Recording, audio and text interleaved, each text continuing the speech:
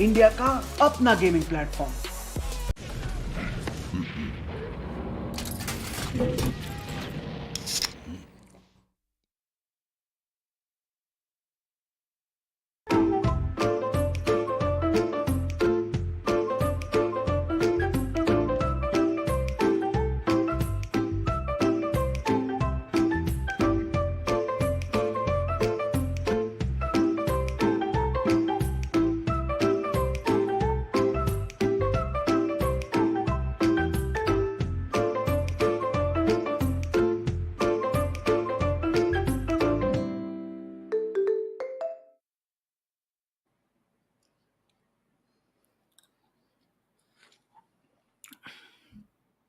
Wait, we're live? Hey, what's up, OG? The low red chicken. What's Oh. going on? I can't believe I'm just sipping up some Red Bull here. Feeling a little good. I feel like I'm flying with wings right now. So, actually, I'm a little bit curious right now, OG. What are we doing right here? Okay, I know you're made with wings, but let me bring you back to reality. Ladies and gentlemen, Mhm. welcome to the LOCO Presents Penta Esports Valorant Invitational. The top 8 teams from around India gathered to prepare and duke it out in a cutthroat battle over the next 3 days. Well, you might ask, what does it take to grab the throne? You need to beat any and everyone that comes along your path to greatness. And here to present the part to perhaps 5 players on their way to greatness is me and Icy Baby. How you doing, man? I'm feeling good, man. I'm looking forward to see what's going on here. And yes, you're right here. Once again, for you guys watching at home, this is the Penta Esports Valorant Invitationals here. The best of the best from all around India are here to compete as well. But at the same time as well, all this is presented by our partners, LOCO, India Ka Apna Gaming Platform, healthcare partner GOQii, stay healthy with GOQii, and also our talent partners Trinity Gaming, Game, Connect, and Build. All this right now is streamed currently live on LOCO, YouTube, as well as Facebook here, my friend OG.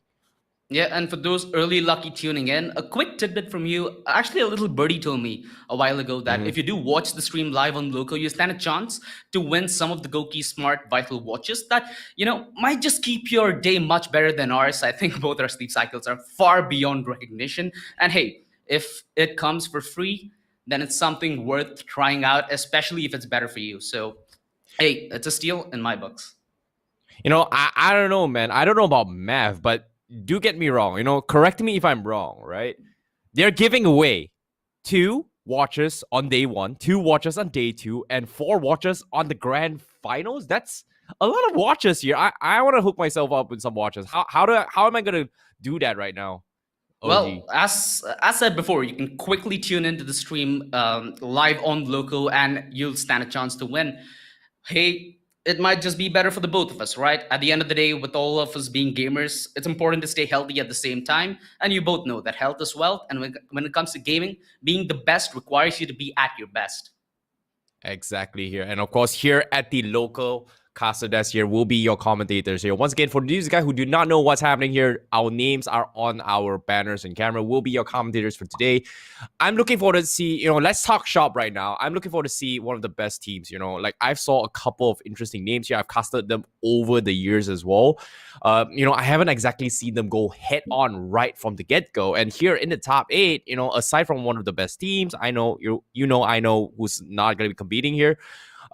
We have Samurai Esports, we have Villainous, we have Global Esports, we have Reckoning Esports, Velocity Gaming, Enigma Gaming, Force One Esports, as well as Team T69. And seeing all these players here, I see notable names like Sammy, Eddie99, Scar God, like Hika, and Right to Ace, Kappa as well, Hell Ranger. Dude, so many Yeah. names. Even Quake is here. Cruiser God is playing. Escali, Yainku. All these are notable players that I've seen over the years as well. And all these players right now, they're going to be competing for a luxurious prize pool. So, OG, tell me a little bit more about the prize pool here. Well, for the first place, if you do bag yourself the throne, then you get a lakh 50 to take home. The second place, close behind with a lakh, and the third and fourth would have to share the 25 grand. It does make for a real cutthroat tournament. I see one loss and you're out. That's essentially what's at stake here. Beat any team, those are odds Ooh. that doesn't really favor you. But one team that I would like to highlight here, because you brought up names, right? Mhm. Velocity Gaming. a Oh, team what happened? that's yeah, it's a team that's ingrained in Valorant India history. It was the first Hmm. team to usher in a dominant era, and with their rebranding entering 2021, I feel like this might be their move. It's something that I'm hoping to pay off, and it's something that I hope we'll get to see in this tournament. In fact, ahead of you is going to be our schedule for today. It's all best of ones, as it is the quarterfinal stage. So we have game one, which is going to be Velocity taking on F1. An interesting game because F1 was an organization which was influenced by the success of Velocity to enter in to Valorant. So it's going to be real interesting here to see both these orgs duke it out in the first match. Followed that, we have game two, Samurai Esports versus Villainous. Now, Villainous are the winners of the Red Bull Campus Clash 2021, the Indian leg of the global sensation, where it's I think 25,000 plus students involved, over 50 countries participating in I think 400 plus events. So those are pretty high numbers right there. And having Villainous represent themselves in this tournament sure will be a very good thing in their book, as it does lead to experience, especially duking it out against some of the best teams, if not the best teams in India. Team T69 versus Enigma. I'm really interested to see how this matchup is going to be, because Team 69 and Enigma both house real strong firepower. We have ex-CS veterans, we have Binks, we have a lot of people who make a real interesting gel of a team. And I feel like that's going to be the game everybody wants to watch, because it's not predictable at any means. And game four is going to be Global versus Reckoning. Global Esports, it has been a real good year for their Valorant roster. They've been dominating this year without any signs of stopping. Reckoning has had a portfolio of investing into a lot of up and coming talent and up and coming stars with real good potential. So it's going to be essentially the best up and coming and shining players of India. So that's a match for that's going to be a real good ending point at the day. What do you think, IC? Which match are you the most excited for? Dude, I'm excited for all of them here, honestly, because like I said, this is my first time seeing one of the best competing right from the get-go in top 8. Like, I've seen a lot of I've casted so many other tournaments here. I've seen some of these teams here. Some they play, some they don't.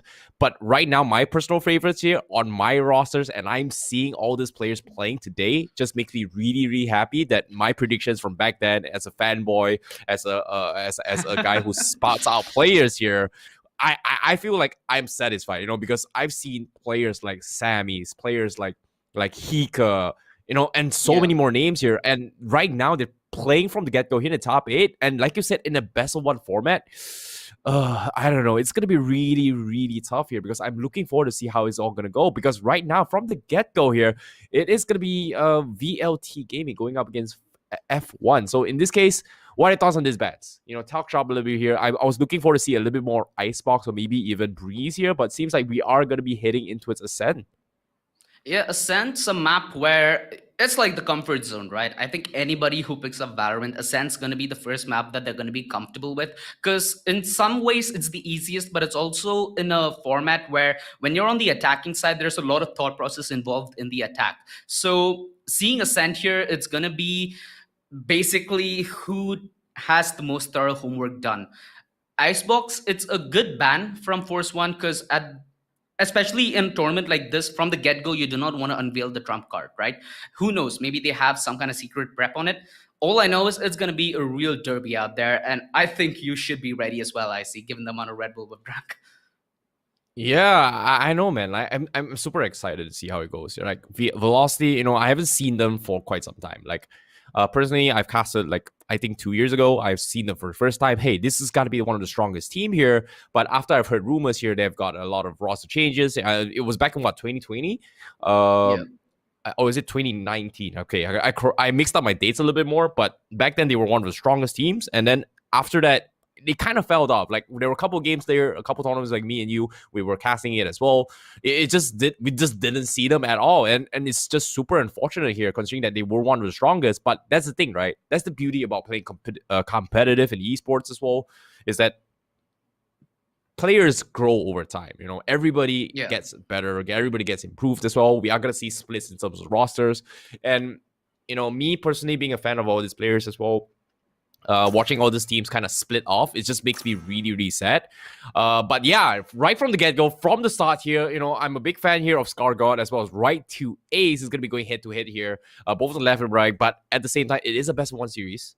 There can only be one winner, one in advance, and whoever advances forward to the next day here is pretty much guaranteed a sweet chunk of that prize pool here. So thoughts on the draft right now? We are seeing Astra finally being picked up. Are we going to see the Viper as well?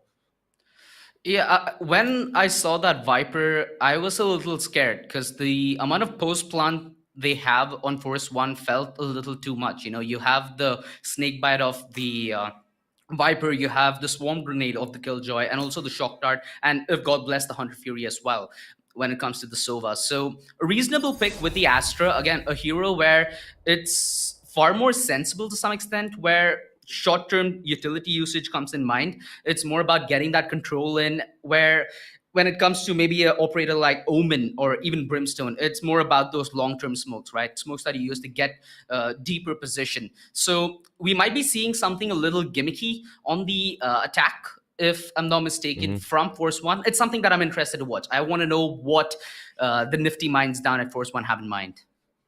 Yeah, I'm looking forward to see how it goes as well, because this is going to be actually my first time taking a look at the pictures and also their cams here of all these players is going to be showing themselves here. So a little bit of hint for you guys as well. I know you guys are pretty excited to meet some of your favorite players who's going to be competing today as well. Who knows? We might jump into an interview with them later on. Not today, maybe tomorrow, maybe grand finals. A little bit hits and bits as well is that we are going to be having something special for you guys in the grand finals. We are going to be having a huge blast of events. So every single day is going to be something new for you guys watching at home, a little bit more content. But without further ado, let's have the game begin here, because this is going to be VLT Gaming going up against Force 1 in Ascent. And right from the get-go, Force 1 is going to be on the attacker side. Yeah, where Marzel tried to go for that initial peak. It's gotten LF in a real good position. Now, with that aggressive setup towards A main, this could just completely collapse. Hellfighter emerges from the shadows and takes Shivy down. The additional hot hands for added cover. Knight Rider, though, finds an opening on Marzel through Garden.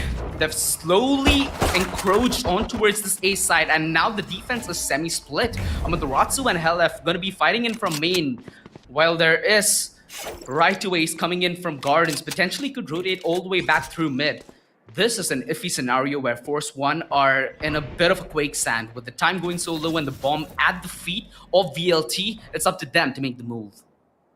Yep, and at the same time as well, considering that VLT Gaming, they had a great start here holding out a bomb site, but considering that they've used up so much utilities from F1, they had to play the patient game. They managed to trade 50-50s here, 3-3, but now with 30 seconds left on the clock and the spike drop, this is going to be a retake coming in, and it's not going to be easy here. You can see Right to Ice is already pretty much covering their exit strategy, and F1, they have no choice but to push towards A site, and it seems like it is going to be a tough one here as well, because LF is going to be coming in, is going to be trying to go in for the vulnerable evade. You can see the spams are coming in, but LF waited for the patience here, waited for them to waste out all their utilities and ammunition, instantly going for the punish here. So a great defense coming from VLT Gaming of juking, and baiting all these shots. Exactly, and the fact that the time was so low from the get-go, it was a very hard ask for F1. I think it was about 20 seconds to the point where they got a main.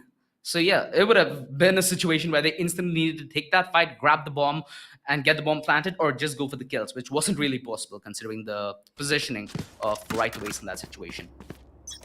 Yeah, and seeing how this goes as well here, like you talked about F1 being one of the teams that were inspired by VLT Gaming's history here. So now, do you think they're trying to make a market? Because they, just from the get-go in the pistol rounds here, VLT, they feel a little bit threatened right here. And you can see the intensity of the games that's happening right now. Both teams playing at a very, very high level of mentality right now. Yeah, and that just screams excitement for the rest of the game. It's going to be a delight to see how these teams progress through their path to victory. Although it is going to be Force 1 getting pushed down main and getting pushed down the main as well. Knight Rider finds the drop on Marzel, where now, when it boils to a 2 versus 2, things become interesting. Because if F1 are able to find another kill, they might be able to turn the tables. LF, quick on the recovery, leaving a sole Knight Rider Oh no, he's covering gotta his run. way to spawn. Yeah, he's trying to make a He's dart gotta for it. run. Yeah, and fortunately for him, he does have the Spectre. You know, fortunately for them, they are gonna make things a little bit hard for VLT Gaming, considering it is a second round where F1 doesn't seem to be slowing down anytime soon. He has a spike. He's got 28 seconds left. He can look for the punish, but seems like VLT, they're gonna try and slowly back out and just apply a little bit more mental pressure. And because of this, there's just so much time being wasted here. But guess what? Oh, they made the unit. They made a call right now coming from VLT Gaming. They're just heading to his B side, but guess what? There's just no one there. Everyone has no choice but to go for the spike, and it seems to me they finally heard him, and that's gonna be a successful spike plan coming from Force One. And this time, advantage is on him. He has the terrain to his advantage. He's got the angles, whereas VLT Gaming, they have to scout him out. So do they know where he is? Right, missing him as well. Oh, But he finally scouts him out. He got the dart in as well, but instantly the spray comes in. Both going for the takedown. Great Valiant attempt, a little bit of economy, a little bit of creds coming in, but aside from that, I'd say VLT, they're ready to rumble right now. Yeah, VLT, a squad that believes in the power of friendship, so they stick together in that 1 versus 2, giving him no chance of victory. And yeah, right away, just being a step ahead, had the drone, knew exactly where he was, cleans up the mess. That, quite frankly, got too close for comfort, considering it was only pistols at hand. A very, very good Thrifty coming in, a very good a really good eco round coming in from F1. This is where it's going to count, though. They have the big guns. It seems like Velocity Gaming might be a little interested in playing the bonus with the Spectres in hand. This marked the opening for Force One in this best of one.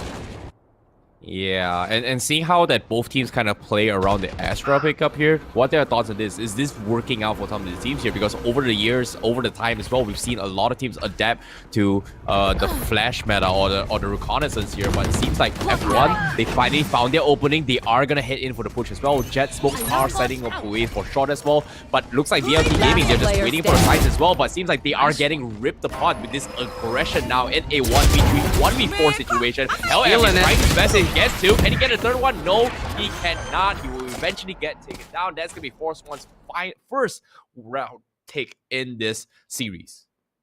And do you think that if Velocity Gaming did invest in those Vandals, it would have made that big of a difference? Because it feels like what F1 did this round was just kick the gear up a notch. They just tried to play faster, take those game duels, and instantly just shut down whoever was present in the defense. Of course, the local replay to try and get a good understanding of how it came about. Where now it is the table's turn. VLT now are on the pistols. No, that's the thing, right? Considering that how VLT Gaming kind of fell short in the second round here, they just lost so much in terms of economy. For them to go for mass buys and force buys here is just not worth it. And for Force One to easily take that round, I would say it's a 50-50 thus far. It's 2-1 in favor of VLT Gaming. But in terms of the economy-wise, both teams are very, very precise in maintaining that. And you can see movements has been heard coming from a B push. Force One thinking about going for the push as well. But VLT Gaming instantly goes for a push here. But ScarGod is hesitating here. He doesn't seem to find the angle. And looks like VLT, they are going to completely concede the side. And Force One, they're just going to force out so much utilities here. And this is going to be helping VLT Gaming for that retake right now. Look at all the utilities being expended right now. Yeah, there is a decent bit still left on Velocity, and the best part is, if they get that opening pick, it's possible for them to maybe expend an ultimate. They do have to run it back, but hey, Force One, ready at gunpoint to deliver. ScarGod sends them packing all the way down to hell, and it's just left right Ace wondering what the hell happened. Of course, this is just pistols, a jumping dink. Sure, it doesn't take him down, but adds maybe a little bit to your portfolio when it comes to jump shots.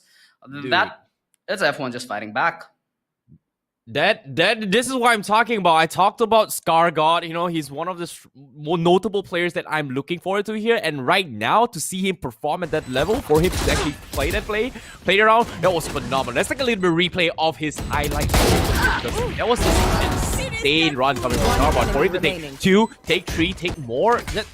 I don't know. This is the ScarGod I've been looking forward to, and I finally get a taste of it here. And VLT Gaming are they going to be the one to stop them in the track? Because, like I said, 2 of the best teams competing right now from the get-go.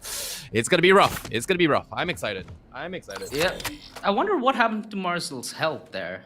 Not really sure on that, but the reveal did come out towards B, and they did scout one player in the form of Knight Rider.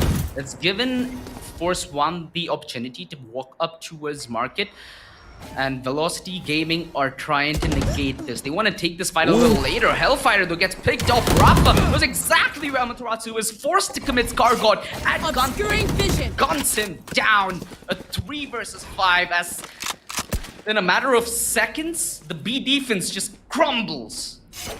Yeah, Rafa Lala with the opening here, going for the mix-up in terms of strategy as well. VLT Gaming hasn't exactly adapted to this. For them to, not use this kind of utilities here, going for this kind of bait shots here, very risky, ballsy play coming from him, but it opened things up because it definitely caught him off guard. And Rafa Lala has been known to be able to do that. And yeah, this is a name that I did not mention back then, but he was one of the most amazing supports back while I was casting in the previous tournament as well. But unfortunately, now they are looking for payback. VLT Gaming might pay the price. Bit poor here, going into a couple of trades here. As soon as I say it here, Rafa Lala as Scarcard gets taken down. I'm so sorry. It looks like VLT is here to make him make a mark, make history, making 3-3, evening up the scores. But the spike is going to be, diffused here. So VLT seems like they want to just salvage their losses. And they got a couple of exits here. So very nicely done coming from VLT to capitalize on the situation right now. Yeah, the fact that they were able to get those 3 guns up and get 2 nice sneaky kills on the way out means that they can still probably invest. They also will be that much closer to their ultimates. So here's a unique concept I see. In normal tactical shooters, there is that concept of exit fragging, right? But in a game like Valorant, do you think that it's worth the risk considering how one kill gets you 1 ultimate orb, which again has a bigger impact in the grandest scheme of things, right? Just imagine the Hunter's Fury in a round where maybe it's a 1 versus 3. It could be a huge difference. I'll get back to you on that later on, because as of now, Knight Rider gonna be open things up, goes for the drone as well to set up towards A. But looks like Force One, they're switching up, they're going for a mix-up as well. They're going for a split push potential, trying to fake out a couple rotations, but seems like VLT Gaming, they're not taking the bait yet. Force One, they've not overcommitted yet. They've showed 3 guys down towards A main, and you can see back towards the backside as well. VLT is all the way far back here, playing a little bit safe, going for the drone here, and seems like with the drone coming from right to A's, they are gonna smell something up. They don't exactly see a lot of movements at all, no information whatsoever, but everyone for Force One are regrouped at the moment. But they are however, from VLT Gaming, they're heavily thinking that it is still going to be a push, but seems like it's a little bit too late because the cavalries are coming in. RBK going to be setting up a couple of stomps as well. A side has been zonked off as well. They are taking the bait. That swarm grenade instantly forces everyone from VLT Gaming to go A side here. Oh my goodness. Oh my goodness, this is the fake! 30 seconds This is left. the best fake of the year! How did it work so well? Knight Rider finds the drop on Hellfighter, and that assures him the B side, the Astral Divide as well. Oh no, the gamble doesn't pay off, and Velocity Gaming left to save their guns yet again. Force One, a brilliant play. That right there should be on the front page of Red. 200 IQ swarm grenade. Let's go. Oh, that swarm grenade was sexy, but as of now, VLT Gaming, 2 rounds in a row, they've got to salvage their losses, and this is just going to build up an economy on Force One. And yeah, back to your question on whether or not is it worth to go for exits here. If the credits are everything in these situations here, and for them to go for exits, especially when they're having the advantage here, and VLT Gaming pretty much lost 2 of their rounds here, this is a great time for Force One to go in for the hunt, because this is going to affect them in a few more runs to come. And in this case, VLT, they just don't want to give it to them. And right now, Scargot, he's gonna pay the price, going for the challenge, and he gets a couple trade-offs. So it's a little bit of a dings here, but it's still 50-50 trades coming for both teams. I like Force One's decision as well, considering that they lost 1 member from the get-go, instantly goes in for a trade here, try and salvage loss at the last second. So it feels like both teams here, they have a great understanding of the game. They've got a good read on each other. They understand what they need to do, and it's ridiculously scary to watch and cast this game. In just like less than 8 rounds into the game, and we're already seeing this kind of intensity and mind plays coming from all these players here. Yeah, a small timeout here for VLT to potentially talk things over, trying to analyze what's the chink in the armor. when it comes to Valorant, at least in my eyes, I feel like it's more about finding the chink in the enemy armor rather than fixing your own. I feel like if you find that enemy chink and you just ride with your own momentum and play style, it be a little more harder for people to anti-strat you, because then it's more or less calls on the fly, right? You can try to beat them when you're alive rather than going just through VODs, which, yeah, it does help. It adds to your memory to know how your opponents are going to react. If that's the decision being made, it's going to be a real nail biter. Yep, and Skarga going to be setting up a couple of plays here again here. What are your thoughts on this? What about this setup here? He's pretty much split up all his smokes so far, and it's just making it so hard for VLT Gaming to take the read here on this defense right now. It is proven to be a significant threat, and that early aggression that Velocity Gaming do go for doesn't usually yield them that information which you really need when you're playing aggressively. So you're right by that. I'm interested to see what's the adaptation here. They've been aggressive through B. They have a little bit of information, although there is still presence from Force 1. They have, again, opted to take control of mid, where they have the decision later on to maybe rotate through market and even consider B, which is something they've done prior as well. For now, it depends on how Velocity Gaming takes this first initial fight. That's going to make the difference. Oh no. Look at this play here. The mix-up coming from Force 1, having Skargar pushed so far back B, and on top of that, having the members coming from Force 1, a couple of jump shots down towards Cat as well, forcing teams actually rotating to his short, and you can see VLT Gaming, they're just taking all these audio cues here, and they know this is happening here. They know it might be an A push. They're calling a couple of teams coming in, but at the same time, VLT Gaming, they're going for a huge flank, but they don't have a lot of movement here. Skargar is looking for the punish. He finally finds one, and that's going to be the opening to actually go in for the push as well. And Force 1, they're still going for more, and they're not taking a lot of base, but Skargar, he finds another one down to his backside. VLT, another one, a third one, and VLT, their entire defense gets completely shredded by this rat in the name of Skargar, who rats so far bad. This sneaky little rat. Oh, what a player, what a god. I've been seeing a trend lately, which is Scar Peak, and I feel like we're going to be seeing a little more of that today. What a play. That was a real classy move. That flank, it came in the perfect moment, because you can see that Velocity Gaming completely gambled towards that A side. Once that frag came in towards mid, they were so confused as to what the play was. They knew it's going to be an A play with their soul and heart, but they just failed to defend it, having both the front and the back lines demolished. It just left them in a meat sandwich in a world full of hurt as well. VLT Gaming, they have to adapt very soon here. We've seen 3 mix-ups here coming from Force 1, and VLT Gaming, they're trying so hard to adapt to this. But right now, you can see economy is not in the favor of VLT Gaming. They're going for Force Ecos here, a couple of sheriffs by, hoping a couple of things here, and right to Ace. He got a couple of nice claps, and this is going to be very helpful here. But Chibi with the trade, with the pick. He goes for the opening pick, but Rafa Lala will go for the trade. So it's going to be 4-4. Looking pretty good here. VLT Gaming getting a little bit more confident in this round to come in. And Marcel now going for another pick. What is this? The information, the confidence from him. But with this play, Force 1, they are going to completely back out of this side and going for the takedowns towards A here. Yeah. This is where Velocity Gaming are trying to play their power card. This is when they play aggressive. They might be able to get the bomb in fruition. Helep good to find that at close range with the Stinger as he leaves a lethal scar. Skargod does find the first one. Helep, Skargod 30 seconds cannot left. translate into that. Kissimataratsu, a fast peek, and he's down. Knight Rider 1 versus 2. It's so quick, the collapse. This is what Velocity Gaming need to do. Fight in the moment. Fight where they find that chink. That rotation committed so late with the offense being split, that's exactly what Velocity Gaming were gambling on.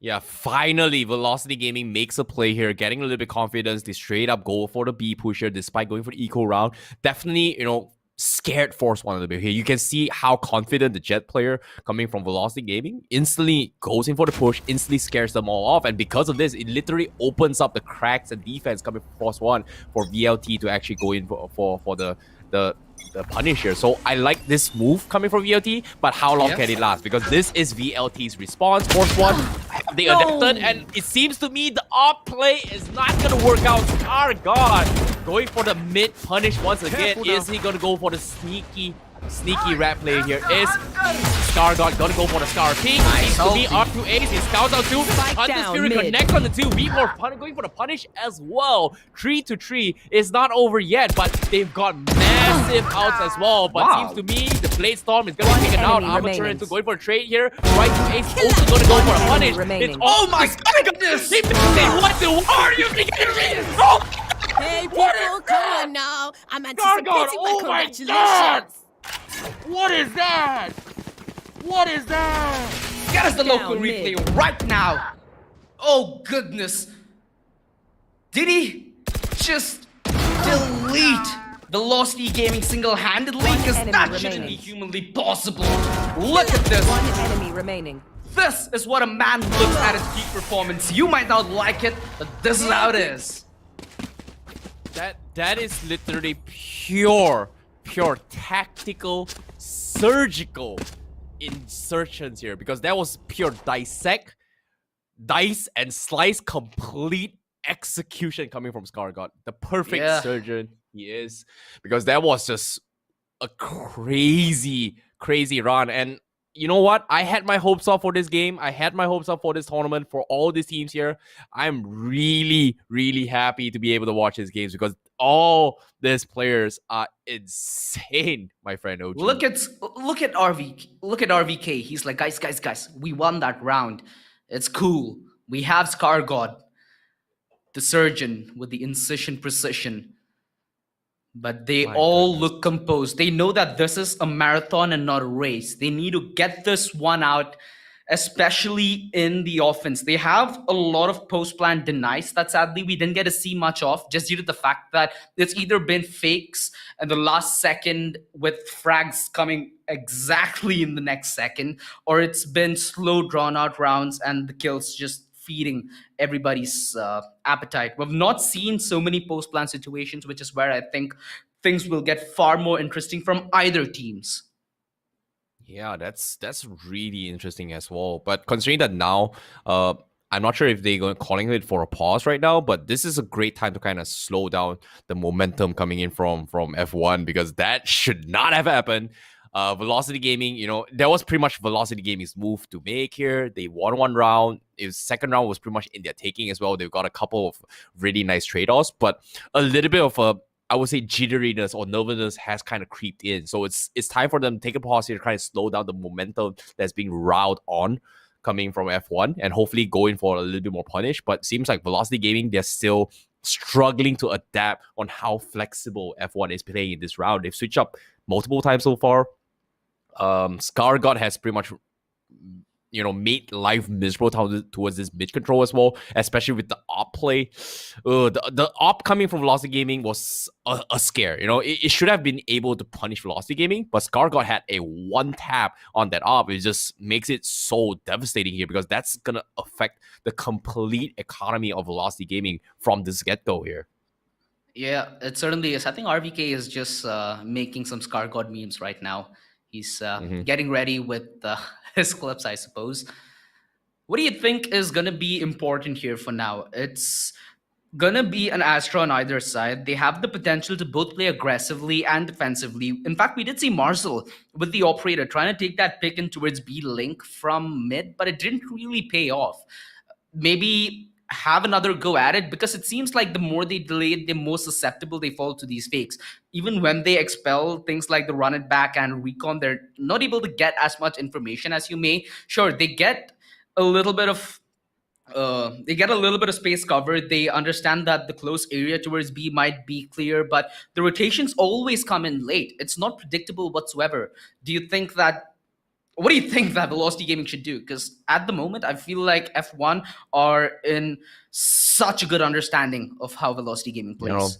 The first thing they gotta do right now is trust your teammates, trust that everything is going well, because based on the faces on Velocity Gaming right now, I don't know, it feels like their morale is pretty down right now here, because they've made 2 plays 2 plays did not work out. It did not go according to plan.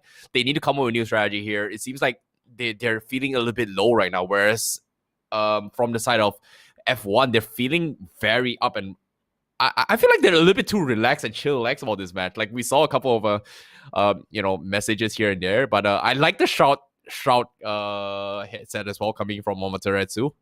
Can't believe he actually got it, but yeah, I'm a big fan. And seeing that, I was hoping to see Icebox in this match. I'm looking forward to see if any of the teams are going to be playing later on. But yeah, sorry. A little bit sidetrack here of a fanboy moment coming from me. But now, back to the topic here. Now, with this play here, VLT, they have to win at least 1 to 2 more rounds to gain back some sort of confidence here. Because we saw a little bit of brilliance coming from VLT Gaming, but it's still not there. Force 1 is just, playing it textbook right now. And every sneaky strat and mix-up that they kind of come up with, he's pretty much caught VLT Gaming by surprise. Because I've seen VLT play before. I've seen some of their strats. I've seen how they execute in the first 30 seconds here, where you force out a lot of utilities. But Force 1, they mix it up by, committing to those utilities drops. And sometimes they just completely ignore utilities and let VLT waste up all their times and going for the punish here. And another time where you have who is it called? Rafa Lala just going for this ballsy play where no utility whatsoever, go for the pick, instantly goes for the punish, and finds an opening. So, I don't know. Based on what I've just said, VLT Gaming, they are pretty much in a confusion where, hey, there's 3 things that different happen here. How do we adapt? Can we adapt? And I'm looking forward. Is this going to happen here? But seems like the smiles on Velocity Gaming, I like this smile right now. It seems like they figure something out, and I'm looking forward to see whether or not they try something new here. It might be reliant on that initial 30 seconds. Getting Marzel in the perfect position with the operator to try and find where that early fight's going to happen is going to be key. Even though Force 1 have been in a position where they might commit towards mid control, they might commit towards main control, they do commit early in at least one of these spots. Now, if that early pickoff does come in, it's certainly going to help Velocity Gaming a load by A, removing a player, and B, removing the utility that agent could potentially throw at them maybe later on in the round. Imagine getting an early pick on the Astra. There'd be barely any cover, or getting that Killjoy early on, there'd be no swarm grenades or even a potential for a lockdown. Maybe that is the opening that Velocity Gaming are going for. Of course, they'll have very different avenues to take aggressiveness, to play along with the utility that takes you aggressive. I'm interested to see. There's a lot of smiles. I see a very composed right to ace leading his men, keeping the morale always at a good high. And Vibor, I can see Vibor's hand in Marcel's webcam. It still breaks my mind as to how some of those players even have the hand working after the 10 hours that they do grind, because it looks so I'd like to say a little uncomfortable, but man's got the aim, man's got the game, dude. You really can't doubt him on that department. I definitely agree. And it seems like they've got game, they've got a lot of strategy, but I feel like this pause is a little bit too long. But at the same time, this pause is pretty much gave a little bit morale heading towards Velocity Gaming. And I feel like this long pause is actually going to be very, very useful for Velocity Gaming, because it kind of slowed down everyone's momentum, right? I know I talked about this twice. I know it feels a little bit long, but it's all part of a strategy, right? When it comes to playing Valorant here, it's not just about the textbooks of the utilities, economy, aim firepowers here, or I would say aimers like Scargod. It's all about driving our morale, because in this entire series here, for the first 8 rounds so far, Scargod and Rafa Lala has been feeling themselves for the longest of time. And right now, Velocity Gaming needed some time to kind of, figure things out. And I like this, I know for the viewers here, it's a really long pause. It feels like, hey, what's going on? But it's all part of a strategy, right? It's all about the chess games. It's all about the mind plays here. Arguably, Valorant is supposed to be a shooting FPS fun game. It's just point and shoot with a gun, right? But when it comes to competition at this scale, in this tier, in this intensity and level of gameplay, it's no longer just about firepower. It's all about the chess plays. It's all about the mind games. And I like how F1 kind of did it. But for Velocity Gaming right now, This is really helpful for them to build up some morale. With this free morale build here, it's great. But now, before we get a little bit more context here on what you guys, what we were talking about here, this is gonna be a little bit of replays of how it happened in the first few rounds. So to give you guys a little bit more insights of what me and OG are trying to talk about. Stay down. Last player standing. This was a round where Hellfighter, if he had perhaps another teammate, it could have been winnable. But yeah, Force 1, they had a real good start. They were able to ride off that good start. Sure, there were a couple of rounds where Velocity Gaming did have their ultimates and could have been in a position to use them, but it feels like Force 1 understood that real well and denied them any possibility to even put their ultis to that great of use before they did get picked off. But for now, again, like you said, it's a fresh start in both these teams' minds. The only difference is it's not a fresh start in real time. Oh my goodness, oh, no. dude, stop! Scar peeked away as Marcel all the way back in Defender's spawn as he's left waiting for the next round and hoping and praying for this. Well, this is going to be a tough one here because as of now, you can see Amaterasu. He's lurking so far back. A side, they know what's up. They know Force 1's gonna be going for the B push as well. No information whatsoever, but the rest of the members are coming in, Jimmy with the drones as well. Vibhor going for the aggressive pick. See the challenges that gets punished for it. No way they can do anything about it here. Economy is gonna be in Force 1's favor. VLT Gaming, they know they're gonna lose this round. It is an eco round, and hopefully Amaterasu One enemy here. remaining. They are gonna try to savage the economy here, but Hellf actually gets scouted out. Amaterasu is all by himself here. He's gonna lurk all the way far down towards mid. Hopefully VLT Gaming will not find him, but eventually goes for the wallbang. What? RPK? Really? The wallbang? Really? I think it was he was trying to retreat and they got him through the wall thereafter. At least that's what I'm hoping. Damn. Admin, please check PC. Yeah. Regardless, I mean, this is what F1 were hoping for, right? This is a statement. Even after the pause, they get this round in such a dominant fashion. Every angle was accounted for. I think it was out in the open where right away's got the peak on RVK, but Rafa comes in with the instant cover. Not even a trade. Who needs a trade? Power of friendship is what they need. And they have it. I am the hunter! Back. Gonna see the back. The tracers. Give him away, and Amaterasu with the run it back is in safe hands, but if he keeps holding this angle, it's gonna be an obvious one for Force 1 to check. Hence, falling back, taking the passive stance, and playing the safe 4 versus 4. Right aways, try to take it a little aggressive towards Cubby. He did get picked off, but Marcel again with the instant trade. And it's RVK, mind you, who is main on the Killjoy. Now tries to get that opening in towards A. Amaterasu quick on the shutdown. This is left F1 in a position where they want to split the B side. They have Scargod towards mid. He's been consistent on the backstab, but they need a moment of brilliance here from Shivan, who has the spike. Is this a fake? Wow. It might be a nah. It's not a fake. It's more like the lockdown is just so far back B here. There's no way that Force 1 can actually go for contest. But fortunately for them, 35 seconds is a lot of time. They can still rotate. This time going for the A attempt here. But VLT Gaming once again conceding so much map control just to play it safe. They want to play the numbers advantage, and Force 1 they're just completely overrunning them here. And Scargod finds the opening, 2-2. Now here comes the drops as well. There's gonna be a massive wall limiting their vision here. Scargod takes this 1v1s again. As a VLT Gaming, they have no choice going for the retake, but Force 1, they completely take the entire side as well. And now, with the bomb completely out exposed as well, they have the double peaks here. Shivi's got the recon ball.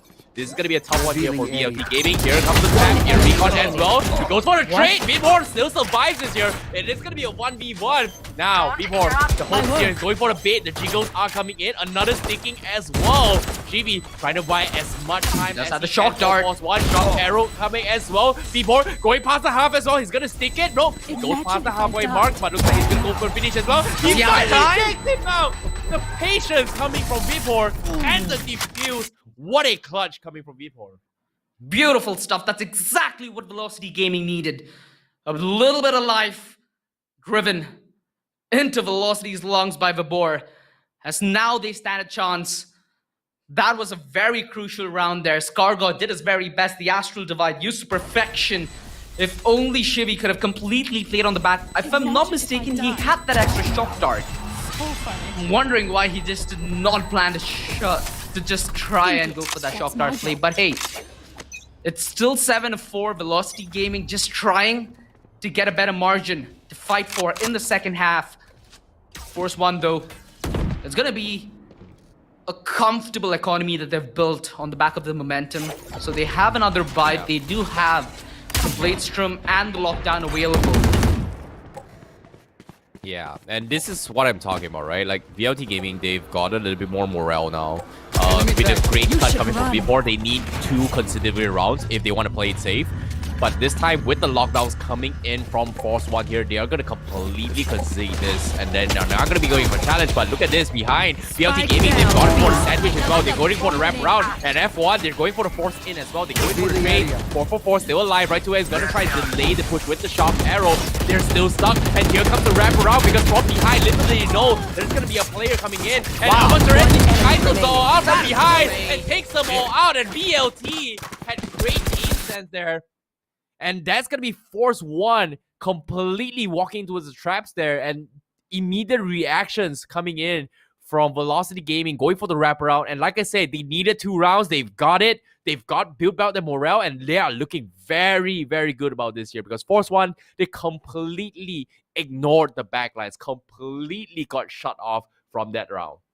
Yeah, I think RVK did place an alarm bot. But after his death, that's when Amaterasu chose to aggress. No way does he find a better timing than that. He secures the round 7-5 as Velocity Gaming have more than an equal margin to fight from in the second half. Of course, we do have the Killjoy and the Sova on the attack, so it's not going to be Standing ahead. it's still going to be an equal amount of deny when it comes to the post-plan. Hellfighter though fights in the gravity belt to find that important frag on a Knight Rider. The opening is theirs, but there's still potential for Force 1 to fight back. Need Yep, that back. and as you can see with the role switch as well. Oh no, Scargod! Ah, that's super confident of him, as he's gonna get punished for this. But like I said as well, VLT Gaming, they had a little bit morale. They've got the 2 rounds coming in the second half here. Got a couple openings, and Force 1, seems like they are gonna struggle a little bit more. VLT Gaming this time gonna be serving up a taste of their own medicine, and hopefully things will be for better. 4v3, Marcel looking for picks here. Hopefully going for a couple of stragglers and stacks here, but it seems like Amaterasu will find Shivy. It's not going to be a great round for Force 1. Rafalala is there. He's down to 34 health. Gets a Frenzy on top of that. Oh! And it's not going to be easy. Shock Arrow almost connecting as well. He's down to his last health. He's going to pay the price soon, and eventually gets taken out. RVK also going to get caught out as well. As VLT finally getting the momentum that they need. Taking the first pistol round. This is a back and throw, you know. OG, we talk about the chess games, and like I said, the tech pause does help Velocity Gaming so much right now. Yeah, they look completely revitalized. A lot of smiling. Vibor, he knows that he played a crucial aspect of that of the pistol round, getting both the kills on a Rafa and RVK. Rafa still had the opportunity there. If he would have gotten that important frag, there was a chance that he could heal up. So a very crucial shutdown, and Vibor, he feels satisfied. For now, it's going to be the pistols course. We know that there are some nutty aimers on the server right now. A Sheriff is what's keeping me excited. I see. Yeah, but that's the thing, right? It's 6-7. They're going neck and neck. I don't know. I'm expecting a lot of overtimes this game. But seeing how finally VLT Gaming, you know, getting a little bit of their comfort zones. F1 this time, Force 1. They're going to be the ones that needs to figure out what happened, because they kind of lost their composure. They kind of lost their momentum. And right now, with this aggressive pick from Rafa, instantly gets punished for this. As you can see, VLT Gaming, they're just playing patiently here. They know Force 1 has the tendency to get a little bit aggressive in their pushes. And because of this, they're just waiting and sitting, waiting for picks here. And Force 1 might be walking right into it right now, because as of now, B push comes in. It is a forced eco coming for Force 1. So I don't expect too much coming for them. But RVK with the Sheriff here, getting a couple of economy trades here, so that's gonna help them a little bit much here. VLT Gaming on our 30 hand will seconds take the left. psychology for themselves, but like I said, it is a force eco round here, OG. It is a force eco round, and perhaps going for a kill or two, seeing if you can farm up your ultimate, will certainly be on the minds of Force One. They don't have much to lose, and Hellfighter will take this one. Of course, One enemy having remaining. an early Astral Divide on Hellfighter might be the better option here. Knight Rider being on a lonesome 20 HP, should be going down, and Hellfighter just one kill away from getting that Astral Divide. More importantly, this is the scoreline tied. Velocity Gaming, they hit neck to neck against Force One. This is when the gloves are off and they're going blow for blow. Yeah, and currently in this exact scenario here, let's take a look at a replay of how it all went down. There's enemy remaining. nothing much to talk about. It's just tactical execution coming from VLT. punishments They on don't them. exactly have an economy here, but Yeah. this is the most important round for both of these teams because both teams Yes. will have their rifle buys, and whoever takes this round is going to have the momentum riding on them to push in towards the 13 points because 7-7, both teams going neck and neck. They have to play it slow, and in this case, Force One, they're not going a little bit aggressive. Seems like they're still having a lot of map control. Here comes the Lear coming from ScarGod. He's looking to go for the punish here, and VLT, Concealment. he knows that ScarGod has the tendency to go for this kind of picks here, and hopefully they're just not giving it to him right now here, OG. Yeah, they aren't. And the dash in from Knight Rider does down Marcel, so they've gotten the opening pick here, Velocity. Force One have opted to play aggressively. A lot of information relayed from Helef to Marcel, giving him the go-ahead, saying that he'd get that 1 versus 1, and Helef finds this shortly. The table's turned, and it's even yet again. Rafa, he does find that frag on a Hellfighter, which will prompt a quick rotation right to Ace. He's off to get... What? Oh, the long-range How? Spectre, but it doesn't pay off. I think that was 3 to 4 dinks 30 seconds that he left. laid down. That was player standing. so disappointing. If that was the case, that he had the Phantom, that could have been a completely different story, I see. Yeah, I definitely agree, but right to Ace, going for the ADS with the Spectre down far, going for the challenge, and I'm surprised Force One could Revealing area. not go in for the flick punish, and there was just a little bit of a mix-up here coming from both the teams, but nevertheless, it is still in Force One's favor. That's not the Omoteretsu curveball. going to go for the take as well, and seems like he's going to get a take well as well. Here comes the curveball, goes for a blind Shivi, immediately retreats here, so he's still holding onto that side. Omoteretsu has the movement, but it's down to half a Shivi. Enough sleep. The shock arrow will take him down, so that's going to be Force One's round. VLT Gaming, they're still in the bag. They've got economy, but like I said, look at That this. Like hurts. right to Ace and also Chibi, it's just so sus. Both of them just completely whipping their movements right there. And I'm curious here, Icy. Do you think that it would have been a better call if Amaterasu might have used the run it back from a little far back, maybe in towards Gardens? Because that seemed like a winnable 1 versus 2 in his books. It is winnable, but at the same time, it's just so risky because it just leaves your back exposed, right? Because if you think Yeah, about it it, from his does. position down Gardens here, there's just 3 guys. One of them might have just crept far Revealing towards area. glass to actually go in for the push. So, normal circumstances, if Blocking vision. it was a 2v1, probably the running back would be great. But because it was 3v1, he didn't exactly have a lot of information to go with. So, saving it for this round is going to help them out a little bit more. Like I said, they have the economy. They were on Spectre buy. So, in this round, Force Ones, they have to go in for this wait. So, I like how VLT make the decision Look at to this, say, though. hey, I'm going to go for this play right now in this play. And, ooh, ScarGod! What were you thinking? Goes for the trade. Knight Rider Wow. also going to bow out. And Whipmore takes a 1v2. Very nicely done. Yeah, the man on the flank goes big as Vibor holds them off.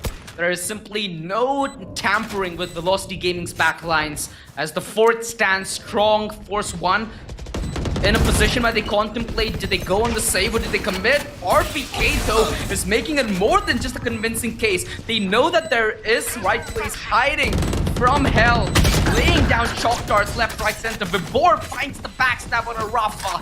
That calls it quits. Vibor does end up paying the price for it, but he sent Force One packing and running to the hills. There's gonna be Velocity Gaming again, equalizing the scoreline 8-8 as we go blow for blow. Yeah, this is what I'm talking about, right? Like Velocity Gaming, they've got a good read on what they need to do. Like Vipor with holding the run in back here just helps them out so much in this particular round because from the side of F1, they're a little bit pressured and desperate to make this kind of plays. And just like that, they were able to get a couple of punishes here. But nevertheless here, like I said as well, Velocity Gaming, they needed that pause early on and they needed some way to actually equalize the score. Now they're back in 50-50s. Hopefully they're able to continue with this league because this time, Velocity Gaming, they have the advantage. They have the creds on top of that. Whereas from F1 here, they don't exactly have much to work with. They can try and cheese their way with the op pick, but so far we haven't seen an op yet. Except for that one coming in from them. But now with this replay, yeah, like I said, Vipor, they finally understand that ScarGod has the tendency to get extremely aggressive. And they were able to go for this punish. So Vipor very patiently here. And I have no idea why he set his crosshair up towards up top. But ScarGod, the moment he jumped, it seems like Vipor anticipated that play right there.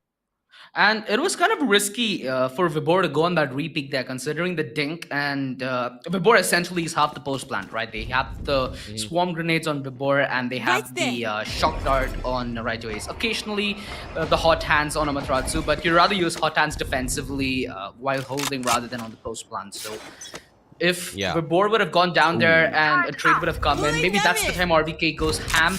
It would have been a different story. Vibor holding on to his life, and more importantly, holding on to the round victory for Velocity Gaming 8-8. But the only difference being the guns are looking completely different. Yeah, that's the thing, right? Like we talked about economy. Force One just doesn't have the economy to work with here. We saw a couple shorty buys here try to cheese their way.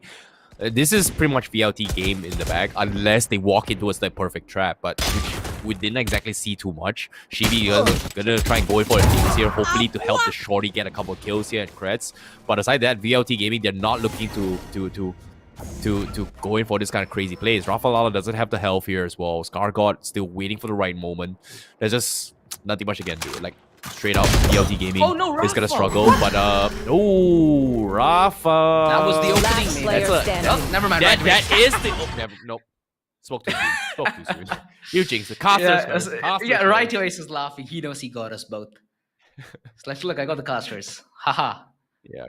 Well, regardless, he certainly did get Force One as well. In a very crucial round, they didn't lose much. A round where they did expel the Blade Storm. I'm sure that Force One were looking for a little more damage, if not the round victory. How do they reset from this now? They've given Velocity Gaming the lead, and if I'm not mistaken, there is, there are 3 ultimates: the Astral Divide, the Lockdown, and the Hunter's Fury on Velocity Gaming. Force One, perhaps an aggressive pick now will favor them. Yeah, going for it. See how this is going to happen. Shibi going for the Hunter's Fury. He sets his target, but seems like he missed the shot a little bit more. So Rafa Lala already is taking the kill here. He's going to try and scout this out with the Hunter's Fury. Get a little bit of information, and right away gets taken down. So that's going to be a 5v3 here. BLT Gaming, they have to concede. They've lost their front and their back lines. And with the lockdown on top of that, you can see the punishes coming from Force One to try and jeopardize this here as ScarGod. He's dropped up pretty low. And VLT, they have to force this push here, but can they here? Because do they want to save out the economy? But it seems like they are going to try and force down towards A. Smokes are coming in. RBK going to be able to retake. The spike plan will force the issue. LF, he needs to make things interesting as well. You can see the informations are being gathered as well. Not much utilities left on VLT. ScarGod going for the backlines push, but it seems like they just want to play the numbers game. And LF is going to hold the wall as well. This is a great one because right now, everyone from Force One, they have to make a play. They have to make a force push here. And right now, they finally make it. They go in for the jump. They go in for the takedown as well. It's going to be a 1v5. Is it going to be enough? He still survives. Marzel's still alive. 1v3. Mikey Fuse is there, but immediately he gets sprayed down with RBK, getting a couple sprays through the ball. So great Valiant attempt, a desperate one, but unfortunately not going to help them out. Now, this is what I call great ultimate usage. To start it off, the play from RVK to use that lockdown in that exact situation shuts down any possibilities for refrags coming in from the Velocity Gaming, which has been their power play, right? They either trade frags or they end up being a man up without losing a single man if the play goes their way. So a very important lockdown. The Astral Divide was on point as it would have potentially divided that offense, Get out of but my it way. really didn't work out in Helif's favor when there were two jumping down from heaven and insta-peeking him. Really smart Revealing plays lead to a path of consistency, and both these teams have consistently traded blows. 99 could it get even more tighter? I see, because right now, I think both of us are getting choked out of our mind when it comes to these kind of mind games. Yeah, exactly. And as of now, the Blade Storm being forced out from VLT Gaming, Force One, they're still thinking here, do they have an op available? Because from our perspective, we don't see it. But with the Blade Storm available, it does keep things a little bit interesting here. Oh, it seems like he One went down. for the Spectre play, but Knight Rider! What was that? What was that? That was sus, but very, very nice shot. Like, wow. Pixel headshot. Okay. That's This gamble, though, feeling is good. a little... This gamble, Force One have left RVK alone towards the B side. You know, he does have his torrent, but that early info, and now with the lockdown committed. Oh no, he gets him. 30 seconds No, left. Amaterasu finds that crucial frag. They are able... They could be... No, wait, did they not demolish it? No. Okay, I'm a little confused. Sorry, my bad. Okay. Patience. Spike planted. It's not over yet.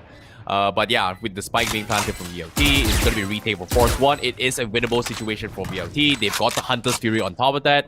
And, you know, as well as we've got Ultimates coming from Force One, but I don't think it helps them in this retake here. So for VLT Gaming to win this, right, they need a couple picks here. They need to buy a little bit more time. And be right to Ace will Revealing find the area. time. He's got the recon. He's got the angles for the Hunter's Fury as well. And Force One, they player know standing. they have to make the push, but as soon as they take a look down towards the Sova down back, the pick coming from Viphor just makes it so good. The timing as well. Nicely done coming from Velocity Gaming here.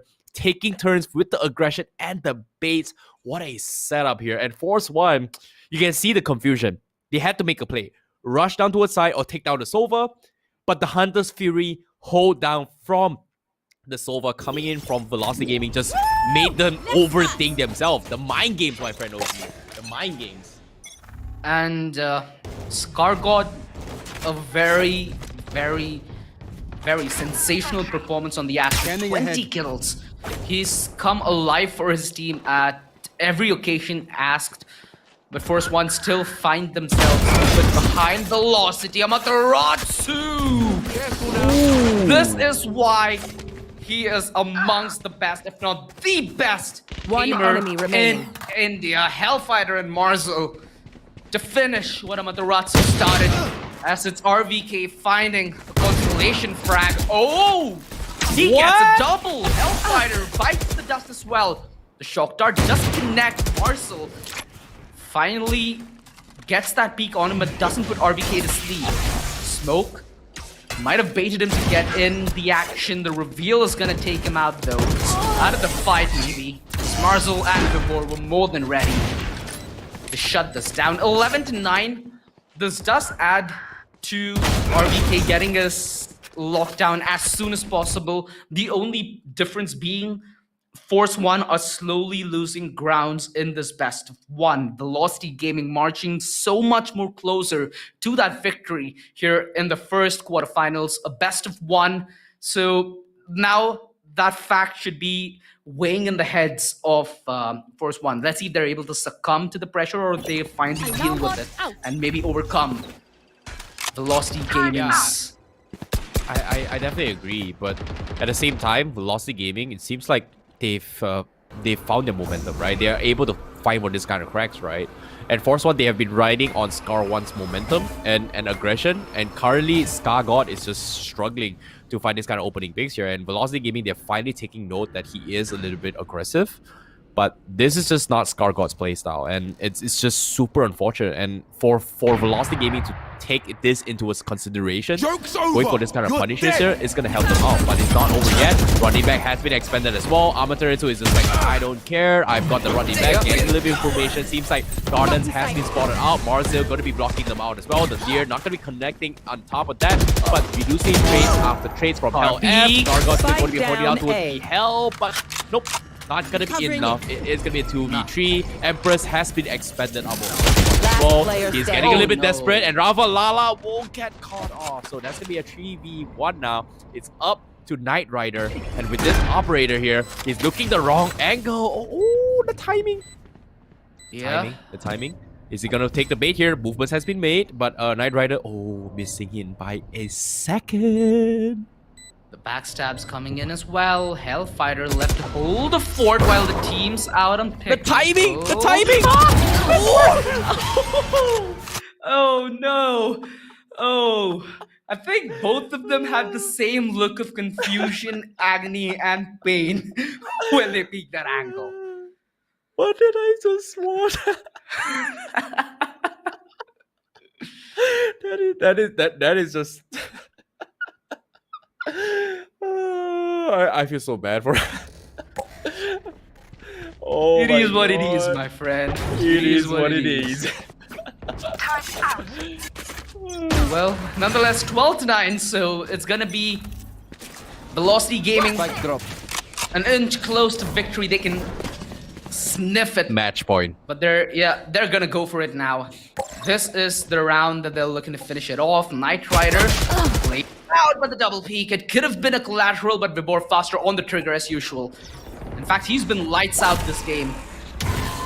ScarGod and Vibor Get out of my way. being very, very proactive in the gunfights. When you do expect these kind of agents to be a little more, towards the post plant and towards the utility side, rather than fragging out of that mine. But hey, they're breaking the norm.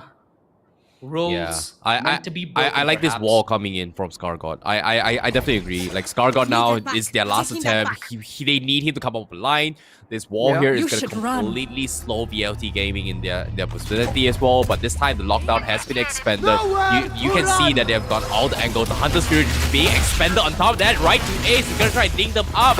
Got a couple shots in, and Force 1, they have to back off. VLT Gaming on the other hand, 54 kills, and Marzil with an aggressive push. Picks them all. Now RVK and Shivi is out. It's Last player standing. It's up to ScarGod, and Rafa Lala is down as well. 1v4 ScarGod. Spike planted. It's time for the Scar pick. Can you go for it? It's 12-9. The spike has been planted. It is a 1v4 match point for VLT. It's all hope for nothing here. ScarGod going to be holding down towards market. Velocity. Are they going to play it safe? Are they going to be playing for time? And no, ScarGod will get taken out by Marzu, and that's going to be Velocity Gaming taking the first series, and they will advance into towards the second round for tomorrow's plays. And Velocity Gaming going to be celebrating their win as Force 1. Seems like that will be the end of the journey here. They had an amazing start in the first half, but unfortunately, the mind games are strong from Velocity Gaming. Great stuff coming from them here. Congratulations to them. And of course, get yourself some wings here, because Red Bull is, get yourself some Red Bull here. Scan the QR code right now up on screen.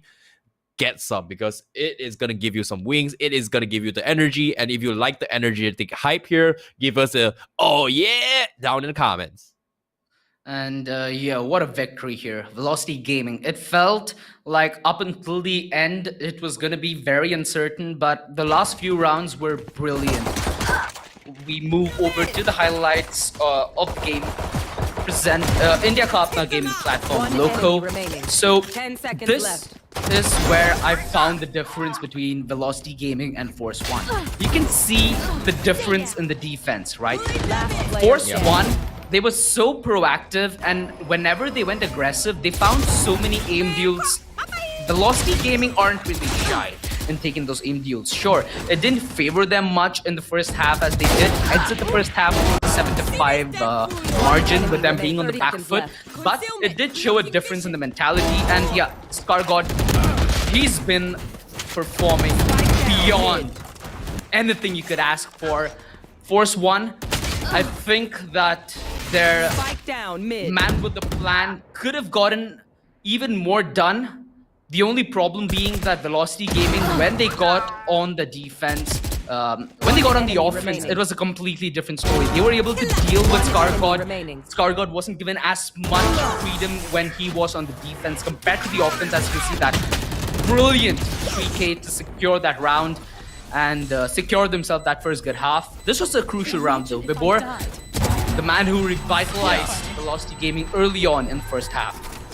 Yeah, that's the thing, right? When it came to the first half, Force 1, they had the upper advantage. VPAR kind of built a little bit more morale for Velocity Gaming here. remaining. And it kind of worked out for them. But eventually, after that small pause here, it seems like both teams needed some time to figure things out. This is where VLT Gaming got their morale that they need. And they finally realized that the biggest threat coming from Force 1 is Scargod's aggressive pick. enemy His remaining. star picks has been phenomenal. And he's given them some pressure. And for them to take that small recess here to try to figure things out is what gave them a little bit more confidence here. And after the second half, like after that small win down here, you can see VLT, they're starting to regain their composures. And this is what I really love about the mind games being played from both these teams here, is that they're constantly trying to adapt to each other. And that's what makes Valorant so special here, especially from the teams here, especially in this top 8. And for me, to personally watch some of the best teams from all around India over the years here and finally getting them to see them here in the Invitationals, it's a dream come true, right?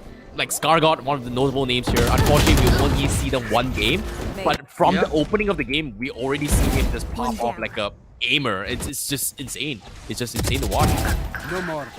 It quite frankly is. Sometimes you just wonder what they eat, what they do, and who they meet on a daily basis to get this kind of aim. And of course, if 30 this seconds left. is the starting of what's yet to come ahead of us in 3 days, I am thrilled and ecstatic to see what the LOCO presents Penta Esports Valorant Invitational has to offer. Because Velocity Gaming, they've given us so much to talk about after that first game.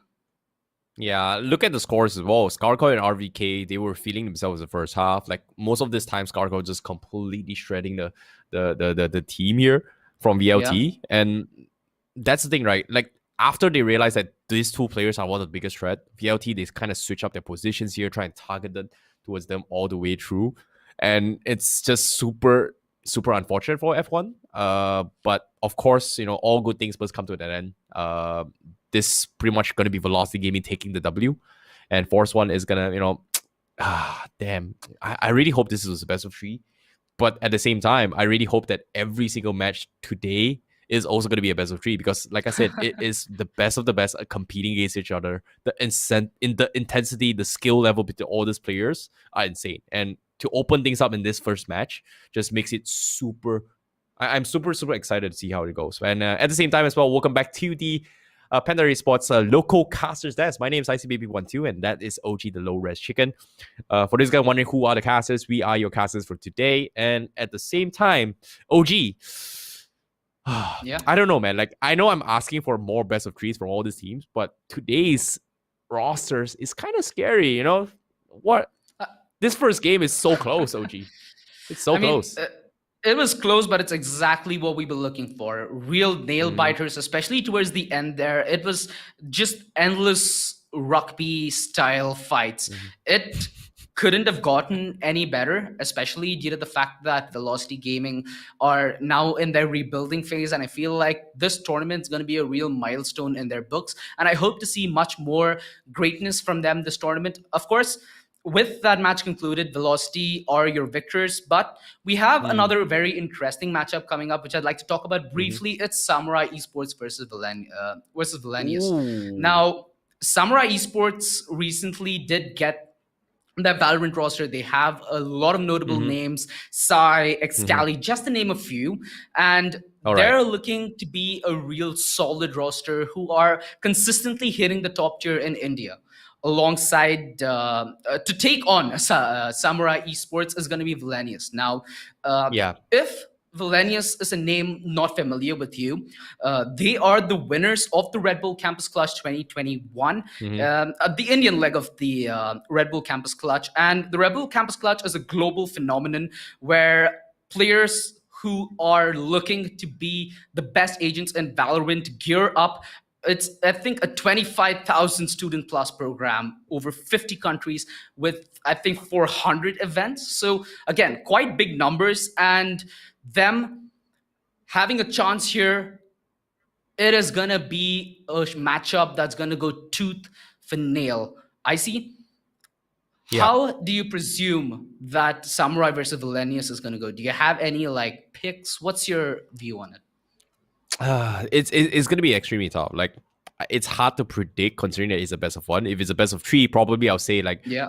probably Samurai might take 2-1, but it's hard to tell because it's the best of one. Like, I like the other roster as well, but I'm pretty sure a lot of the viewers are a little bit confused here. I'm not sure if production can hear. Can you guys pull up a little bit of brackets here so we kind of give you guys a little bit more information of what's actually happening here for this next matchup? Yeah. From what OG says as well here, Velocity Gaming is going to be advancing tomorrow's game, but Samurai Esports and Villainous, like you said as well, is going to be playing next. So a little bit more insights as well. This is going to be the rosters that are going to be competing for today. So first game, Velocity Gaming takes it 13-8. It was a great run coming from them. They will pretty much advance, and of course, that's pretty much the brackets for you guys. Team T69 is going to be playing as well. Enigma Gaming, Global Esports is going to be the ones that close it out at the end of the day against Reckoning Esports. Yeah. And this pretty much, for these guys wondering what's going to be happening today, this is all the players, the teams is going to be playing for today. But aside from that, I have a little bit of tidbits for you guys up at home as well. Because if you guys are watching the stream live on LOCO, you can actually stand a chance to win a brand new GOQii Smart Vital along with 3 months of personal coaching free here. How do you guys want to win here? Let's pull up the overlays for you guys. This is going to be the giveaway. Yes, we are giving away this sexy watch later on for today. So stand a chance, watch the stream live on LOCO stream, and you will be able to stand a chance to walk away with this brand new Smart Vital watch. We're giving away 2 today and 2 tomorrow and 4 by the end of the grand finals on day number 3 here. Don't you want to get one here for yourselves here, OG? Well, ever since my college finished, I've been looking to get back on the health train. So this will be the perfect start, in my opinion. So yeah, I think I'll tune in right now. I hope I'll be one of the lucky few thousands who do tune in and might stand a chance of grabbing that watch. But before anything else, we have to quickly head out for a break. We'll be right back with Game 2, Samurai Esports versus Villainous, ladies and gentlemen. Do not go anywhere. We'll be right back.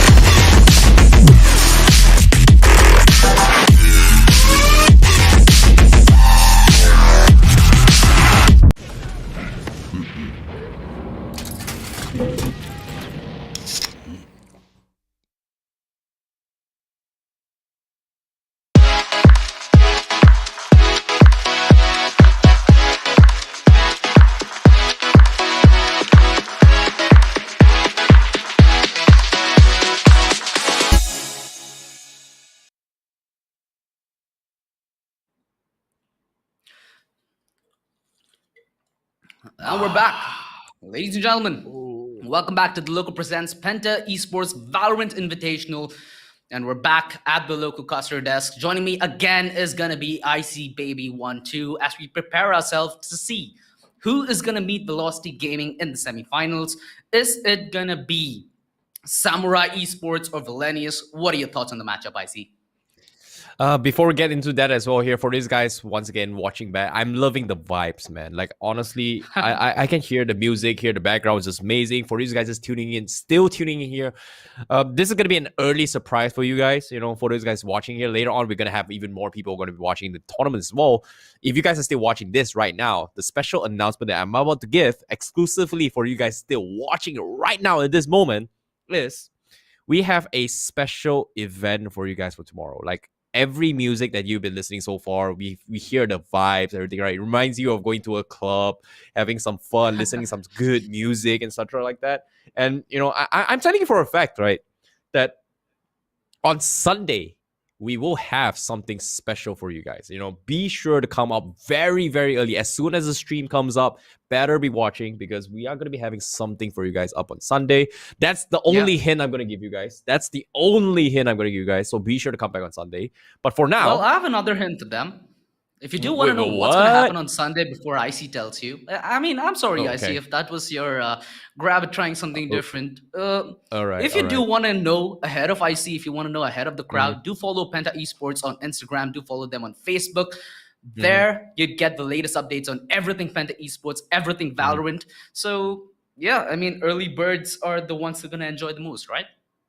Yep, for sure. But of course, as you guys are wondering as well here, welcome back once again. All this is all presented by our partners from LOCO, India Ka Apna Gaming Platform, and also our healthcare partners, GOQii. Stay healthy with GOQii. Our talent partners, Trinity Gaming, Game, Connect, and Build. And all you guys watching at home as well here, all this stream is currently live on LOCO, YouTube, as well as Facebook. And of course, now, the second thing that we're going to be giving out as well here for those that's tuning in, you guys, if you guys are just tuning in as well, please watch the live stream on LOCO. You know what, guys, production, pull up the overlays. We are going to be doing some giveaways for you guys.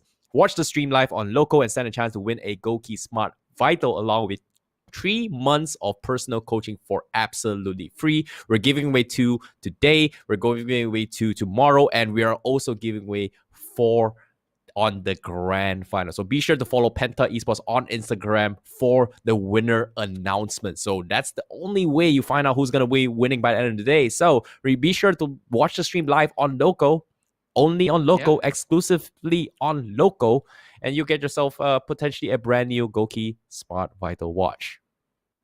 Yeah, you sure do. And this has gotten me excited because it's going to be a real intense game yet again. And for those who are just tuning in, this is, of course, a massive tournament. 3 lakhs up for grabs, 1.5 for first place, 1 lakh for second place, and the third and fourth do share 25,000 each. So if you essentially qualify out of the quarterfinals, you get a grab at the 25,000. Incentive enough. But what the real incentive here is going to be is to paint a picture as to what's going to come in the months ahead. This year for 2021 has been a roller coaster ride. We've had a real good year for global esports. Samurai Esports are looking real hot. Velocity Gaming close to that tail.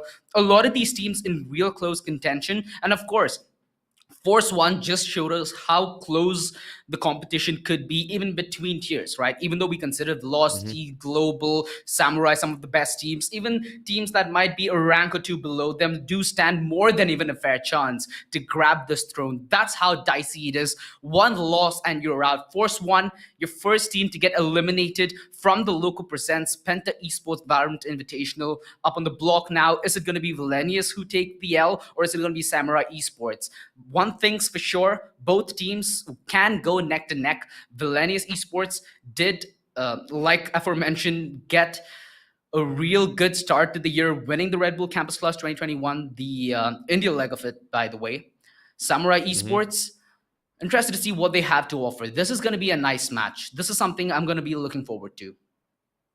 Yeah, I'm definitely looking forward to as well. But coming to this match here, well, as the saying goes here, we've got a little bit of inside jokes between the casters as well. Between me and OG, is that we love a variety of map picks. We love ourselves, I would say, a variety of map picks. Again, I'm gonna Yeah. highlight that once again. Is that we want to see all the maps being played, and for us, second game so far, we've seen Haven, we've seen a lot of Ascend over the years. A lot of the teams prioritize on that, but I would really like to see how Icebox and Breeze is gonna be playing. But seeing Yeah, for Haven here is sure. going to give you guys a taste of how this team is going to be playing out as well, considering that the meta has kind of shifted over the years here, especially in the NA region as well, where you see Viper has been a popular pick. Likewise, coming from the Astra, coming from India as well. So I'm looking forward to see how they actually play around the Viper wall, especially in Haven, just because of how effective the massive wall can do in this particular route. So, do you think we are going to be seeing the Viper picks here? Because Viper is not exactly an easy agent play here, OG. Exactly. It's not an easy agent, but you understand how effective it is, right? Both in terms of defense, where you can get a lot of deny on the post plant and try to ensure that there is a lot of grounds covered, there's a lot of angles taken care of, and on the offense, where once you get that Viper wall up, it's fairly one-dimensional unless the spam or a reveal does come through. So those are things that you might be having in the back of your mind. I'm interested though. I feel like Astra is going to be a pick that's going to come in again. I feel like with that Astra pickup, we are going to see a lot of these early fights that we did see on game one. What's your take on this? Do you feel like it's going to be dependent on controllers or the initiators here? I have something to talk about here. Let's not talk about the technicalities first. Let's talk about the players. Okay. Right now, these two teams here, Samurai Esports and Villainous, we have. Personally, I've seen them over the years here. Coming from Samurai Sports, I've seen Sai, Excali, and Ayanq kind of pop off over the years. They are one of the, I would say, the highlighted moments coming from me. I would say the star players coming from Samurai Sports, notable ones coming from me. I'm looking forward to see them go up against how Villainous is taking here, because Villainous, they have Gaurang, Quake, Vision, and Cruiser God on my rosters. And who's going to be playing here right now this is pretty much them as well. Again, Quake and Gaurang is a beast as well. Cruiser God previously played as a streamers invitational. We do see a lot of moments coming from him as well, a notable team coming from both these teams. But seeing that these two teams going to clash out against each other, I don't know how it's going to go out again here, because Sai and Excali are pretty cracked here. I mean, one thing about Samurai Esports is they have a lot of experience in their roster. Sai, Excali, Blackhawk, veterans when it comes to Indian FPS. Of course, they do have Wimp and Iron what you'd call the young guns in Samurai Esports. Iron, in fact, a name that got very popular after the rise of Valorant. Sure, he was known back in the day as well, but I feel like he's found his footing in this game. It's gonna take time to develop into the next Excali or develop into choose your agent, the next right ace, but he sure is on the path there, and following this man's career for another 6 months would be a real nice thing to do. Yeah, and seeing how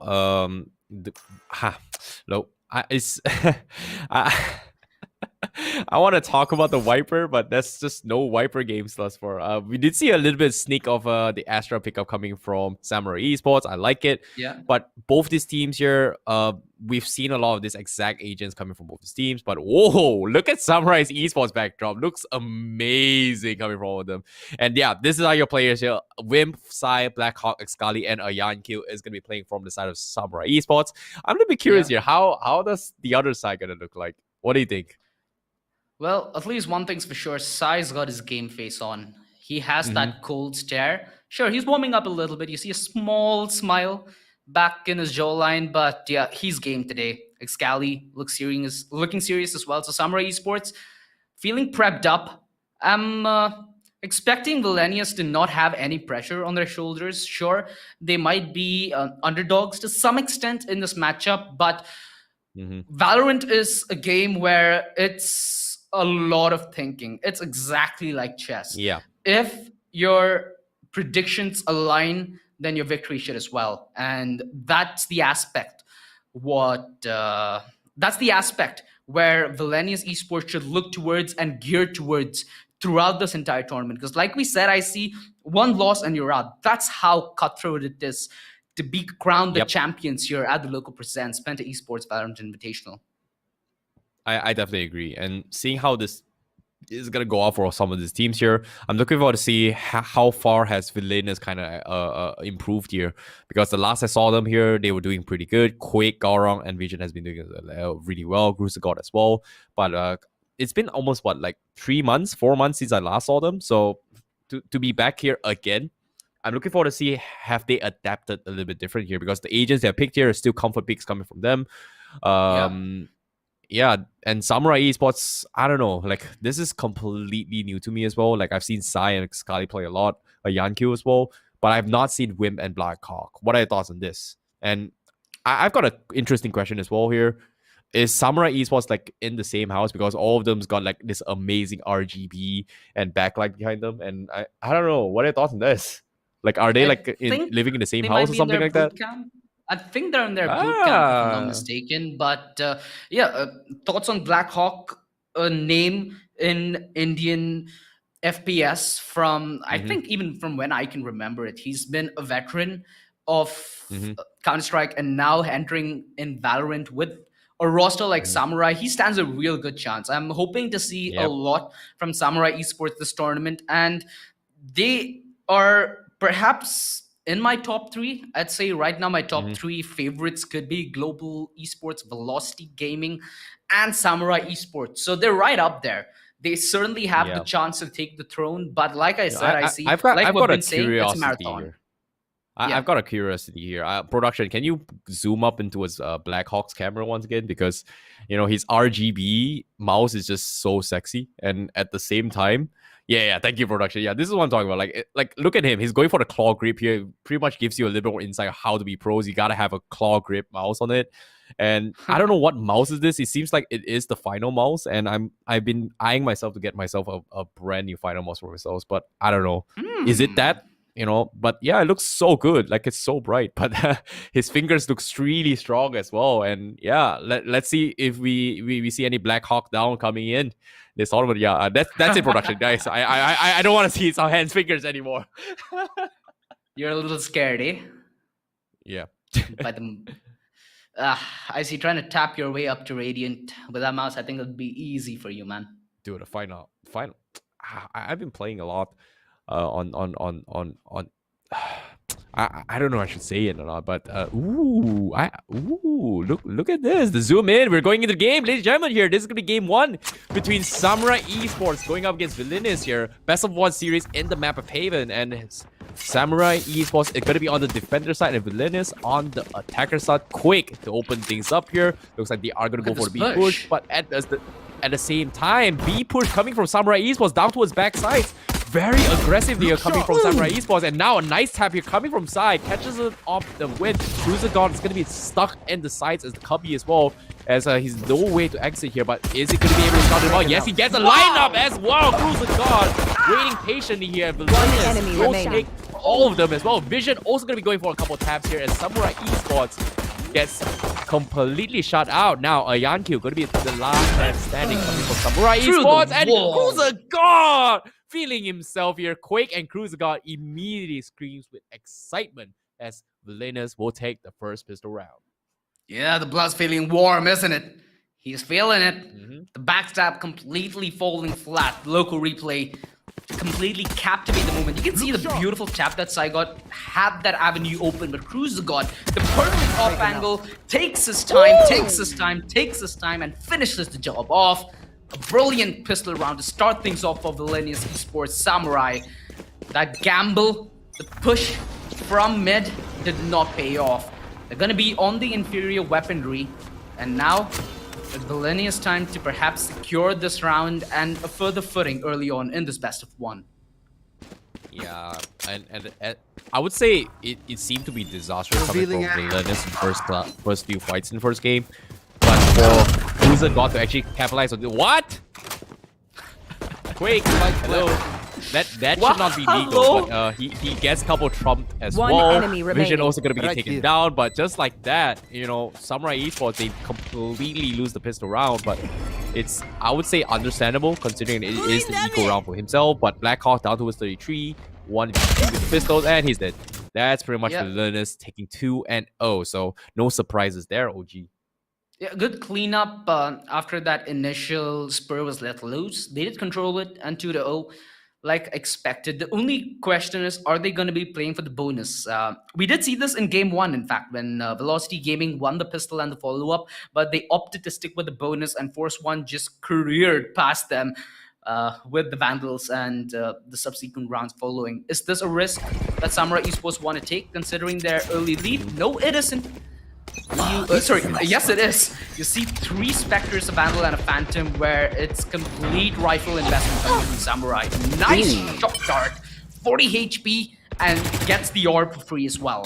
Scally, though, finds the opener on a Quake, and that sets the round ablaze. Villainous, a man down. Yep, Villainous pretty much going 2 rounds in a row down towards A side here. Very similar strats coming from them. Samurai Esports finally adapting to that. And with this opening here, and this is going to help them a little bit better here if they get a little bit more control. Escali done tremendously well, but seems like they are going to be creeping around as well. Blackhawk will scout out Vision, who's pretty much low as well. So Escali's opening pick pretty much gave them a lot of advantage here, and they should not lose too much. Escali, however, will pay the price here as he was getting a little bit aggressive to find a little more. Villainous will go in for the B attempt right now. Samurai Esports going for the retake as well. Recon style coming in. Wim is going to go scout out, but Cruiser God with a white sweep kick here, finds them all lined up, gets completely shut down, and now it's all up to Blackhawk once again. He takes him out, but it is going to be a 1v2. Spike going to be planting out towards C as well. You can see the cam scouts him out. Blackhawk's movements get scouted out as well. Bullseye going to go for the bush, but Blackhawk does not check his back as that's going to be a very interesting win here coming from Villainous, because Samurai Esports, they get I would say completely punished for that very, very desperate push right there. Yeah, I know Quake has that Ferrari logo in the back, but Cruiser got the Ferrari peak in game, bro. That is sensational stuff. Opening up the site, and you saw what Samurai Esports are trying to do there, right? They sent Sai aggressive. The reveal was right on the back of the aggression by Wimp, but sadly that white swing completely dismantled the aggression. And now it's netted Villainous a clean net of 3 rounds where they're looking to get their fourth. Bullseye taking Sai out of the battlefield. IronQ does fight back though, and Gorang with the refrag alongside Cruiser God are there to cement things shut. 2 versus 4 with only the Sheriffs at hand, as the hope seems to be bleak for Samurai Esports. Yeah, Samurai Esports, they are going to go a couple pistol shots as well here. Wim is going to take down Garang, but the wall is going to completely buy time for Villainous to actually exit here. And I don't think they have utilities kind of shots this out as well. Recon tries scouting out to his cubby. Media scouts him out. Nothing much they can do about that. Blackhawk has to clear the angles as well. But seems like the flash comes in. Quake just buying so much time, and just like that, the clock is ticking. Blackhawk will take him out, but they have the Hunter's Fury on top of that. So that's going to be I would say a successful defense coming from Villainous here. The time is going to completely bleed out. Blackhawk going to go for a desperate hunt down. And Villainous will take the round, but at the same time, Cruiser God going to be trading on top of that. And just like that, Wim, he also dies to the bomb. No. So Villainous, I would say, very, very diabolic right there. Yeah, Villainous, they did a lot of damage. I mean, they got their economy damaged as well, but that was a very close round, I see. If I'm not mistaken, the Hunter's Fury was available on either side. So with that post plan secured, what's their plan here? They've gotten that clean streak running. They have that 4-0. Now it's on Samurai Esports to try and break that streak.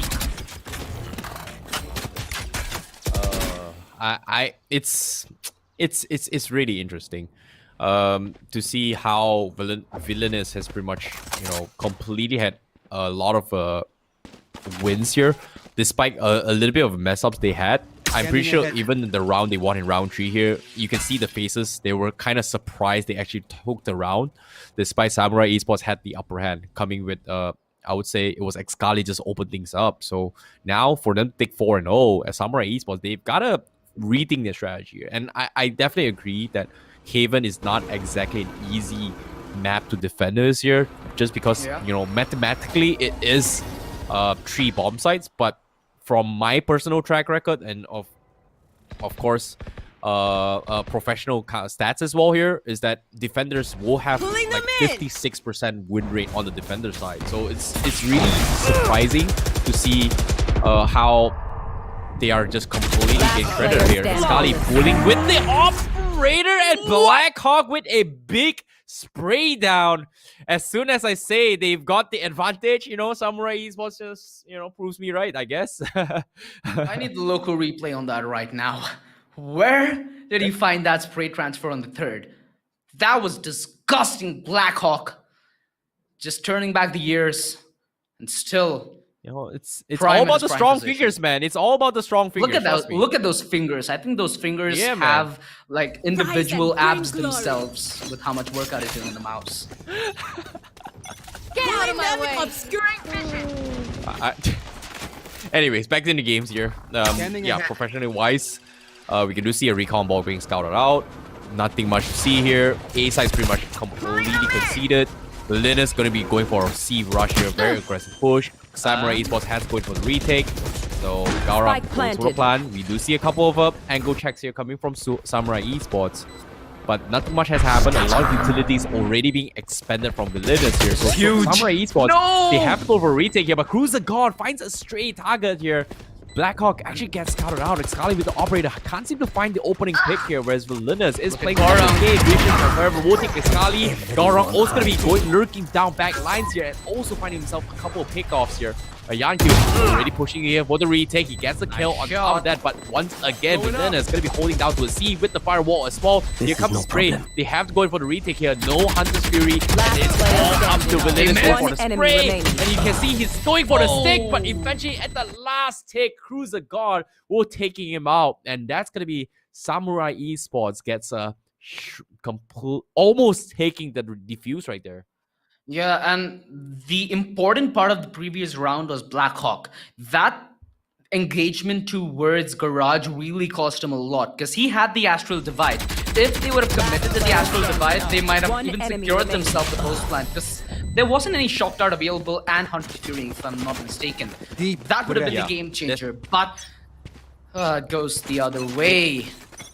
They used it in the previous round, so it's just super unfortunate. But I would say a very close one coming from Samurai Esports, but Villainous, they are very happy here. They've been going for an identical play 2 rounds in a row down to a C.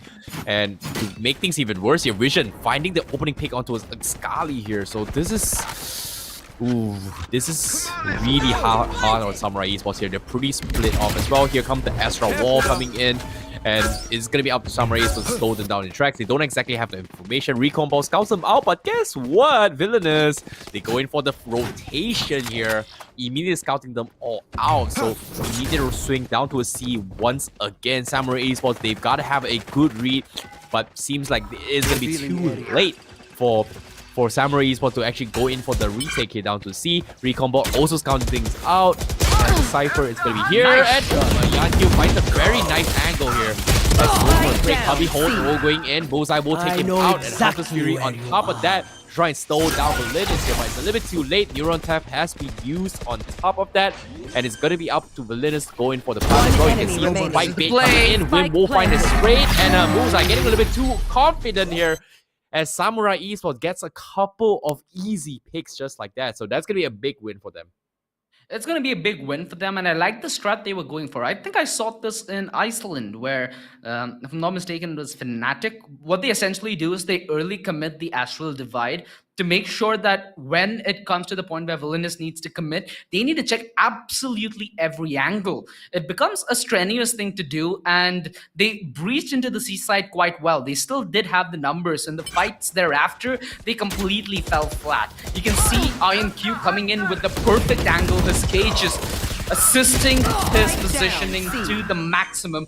But very, very important stuff from Wimp and Blackhawk. I'm really enjoying the way Wimp and INQ have been playing. Sure, they might not have as much experience compared to the trio of Psyx, Scally, and Blackhawk, but they're certainly adding to the firepower and certainly are keeping Samurai Esports awake here in the best of one quarterfinals.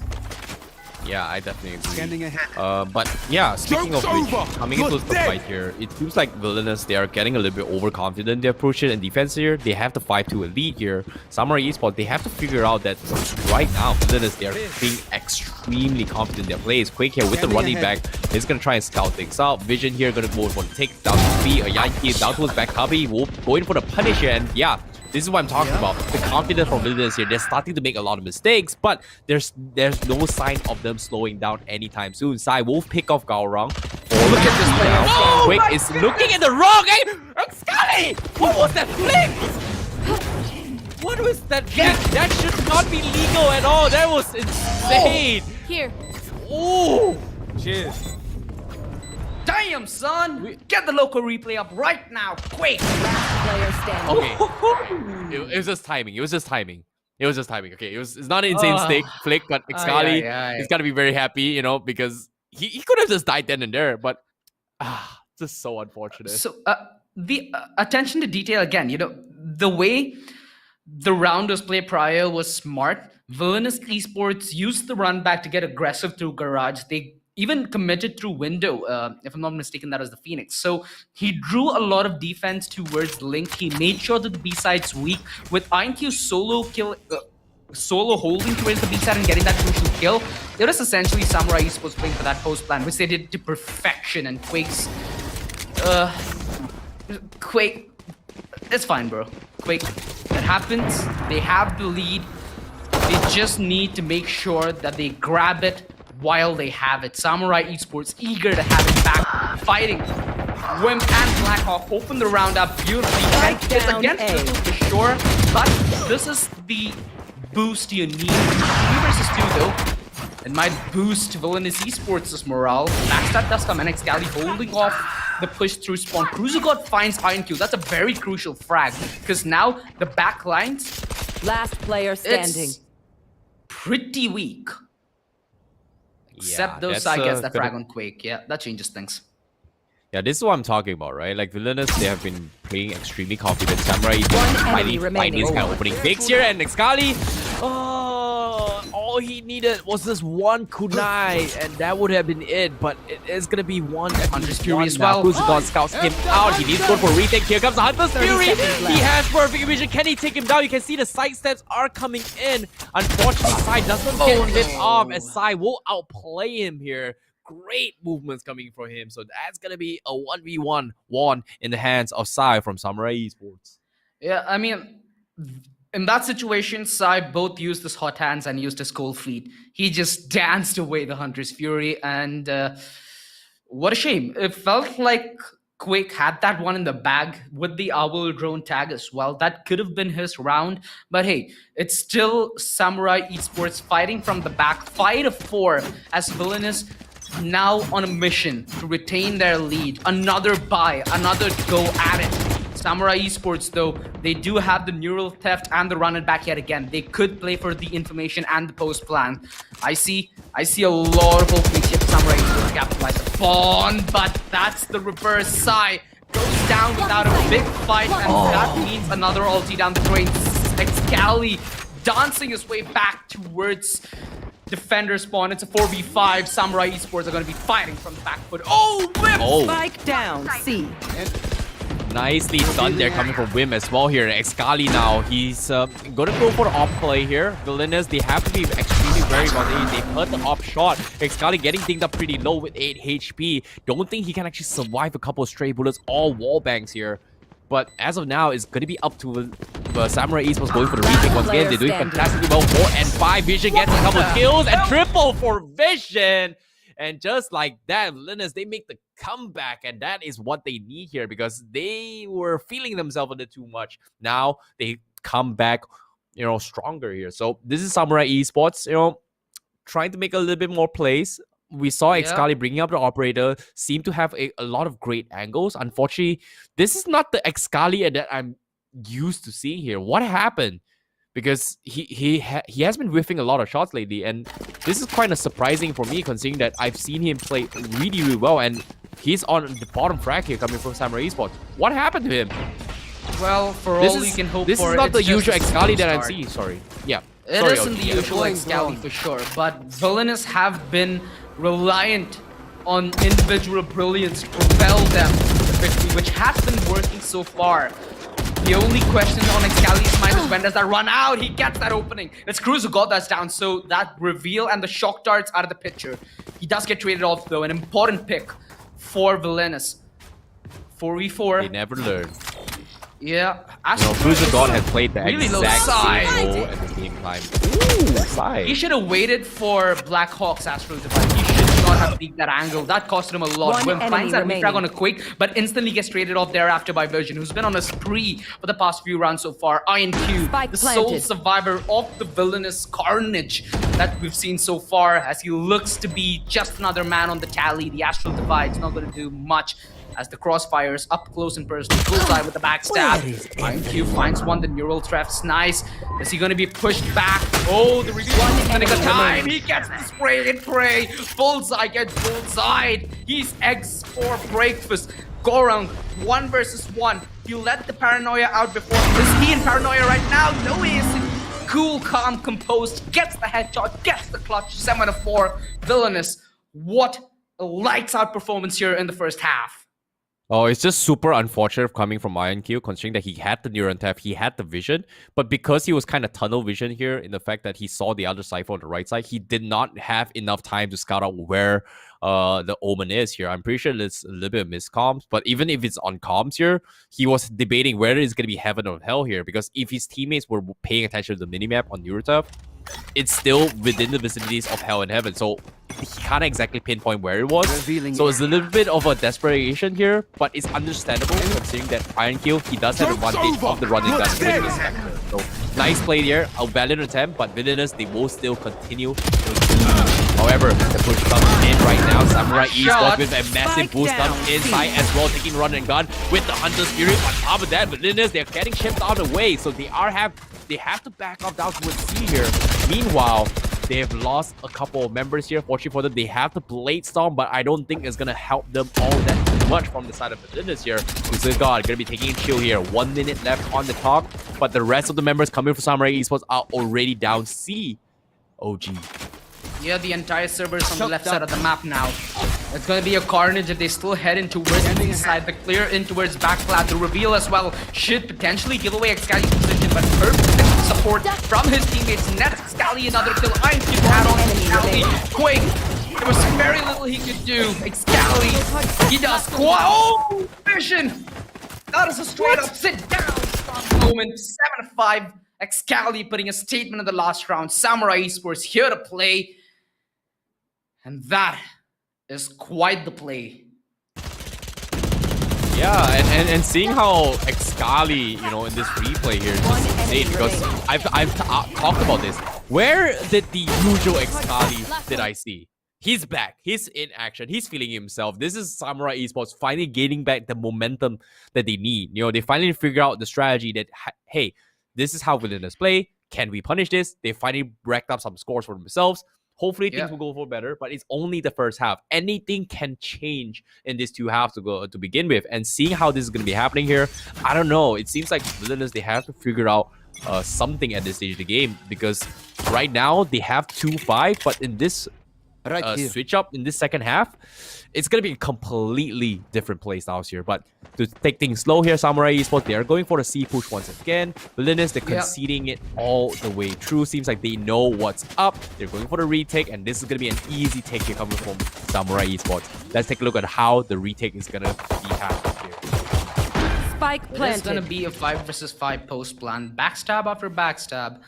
Cruiser God just holds into its garage. Samurai Esports still intested to contest from the side. Cruiser God's reveal is gonna hit the money here. But it's hit the deck as the instant deny comes in from Samurai Esports. The crossfire stands strongest through the smoke side by Gora. It is a slaughter. As the deck of cards fall flat, Samurai Esports pick up the pistol in dominant fashion. Yeah, very nicely done.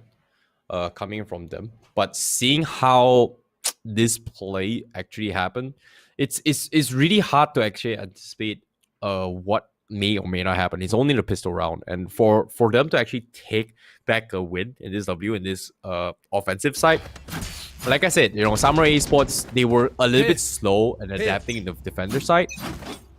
But this time on the offender side here, it's this time it's gonna be Villainous to react. So it's gonna be extremely hard to figure out what is actually going on for both these teams, because I'm having a really hard time here because both these teams, they've had a couple of mix-ups.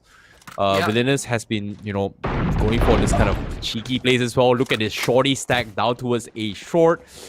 Oh, I don't know, like Samurai Esports, they have to take some sort of bait here, but I don't think they realize that there is going to be a shorty stack right now, because they heard a couple gunshots, but they're a little bit afraid to push, but there's just so much movement down towards A, and Samurai Esports, I don't think they're rotating at all. They want to go farm for kills, and Scally will find himself bullseye down towards Boost, and just like that, Samurai Esports, they are going to ego challenges, and they've got the kill. So the shorty boost just did not work at all. Yeah, it absolutely failed. But one thing to notice though is the frags going the way of Samurai Esports does help them get closer to their ultimates. I'm still waiting to see how the post plan is going to be played by Villainous. I think that's going to be the interesting part. I'm interested by Quake's chair. Is that a wooden chair or a gaming chair? It is debating me. I think it's a gaming chair, just with the. I think that's it's a texture here. I don't know what's that, but lounging and winning you. That's what he does. all right. Now, okay, to make things interesting here, you know, it's surprising that both these teams here is tying up 7-7. There's just so many things that actually happening, but like I said as well, Villainous, they're getting a little bit overconfident, and Samurai Esports, they are starting to realize that. And they're trying to go for this kind of punishments here. And Xcali now is finally back on form, but how well can they continue to do so? That's really important, because now we can see a couple of sprays come in. Vision looking for a couple of shots in, but it's just not happening here. Go around, go for the smokes. Nothing much is happening, but the spray push coming from side is gonna take a couple shots here. We do see bodies dropping after bodies here. Trades on the trades, but Samurai Esports will actually take the win instead. A very desperate attempt coming from Villainous, and there's just, I would say, Samurai Esports, they finally, you know, figure out their angles here. They understand that Villainous has been extremely aggressive this kind of plays. Yeah, it just felt like the crossfire from Samurai Esports in towards that A side was so strong in that post plant, and Villainous's utility in the post plant really didn't do much to break or even derail a crossfire. It sure does hurt when you walk into a meat blender like that. But they've considered to take a small seed back. Think of the bigger picture as they now head in towards an eco. Did they pull off the trick? Here is the question. Nice flash does give away the jig that Villainous are going for. Side with the commitment. He does find one, going instant trade with the Spectre. Scally, though, he has them lined up alongside Black Hawk. This is just easy ins and outs. Scally dashing in between angles, dashing in through the chaos, finds 2 kills. And Sai, yeah, he is enjoying this one with a nice smile and a nice round from Samurai Esports. Yeah, that was a very nice spray there coming from Black Hawk. Like that was the sprays through the plates here was just insane. Double doors was just like, I didn't expect him to get a kill, but he got it as well. So that was very nicely done coming from them.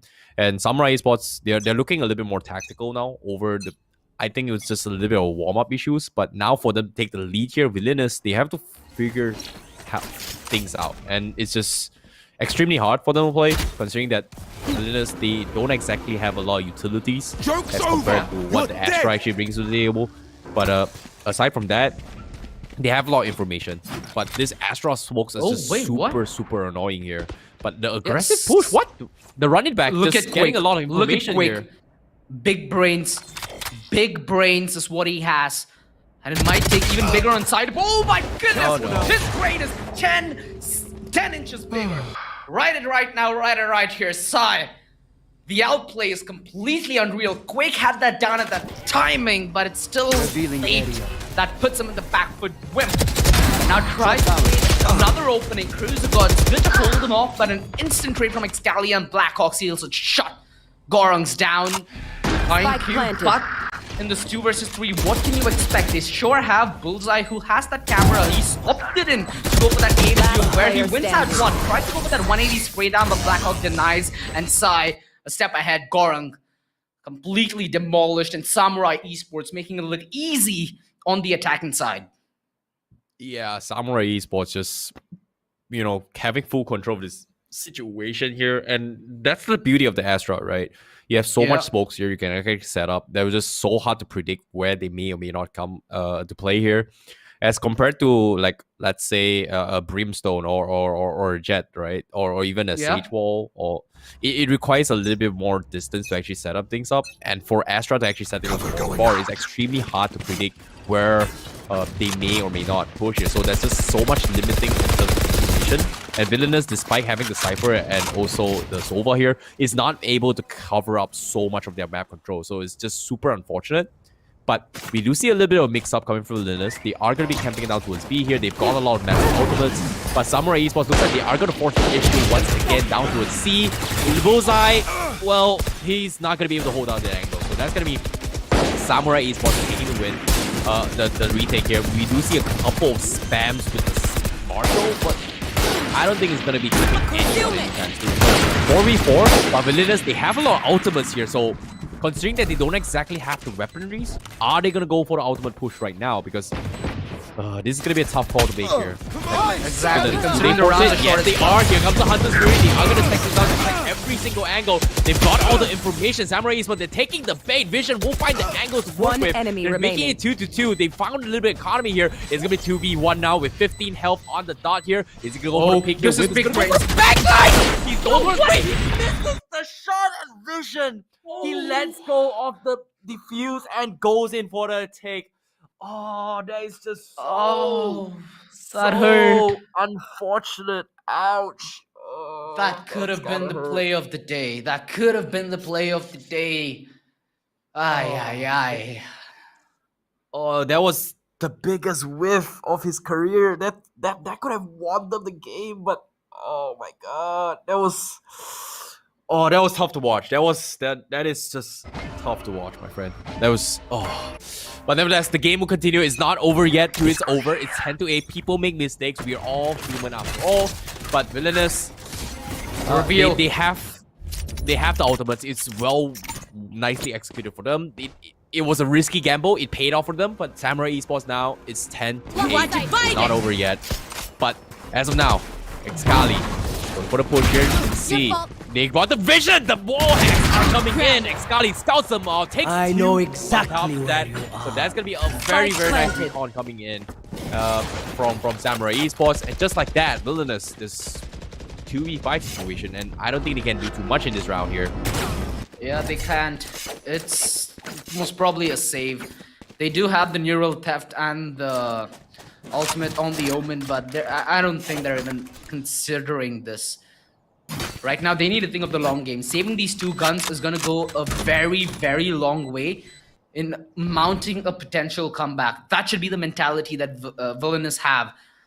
But Samurai Esports looking to take the little hope that's left. Bullseye was a little confused whether to hold the left or the right, but with the backing of Gorong, he's gonna commit. The flash is decent, and they both fight the toss.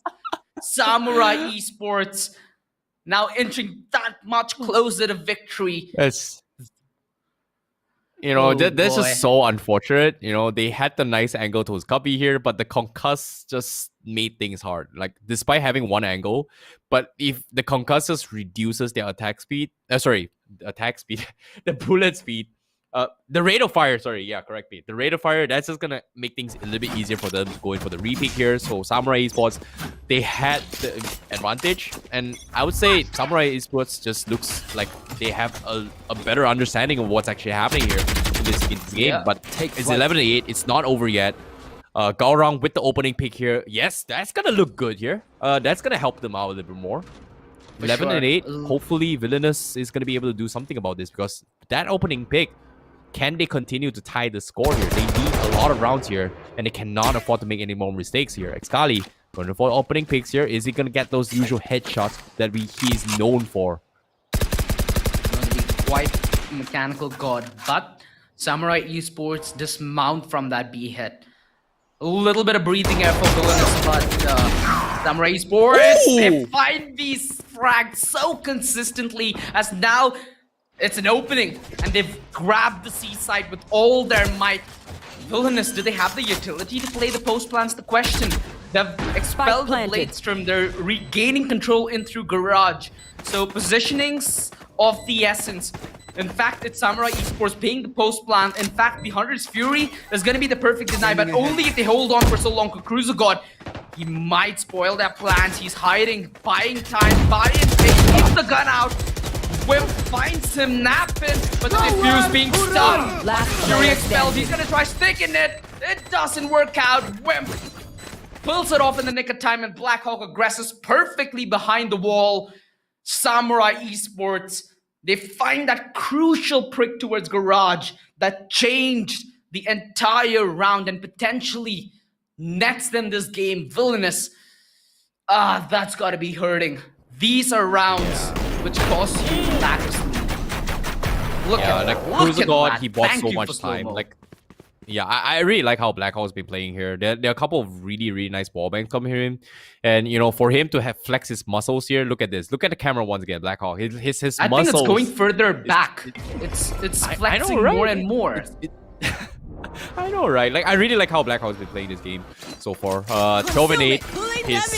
They are match point away. Villainous is going to be out for them for an all-in push. XGOQii is there. Side's going to push. Blackhawk will go for opening pick. Takes down around. Vision as well. Blackhawk finds another one onto his Vision here. It's going to be 4v3. Cruiser God on the country here. He needs to hold down to the fort, but can he do so much? But guess what? They're already down to a side here. They have to go for retake. And Blackhawk, he finds another one. He's flexing. And Cruiser God, he's going to make up a flex for himself here. 3v2. It's down towards Quake as well as Cruiser God. Big eye for the team, but he gets hunted down from a GOQii here. Cruiser God, 1v3. Is this going to be it for him? And it is going to be over. Blackhawk down. He finds 4 from the side of Blackhawk, and Samurai Esports will advance, and they will take down Villainous. The villains will fall, and the heroes, I would say, the Samurai, will regain their honor.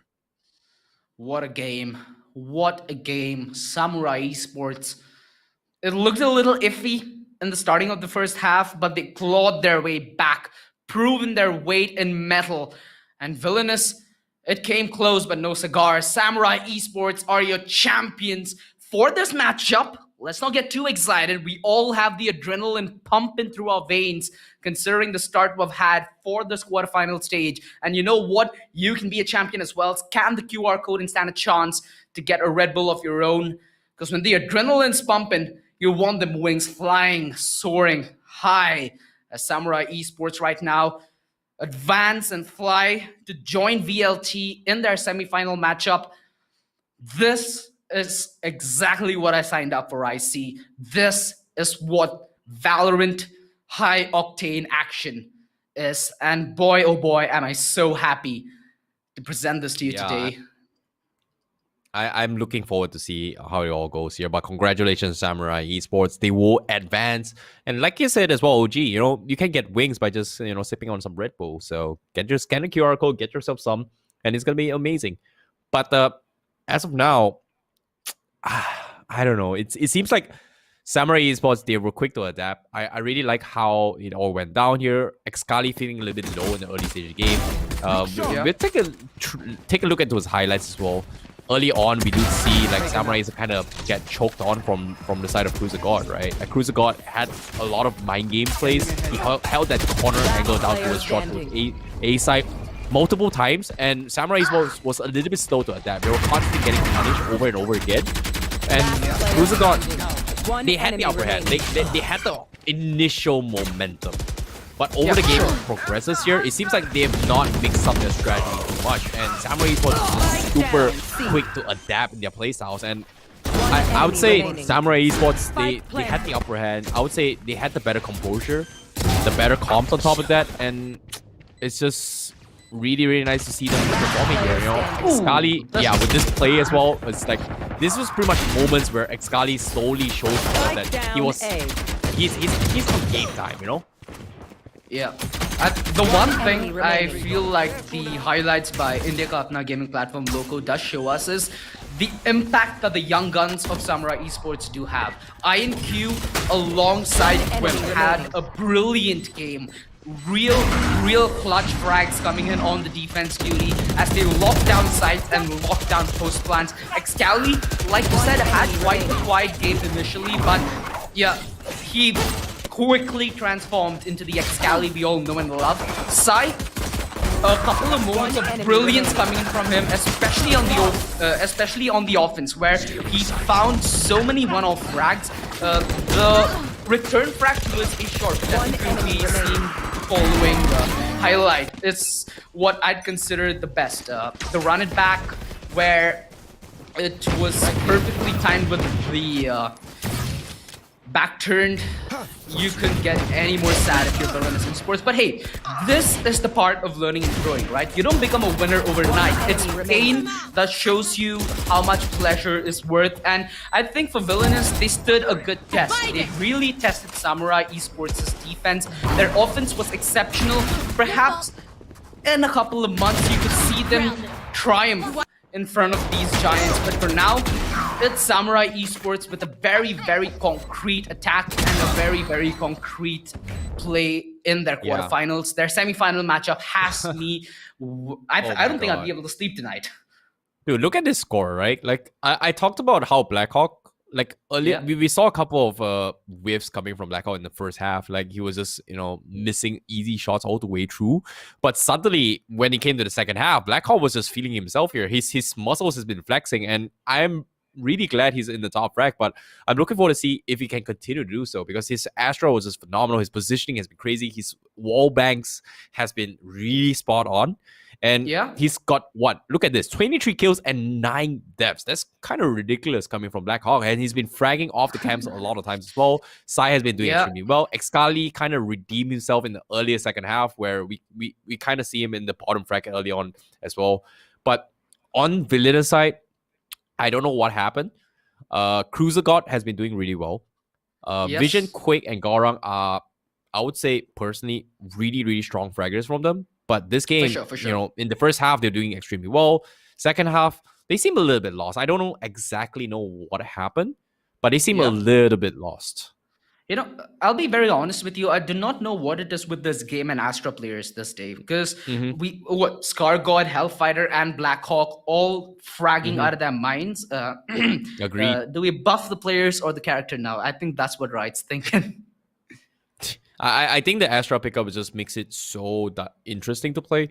There's so many smokes, the fakes as well on top of that. And I really like how Blackhawk played this game, because I didn't expect him to play a very amazing game like that.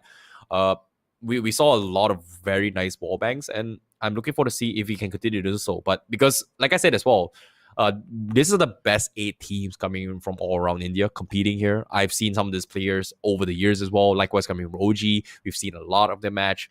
And now coming back into this game, seeing a brand new face to the table here with Blackhawk popping up this game, can he continue to do so? Because like I said, we are fighting with the best of the best from all around India. Top 8, very highly mechanical skilled players are in this tournament here. For them to keep up is not going to be an easy thing to do. But of course, like you said as well, Samurai Esports, they will advance. Tomorrow, they will be going up against... Velocity Gaming, if I'm not mistaken. Yeah, Velocity Gaming. Yeah, thank you so much here. Of course, I'm going to be sipping a little bit more on my Red Bull here. I need some wings, Me too. After a game like that, I think both of us need a little something to keep it on the low, because we still have 2 very exciting games for you. Game 3 is going to be between Team T69 and Enigma Gaming. Yeah, let's pull up the brackets as well here. We did see the first 2 match coming in. First match, we had Velocity Gaming going up against Force One, and Velocity Gaming came up on top. Second game, we had Samurai Esports. Pretty much they won the game against Villainous here. Very close neck and neck battle. The next match here is going to be an interesting one. I don't know. What are your thoughts on this matchup? So, Team T69 and Enigma Gaming both have a lot of firepower backed within their roster, but their portfolio as a five-man unit is still a little short. Now, with both of them going head to head, this is going to be one of the most unpredictable matches of the entire tournament thus far, because it's going to be the first time I think the other teams in the tournament could even anti-strat both Team T69 and Enigma Gaming. So I'm real excited to see what we have on board. Of course, with how it's been lately, we still expect a very, very close matchup. Every single name in this tournament is more or less neck and neck when you do compare them to each other. The young guns, the veterans, everybody are equally good alike. And that's the best part, right? That's what we love to see. The best this country has to offer. And at the end of the day, it's only the best that can be crowned the Penta Esports Valorant Invitational champion. Yeah, I'm looking forward to see how it goes here. And of course, for those guys watching at home here, I know you guys are out for some goodies here. Like I said, we are going to be having a lot of matches to come. We have a lot of activities installed for you guys as well for tomorrow and the day after here.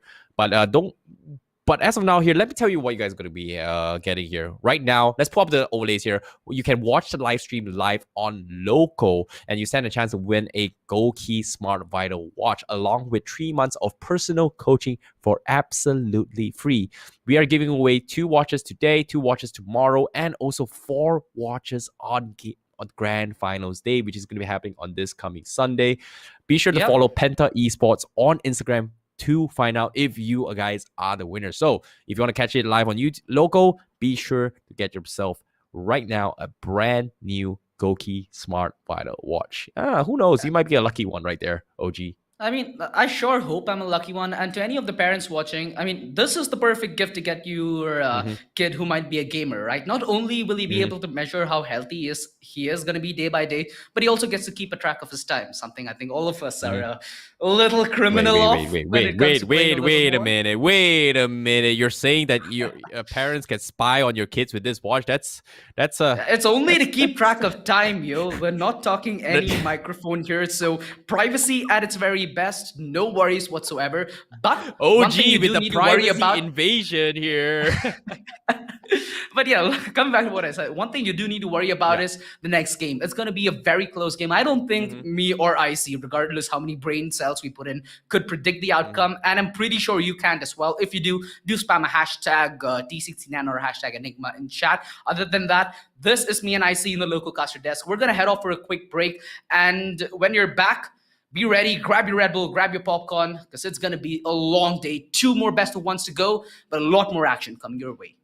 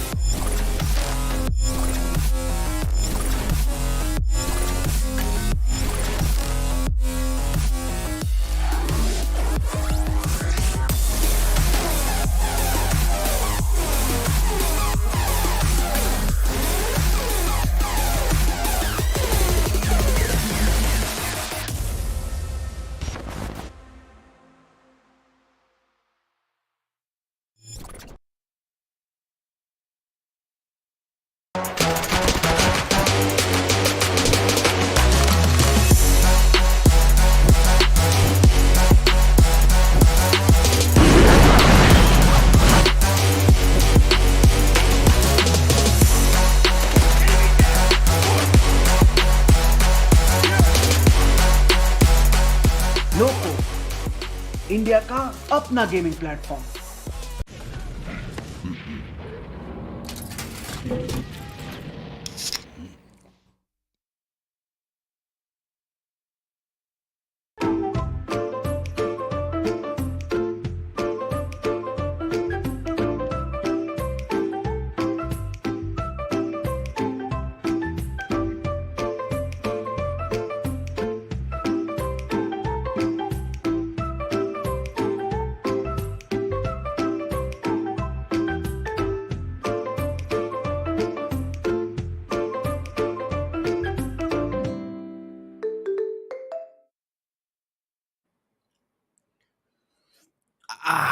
I'm feeling myself like I've got wings because right now there are so many teams going to be competing for the huge prize pool.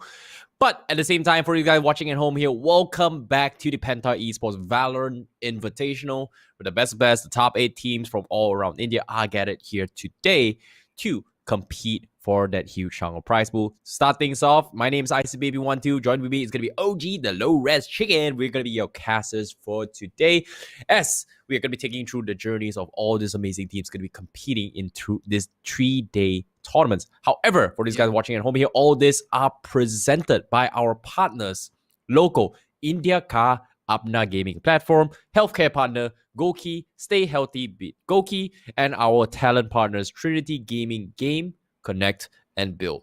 By the way, all this is currently streaming live on LOCO, YouTube, as well as Facebook. And of course, for these guys just tuning in here, be sure to always support, share, and the stream as well as much as you can. Because why? We need your support because we are giving away amazing goodies here. On top of that, while you're following the stream as well, you can also drop us the socials here as well. Drop us the DMs between our Instas, our Facebook, or whatever platform you think you can contact us with on our socials here. Let us know what your favorite moments are, because I did see a couple moments here where people are just feeling themselves. They're enjoying their games thus far. But Yeah. we're in here for a new surprise. We've seen 2 games thus far. This third game, OG, I know you're extremely excited for this game. It is going to be T69 going up against Enigma Gaming. Talk me through this, OG. Well, the reason I'm excited for this game is it's because the hardest one to predict. I don't think anybody can predict this. And again, just for anybody new tuning in, this is a 3 lakh prize pool. So a massive tournament for all these teams in participation. Of course, the first place does net a lakh 50 in the bag. The second place, a lakh, and 25,000 shared between third and the fourth place. So the thing that makes this tournament different is, again, that single elimination format. So you're never completely out of risk.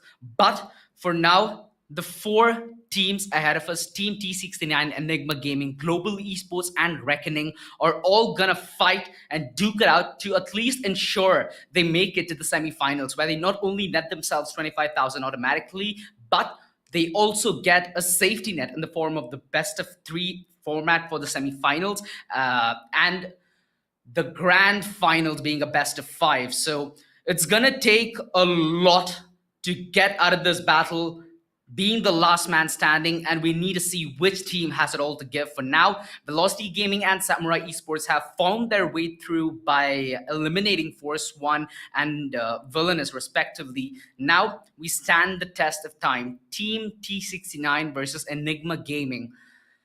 Like I said, I see a very hard game to predict, but I think we have to throw it down in the bag.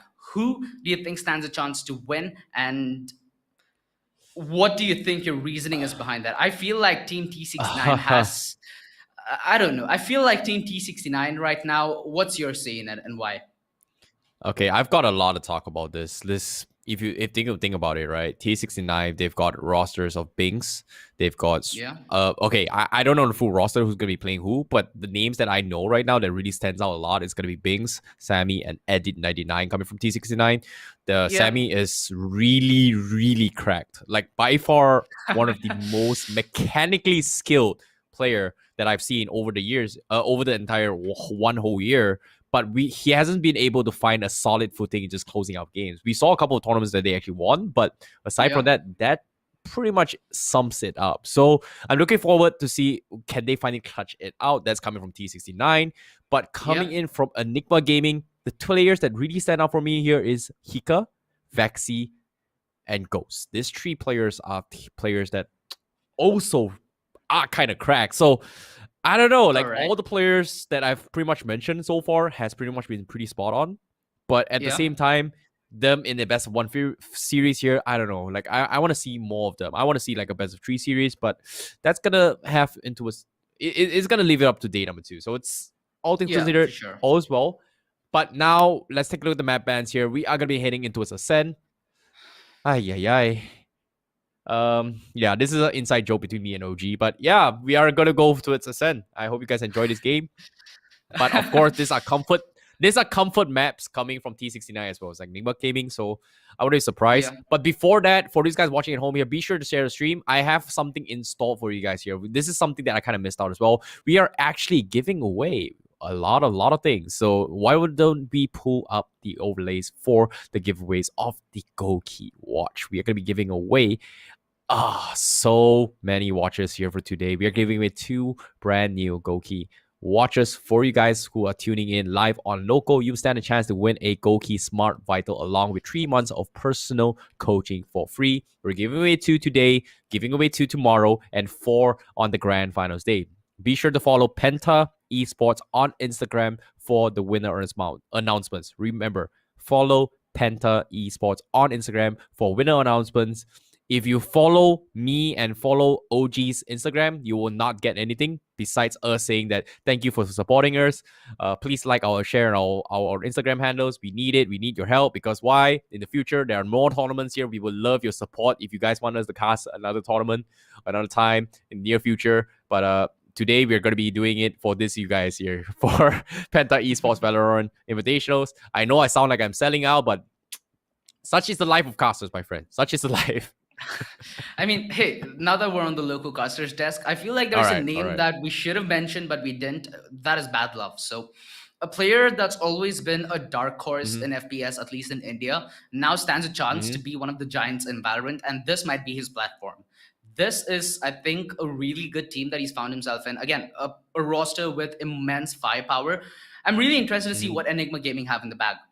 Enigma Gaming, from my knowledge, have a little more experience and chemistry between their teammates compared to Team T69. But given how this best of 1 system works, this is the moment that we're going to see a lot of upsets. So you potentially have that in the back of your head, thinking that, is this going to be one of them? You know, that's always going to be there in the back of their minds. And Team T69, I don't think they have anything to lose here.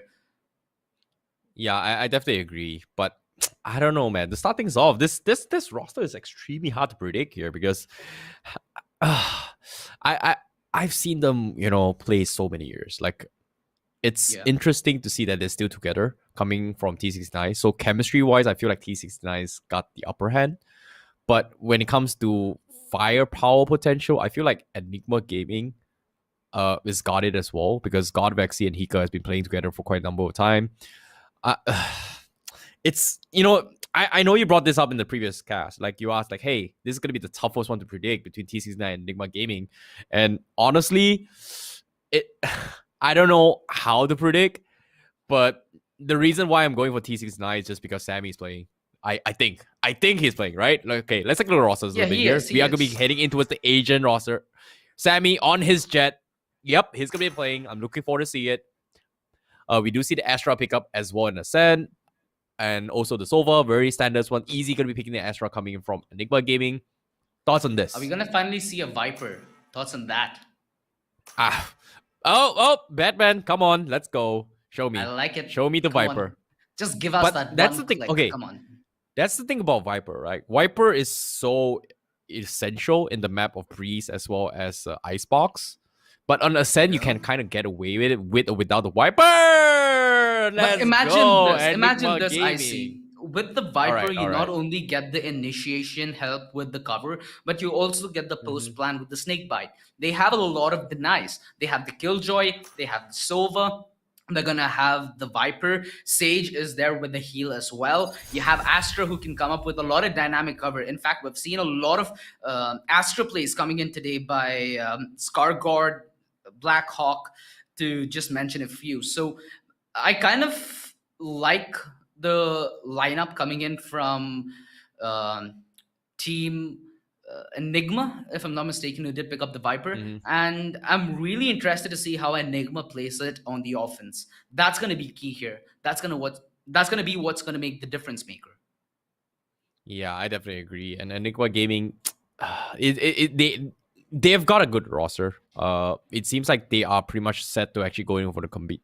The battlefield here, as you can see, everyone is pretty much stacked up back to back against each other. They are going to try and figure out what's going to be the strategy here. We've seen Sammy over the years as well been extremely flashy. We finally get to see a little bit of glimpse of the webcams coming from all these players as well. We finally get to see a little bit of face of the faces coming from them. I'm looking forward to see how it go here, because Ascent is 2 comfort maps here coming from both of these teams. I'm looking forward to see how they go. But start things off, we see the Viper wall setup coming in from Enigma Gaming down towards A side. Not sure is exactly that great, but they are going to leave the Viper all by himself down towards Enigma Gaming on A side. Whereas the rest of the Enigma, they're still lurking around down mid control. T69, they're still giving up a lot of mid control as well.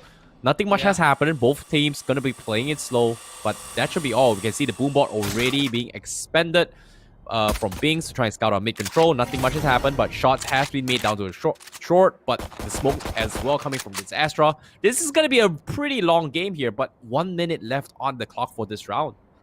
Yeah, the Viper wall towards A essentially already made the retake more of a favorable deal in the eyes of Team T69. They're gonna play this one a little late back. Nice shot from Badlov, nets him the kill on it easy, so that's an Astra for another. The trade comes in, Enigma, they're making this one work. Down Binks, A. he finds a crucial frag on a bad man, denying one aspect of this close plan, but they still do have the Sova and the KJ, a 3 versus 3 30 seconds left. This is what we are looking forward to, IC. This is gonna be retake coming in from heaven. A 2-pronged attack. Brinks finds that kill, the dink and the finish on a Ghost. The tables turn. Stop. Finds the kill on a Vexy. It's all left on a Hika. Does he find a swarm grenade lineup here is the question. It turns out the defuse being stuck by Fox. Is he gonna commit on the back of the turret? He needs to jump down and deny. He's held off beautifully from his Sammy. And that is the pistol down the drain. How? That looked like it could go the other way just by a coin flip. Yeah, that was very, very close there. And nevertheless here, it still seems like Team 69, they've got the upper hand. But I like how Sammy was playing around the head glitch area as well, down towards double box, where, you know, the Killjoy turret has been so crucial in taking this side here. And you can see multiple of the replays as well. Bings was taking advantage of that as well, going for those kind of head glitch, hoping that turret gives some sort of protection. But that turret placements right there is no longer as effective as before, just because it doesn't shoot through down to its default. So it's just super, super unfortunate that Enigma game tried to go in for the retake here, and Sammy was able to get glitch around the boxes without being punished here. So nevertheless, it is going to be a small mix-up coming from both teams, but T69, they will be the ones to take the pistol round for now. And it's gonna be on the back. Pistols, but at gunpoint, Vexy deletes Badlov of the face of the server, Fox. He's down to a measly 20 HP, so he has to play passive and concede position. Vexy, he's gained the upper hand and he's gained an advantage where Binks walks into him. Didn't stand a chance. Shot dart. Last player standing. Still broken and Vexy's Spike position down given away. A. HP, looking the best, but Fox on even lesser goes for a very optimistic peak. Drone, Vexy was gambling at the fact that it would not lead to his reveal, but he's tried to fake the rotation with the reveal. 30 seconds left. Due to the door being closed, it's heaven the only way to go regardless for Sammy. Nonetheless, Trix holds him off and keeps him at arm's length. T69. A costly round. That is just so unfortunate for him here, considering that they kind of have a good read from Enigma Gaming, knowing that Sammy has the tendency to kind of play an off angle down towards boost here. And, you know, did not expect them to not do it. And for the spike to be dropped so far back towards A side, back to his T side, it's just super unfortunate for them because, I don't know. It seems like T69, have mechanically skills to actually take down some of these fights. But at the same time, Enigma Gaming, they're overthinking some of these plays because we are so used to Team 69 making these kind of off angles and flashy plays. They're just walking right into the trap because I did not expect T69 to play textbook from 2 games in a row. Now, they've gone in for the bonus. T69, I don't think they really had a choice considering the amount of men they did lose the round prior. This might be the opening that Enigma Gaming needs. In fact, I think it's been both the quarterfinals where the initial bonus round did not go the way of the victor of the festival. So let's see how this pans out. Again, new game, but same old ascent. Push into it. I've got a question. This is stat. Yeah. Sorry. Sammy now gonna go for the shot here. And then go by as well. Bings gets a nice spray down as well with the Astra smoke. And with just like that, T69 completely shut down Enigma Gaming. But I've got an interesting play here because T69 just completely. Oh no, got Vexy. Oh no, he's been annoyed. He gets couple shots in, but there's nothing much he could have done. T69 they will take the W, but at the same time here, I've got an interesting question here from OG. Yeah. Where is Edit? I'm not sure. You know, might just be his off day. Might be a day where he had to take an off. It could be either. Like they don't. So they don't even need Edit here. Like, dude, Edit is like a player that really stands out for me coming from T69. But I'm surprised they don't even need him in these games. And I don't know. It seems like Enigma Gaming, they need to adapt a little bit more. We saw a little bit of pop-off coming from Heapka as well as God Pixie. But they need more than that because they've been overthinking so much in these 3 games. And T69 right now, they're doing exceptionally well, I'd say. Keep up the momentum there. yeah, I mean, this is the reason this is the most unpredictable game in the tournament by far. Let's start here for T69. Why do I get hit up with the caster curse every damn time? That's his life, but Fox now with the aggressive pick here gets punished, but at the same time he is confident here. He does know that it's gonna be pistols all the way through, but at the same time it's gonna be a 2v1. The rest has been expended as well. Enigma won't get the advantage here. As Team 69, they got a little bit overconfident and they got punished for this prize. So now, in a 2v1 situation here, you can see Enigma Gaming, they have to go in for the retake onto the spike. Power comes in, and that's going to be Fox taking 1, but Enigma Ghost will finally take the repick. So that's going to be Enigma Gaming finally taking a W for themselves. Yeah. I like this happening. You know, Enigma Gaming is... they finally got back a little bit of momentum. This is the God Vexy and Hika special that I'm so used to seeing, but it wasn't their play. It was pretty much easy as well as Ghost just clutching it out.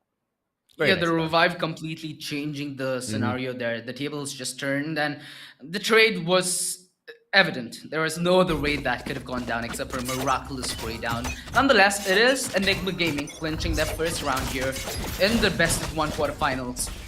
The early shock dart. Surprised that they're an early reveal, but surprisingly no intel. Instantly destroyed as they look to commit towards this A hit. The Viper Wall gonna add to the cover. This is the Astral Power that we know and love. The turnaround. It's actually the cover. Binks expelling the ultimate. It is of no use whatsoever except for holding them off bay. The time that's bought, is it going to be enough for Sammy to come in and make a difference with the operator? Does not find the click. The reveal might cause him to be spammed. But they are holding here Enigma. They have the 2-man advantage. There is no use of being an open cannon when you can set up a crossfire and make sure this round is sealed shut.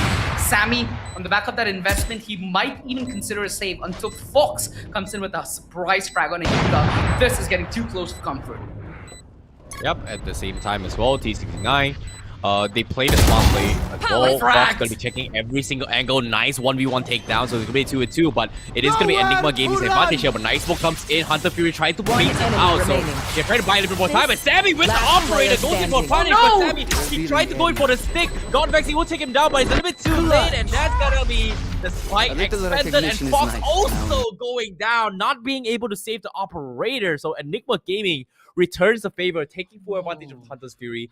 Nicely done, but at the same time, that is a costly round for T69, with the operator also being lost as well. Enigma Gaming, this is their time. This is going to be their time to actually come back and gain back a little bit of momentum here.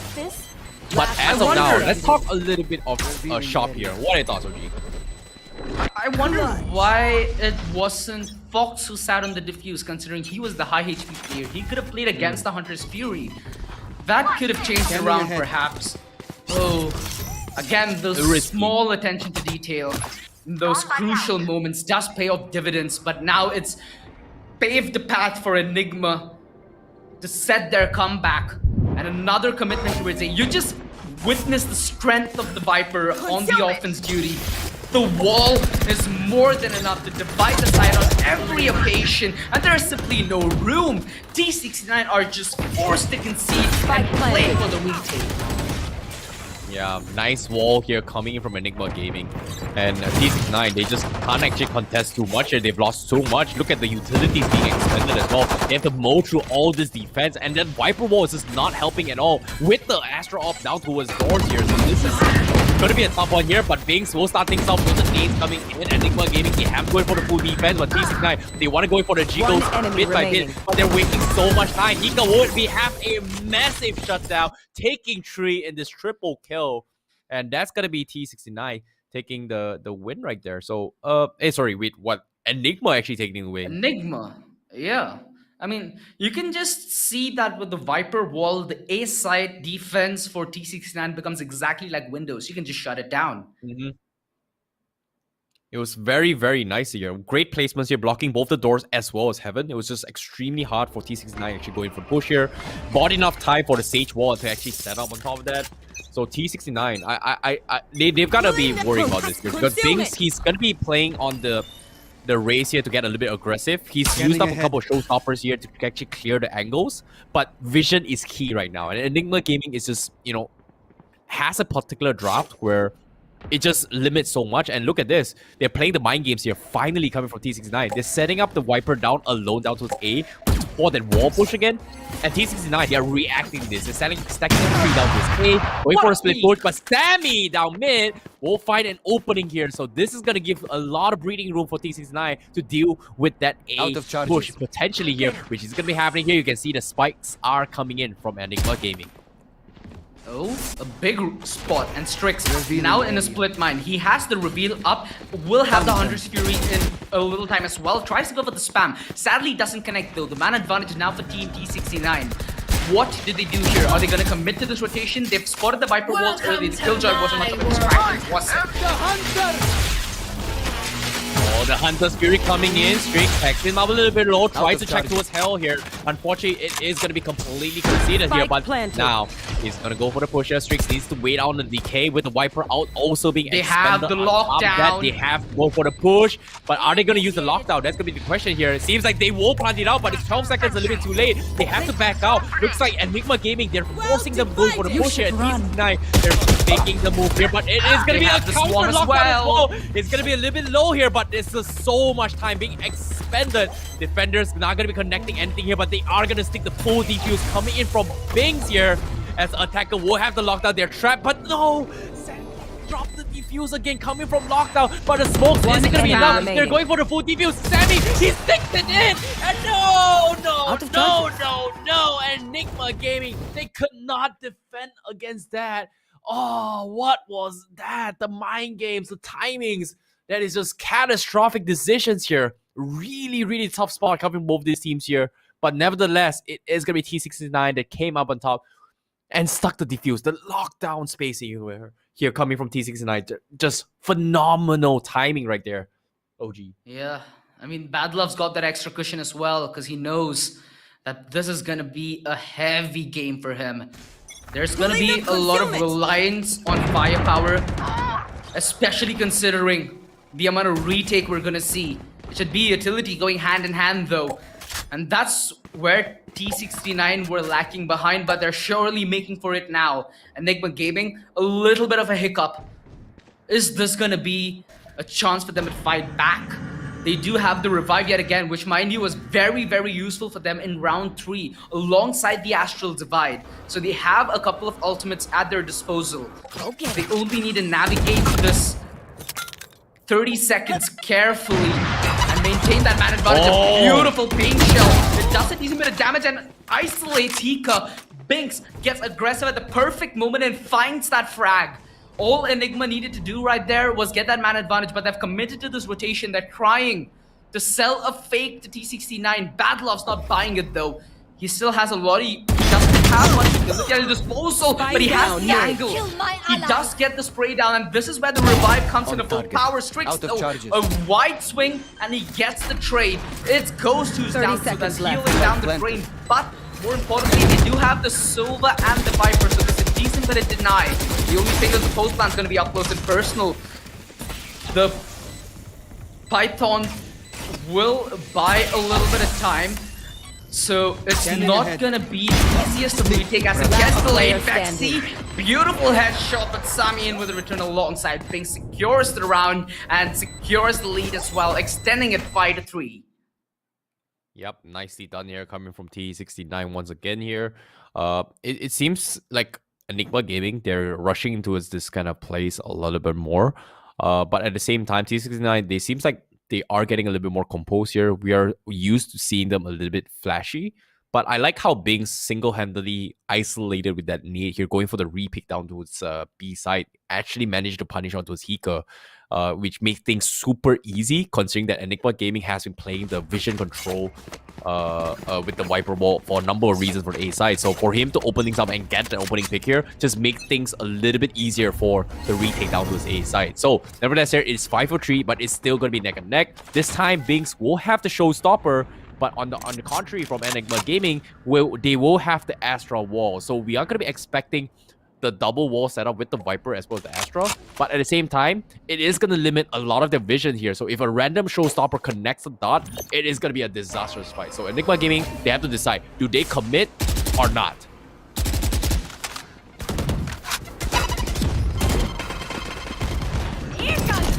But as of now, as you can see, the showstopper to start things off because of the control. And this is what I'm talking about. Towards the operator, and just like that, Enigma Gaming gets completely shut off. 3-0. T69 holding down the fort, and Sammy looking to hold the angle here. Strix going to be looking for the last one as well. The boom ball going to give chase. Is he going to finish off easy? No, he does not. Bing's getting a little bit desperate for the kills, but Sammy will be the one to finish things off. T69 comes up on top. And this is what I'm talking about. The showstopper. Enigma Gaming, there's nothing they could have done. Unless they're going to replay here, the spray downs. Like, there's just so much vision control coming from T69. But they can't exactly scout things out. But the moment Binks comes in, there was a huge play coming from Binks. Very, very nicely done here coming from T69. Yeah, that's like a helicopter with the bazooka. Damn, you don't stand a chance, even if you're Rambo. Black Hawk down. Black Hawk down. Yeah, I think Binks just found a real nice clip for himself.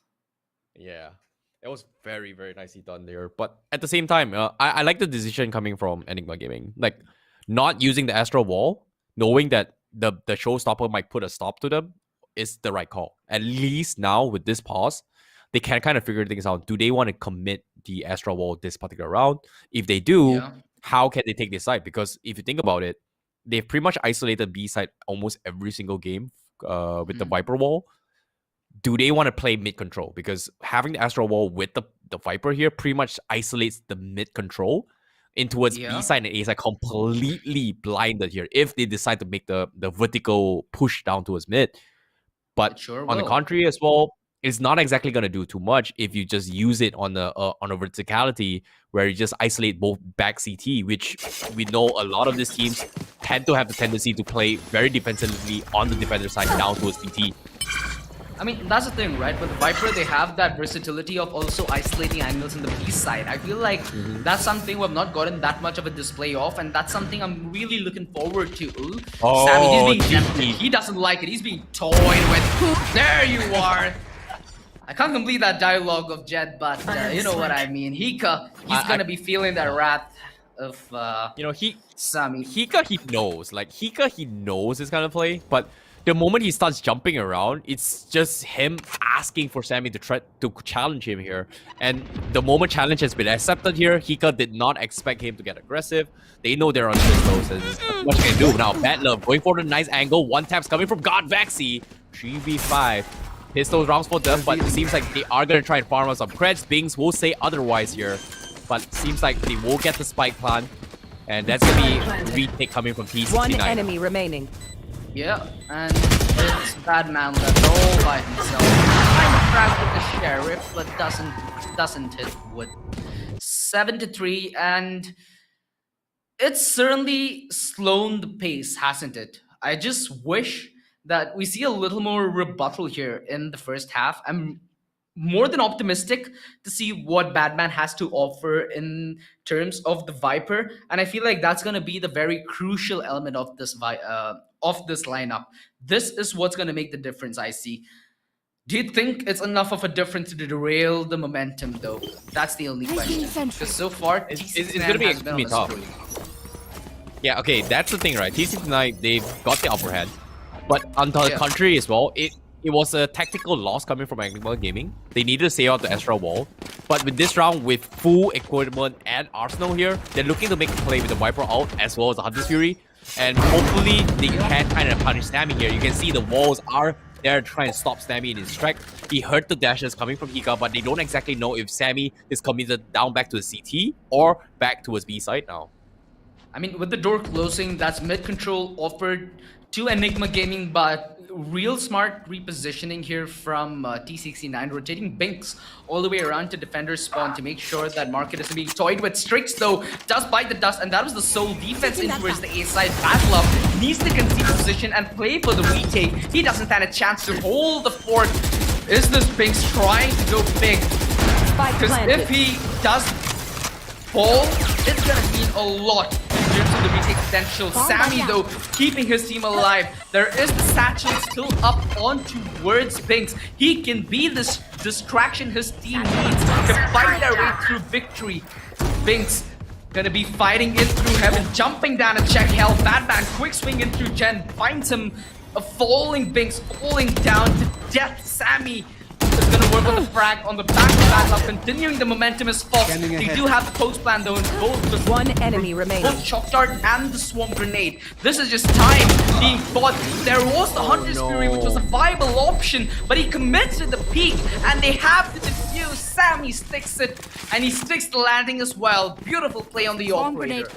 Oh, that was a beautiful opening coming in from Enigma Gaming here, with Batman just completely outplaying Binks with the utilities down towards heaven here. But it's just so unfortunate that he could not buy enough time here. But T69, they wait for the patient game. They understood that the Hunter's Fury was one of the key factors for the post plan, and they went for the ego challenge. And I definitely agree here. The Hunter's Fury would have been enough, but considering that the positionings of Enigma Gaming here, he just could not execute going for the Hunter's Fury here. Like, logically, if you stay far back towards Bicycle, it would have been a great position for them. But if you miss the Hunter's Fury, you're pretty much exposed to run down towards Cat A long to actually going for the repick here. So I would say it was a risky decision to make. But I would say Enigma Gaming, they have, I would say, more confidence and a little bit more luck as well. The headshots has been hitting here coming from T69. I wouldn't say that Enigma Gaming is playing bad. They're playing extremely crazy in this game. It's just that when it comes to T69's headshots here, it seems like they have some really, really crazy players here. I would say timings and formations wise, Hika Gaming. I mean, Enigma Gaming has been doing really fine, but they just can't seem to find the openings here. And I would say they need more plays coming from Batman. Like, I like how Batman was able to aggro their way through, but it seems like they need to get a little bit more confident. And with this round, with this loss here, it's gonna hurt their economy even more.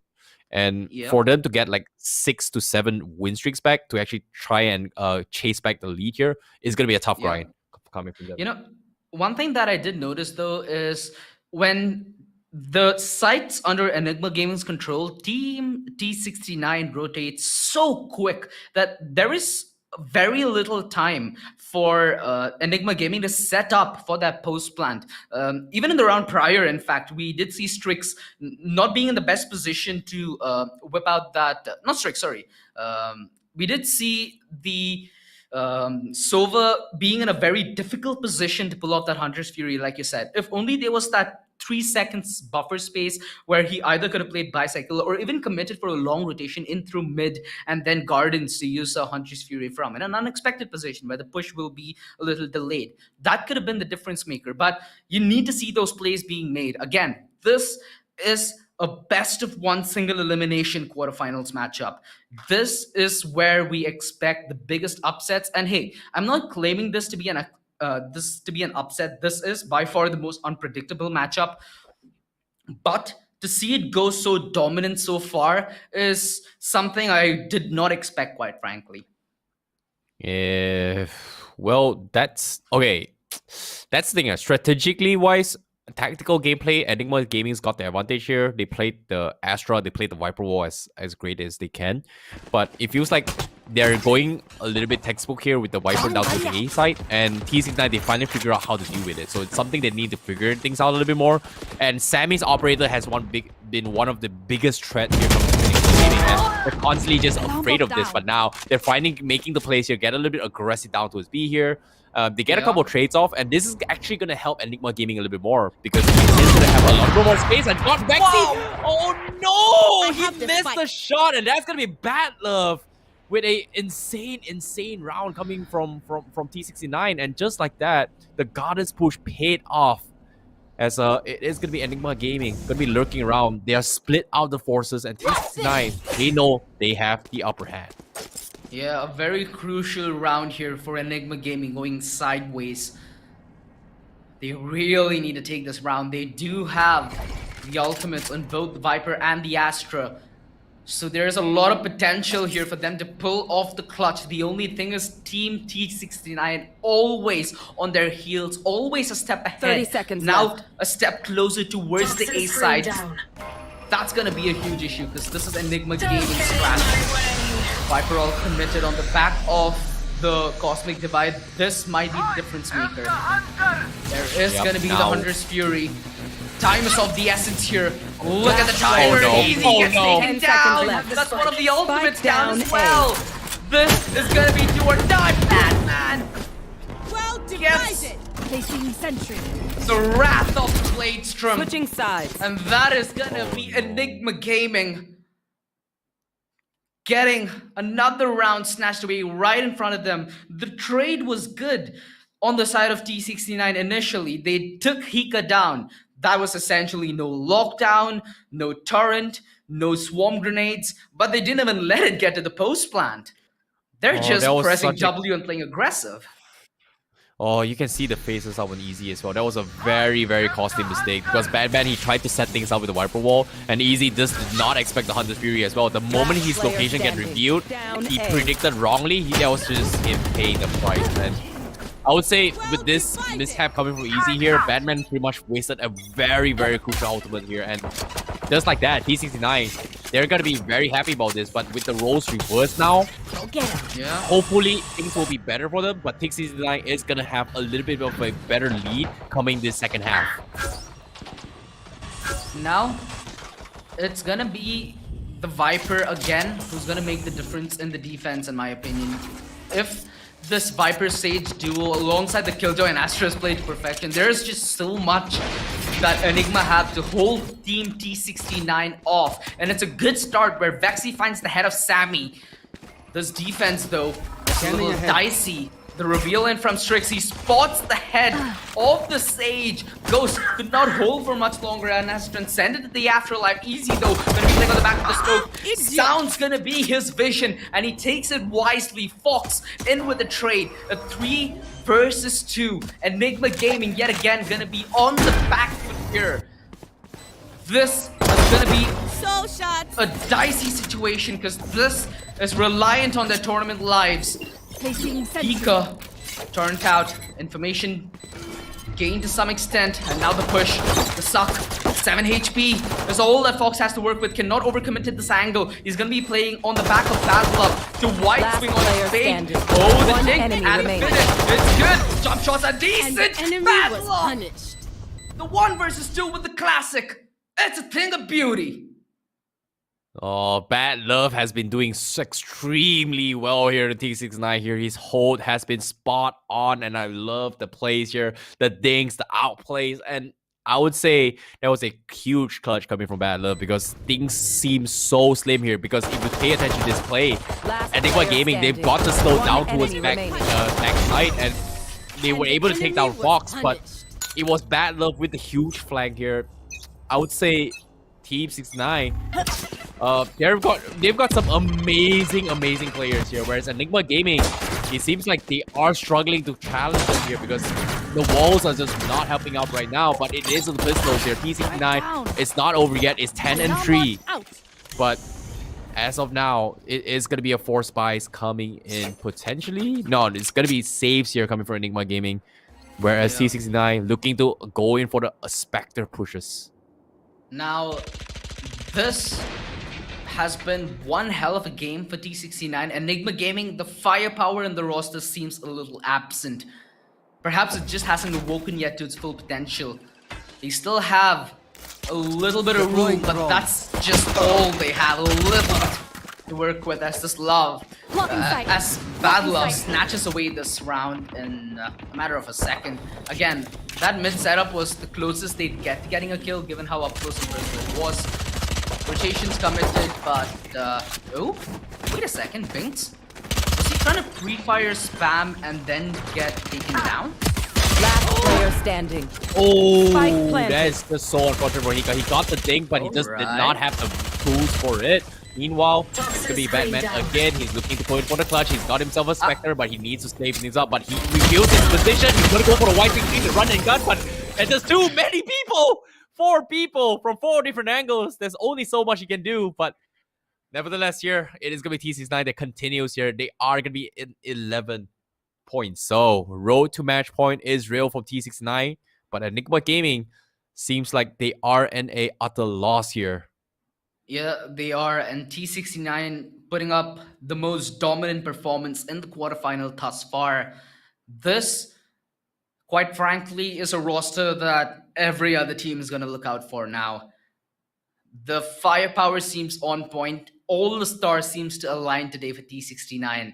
This has me eagered to day 2 now, because not only do we have a very exciting first semi-final, but it seems like every single team in this tournament is going to go neck to neck. And at this point, if you remove the names and make me differentiate between one team to another, there'd be barely any room of difference.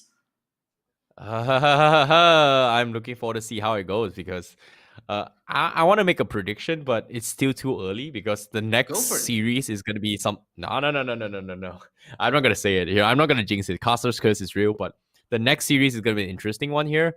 And I'm looking forward to see how the winners of this match, okay?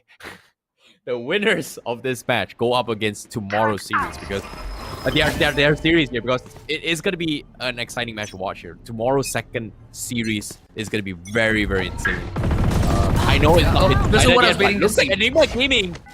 I like what that is this? strategy. That's Odin what I was fan. waiting to see. The gravity well alongside the Odin. You know, if it was a rush, that could have been lights out there and then. Yeah, but coming out into this fight as well here, the Odin span is pretty much revealed the positions from Enigma Gaming. T69, they understand it is a desperation attempt. They will not challenge it yet, but God Vexy, he's going to be lurking around down towards mid here, jumping around, trying to scout for this kind of mid control. Nothing much has been responded here. They're still looking down towards B here, but here comes the drone, but the Astro Smoke to respawn as well. And T69, they have to figure out a push. They're lurking around the smoke. The wallbangs are coming in. The poison from Batman will shut him out. So that's going to be the opening that they are looking for here. And Enigma Gaming going to be going for the force push down here. Sammy is going to be on an off angle down Tubby, looking towards heaven here. You can see the Odin spams are coming in. Fox scouts out another one here. So it's going to be a 4v4, but the spike will be planted. It's going to be up for retake. Sammy missing the shot. That's going to be Batman with a huge clutch. Blocking That's vision. it. Oh, 3v3 now here with Tricks with opening as well. But where is the Odin? I'm looking forward to it, but it's not going to happen Enemy as well. remaining. Tricks is going to be Oh, going no. for the punish. On top of that, it's going to be a 1v2 now. Fox is 3 at off angle. There is a turret to review the position. Turret scouts him out, but Easy going to be sticking the defuse. My God, back player he's got Odin. standing. He's going to go to spray, but it's not going to be enough. And Easy has the time to go in for the defuse and go in for the trade. So that's going to be Enigma Gaming finally taking the W. But the Odin is something the T69 has been so aware of that they completely gave up so much position from that fight. Yeah, for sure. And the plant wasn't anywhere towards winery whatsoever, so it wasn't like it was a good position for the post plant as well. T69. It's something that, you know, might happen here and there, but Enigma Gaming, if they're able to replicate this and build on back-to-back round wins, there might be just enough room to get that momentum, to get that start, because that's what they need You right are now. They just need divided. that push to get that engine warm and started. Yep. Speaking of this, the lockdown has been extended as well. Looks like they are going to go for the retake here. Bings will find a nice kill onto Batman. So that's going to be no wiper available to slow them down in the track. Spike planted. The spike has been planted here Deploying for drone. T69. They have to wait for the lockdown, but Vexy is going to scout things out. Where are they? But Bings, oh, he finally scouts it out. So they know there's going to be one in heaven here. The Odin's plan comes in. Bings immediately runs for his life. And Forty Brain is going to be safe here. Sammy going to be smoking himself here, trying to hide his presence. He's going for the ninja plays as well, trying to catch them off guard. But Enigma Gaming, they're completely getting shredded as well. Vexy going to go for the wall spams as well. Sammy actually No getting charge. clipped off down towards hell. They have to check every single angle. Nika now going to be looking around as well, but Streaks lying down to his wide, finds him. Player Great standing. shot. And that's going to be Enigma Gaming. Going to get shut off. Down towards the retake, and not going to be enough as Streaks will take down the final members of Enigma Gaming as Team 69 will take another round. So this is going to be their match point for Team 69.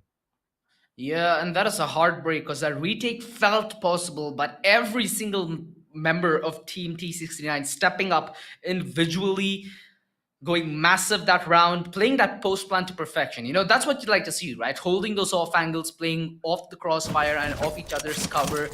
Just that reliability, netting them map and match point. 12-4. If there's any juice left in the card, this is when it needs to. Oh no! Oh no! The turret block Yeah, from Sammy. Boy. It's okay. Get It's out of okay. my It's way. T69 we're talking about. It's match point. One turret down, they can still retrieve it. It's all good. But at the same time here, aggressive push comes in. Sammy with the play storm, going to be opening things up. Goes for a swipe drum as well. They know where they are, but seems like the entire A side is cleared out. So Enigma Gaming, they're conceding this side. Spike planted. Meanwhile, Ghost is going to try and stock up his resurrection here. Potentially their last round, but the spike is ticking. Enigma Gaming for the retake. No responses whatsoever. Now, with the showstopper to buy a little bit more time to push them far back as Enigma Gaming needs to go for a retake here. Hika, Wolf Ball, Strix finds them out 4v5 now. Batman has to go for they take one. Oh my goodness! What is this push? The spray down, they take them all out. Batman is out as well, and that's going to be a flawless win for T69 as Bings completely flushes them all out, and they will be the ones to advance into the semifinal. T69, what a game. Where was the astral divide? They had the ultimates up. They could have simply used one. Oh, what a heartbreak. Not like this. Well, I guess in every game there has to be one winner and sadly one loser. And this time, Team 69, they are your winners by quite the margin. The most dominant quarterfinal so far. And hey, you can be a winner as well. Scan the QR code on your screen right now and stand a chance to win yourself a Red Bull because you could ascend with the power of wings. Yep, get your wings right now. But as of now, Team 69 here seems like my prediction is kind of spot on. But I'm looking forward to see how it all goes. Sammy, still a beast. He is still going to be top ranking in the games. And I'm looking forward to see more games come from T69 as they will advance into the semifinals here. However, from the side of Enigma Gaming, that will be the end of the journey here in Penta Esports Valorant. Invitationals. The best of best, like I said, we promised you the best of the best teams are gathered here. The top 8 is here. And currently, every single series we've seen so far has been really, really exciting. The next one is going to be interesting as well. But T69, Sammy has no sign of stopping at all. But let's take a look at the highlights here, brought to you by LOCO, India gaming platform for you guys. Introducing that T69, how they tactically played all these rounds against Enigma Gaming. I mean, you can just see the pace on the defense, right? The rotation, the strength of the hold, and it's something that Enigma Gaming weren't really able to cope with. Again, they had a really good composition where they could have played the post plant in a plethora of ways, but you never really got that comfort in that post plant if you're on the shoes of Enigma Gaming. Rather, you felt the pressure that's impending with the rotations being just at the surface call. So a very, very good defense coming in from T69. I'm really interested to see how they perform across multiple maps. Like we said, we've seen a lot of Ascent, and Ascent seems to be the comfort pick for many teams out here. So, likewise, I'm itching to see an Icebox. Yeah, I'm definitely itching for Icebox as well. But once upon a time as well, Hika and Sammy was teammates. It's just super unfortunate they have gold for split, and Sammy is just overrunning Hika to a certain degree. And I did not expect this to actually happen here. And one thing I want to talk about is that Bad Love is just insane. Like, this is my first time seeing him play, coming from T69. But him as an anchor for the side of T69 has been one of the most problems in gaming. It's not easy to play a supportive role. It's not easy to play as an anchor role, right? For him to play far back side, to allow Bings and Sammy just do their thing, get it extremely aggressive, he's just able to patiently wait for kills. And I like how he's very, very patient in finding his gun picks here. And multiple times, Enigma was pretty much taking all this kind of baits here. He's okay with trading 1-for-1 as long as he trades 1-for-1. He's still gonna be getting a positive KDs here. But every single time he makes this kind of plays here, Enigma Gaming just can't do anything here. Multiple times, like Easy and also Ghost was just completely shut out by these plays here. So, like you mentioned, it's very hard to play supportively in Valorant, and given the position that Bad Love was in, he not only needs to use his utility smartly and defensively, but he also needs to be able to frag when the moment demands it. And the man has certainly stepped up, gone above and beyond, and delivered on a silver platter. Again, it's just something about these Astra players, right? It's consistency in the defense that really rewards their team, and you saw that being in prime display here in Team T69's defense. Their composition looks strong. Binks looks strong as ever. That showstopper towards Generator was, well, that's certainly going to be a clip you're going to be floating around Facebook for a lot of times. And that just reminds me, you want to see more updates, you want to get ahead of the content when it comes to Valorant, do follow the Penta Esports Facebook and Instagram. You'll be updated on nothing but the best, only for the best in esports, in Valorant. As we come back to the local caster's desk, what do you think about the matchup that we're going to end the day with? Because both of us have been talking a lot, and both of us want to see what form Global Esports are going to be heading into this tournament with. They're going to play against Reckoning Esports, a brand that's almost iconic to house a lot of young talent with a lot of potential. So I'm really excited to see some who consider the best in India in the form of Global Esports to the best rising potential that India has to offer. And I think that's the best narrative and the best way we can end this day on. But the last game, I think that's going to draw all the noise.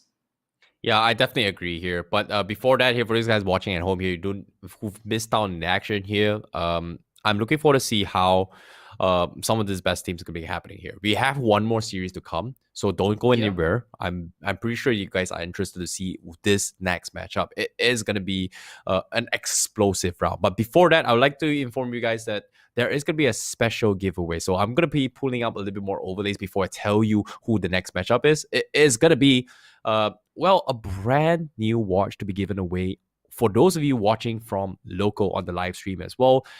If you watch live on LOCO, you stand a chance to win a GOQii Smart Vital watch along with 3 months of personal coaching for absolutely free. We're giving away 2 watches today to watch us tomorrow and for the grand finals. All you gotta do is watch on the live stream on LOCO, sign up as well, leave some comments on the streams as well, and then follow Penta Esports on Instagram to find out who are your winners, who's going to be walking away with 2 brand new healthy watches for you guys. But of course, the next most exciting match here, let's take a look at the brackets for now on how the entirety of the journey for today actually went down. So as of now, to start things off, we did see T69. They came up on top. They were the ones that advanced and took the win against Enigma Gaming. But early on, in case you missed out on action here, Velocity Gaming against Force One was a amazing first series to watch here. If in case you guys missed out on action here, you can replay it later on when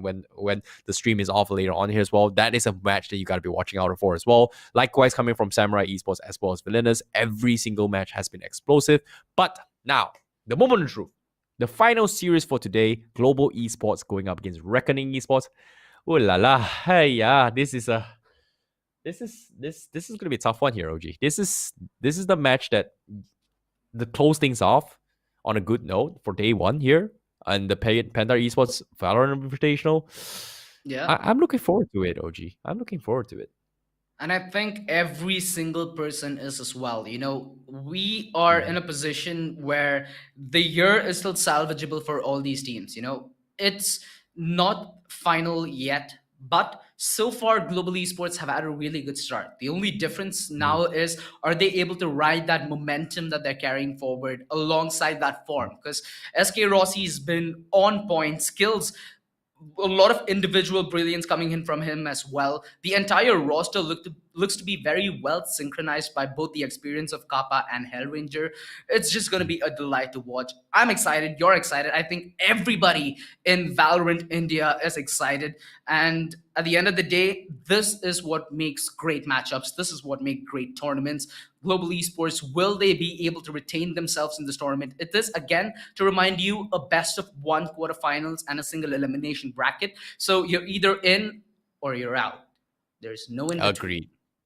Agreed. Of course, for this guy watching at home here, let us know what you guys think about this match as well. Here, drop us a social DM on our socials here with our name displayed on the screen as well. Let us know what you guys like. But at the same time, this entire tournament right now, Penta Esports Valorant Invitationals, is presented by our partners, LOCO, India Ka Apna Gaming Platform, healthcare partner GOQii, stay healthy with GOQii, our talent partners, Trinity Gaming, Game, Connect, and Build. Hope you guys enjoy yourself here, because we are going to be taking a short break with our amazing Red Bulls here, as I need to get myself some wings here before we see you guys for the final match for today. See you guys in a bit. Cheers to that.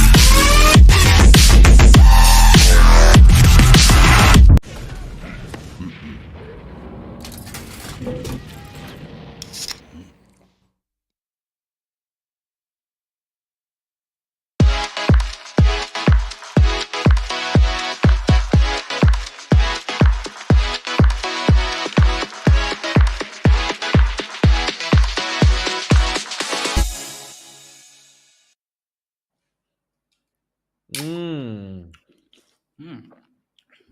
So we're back.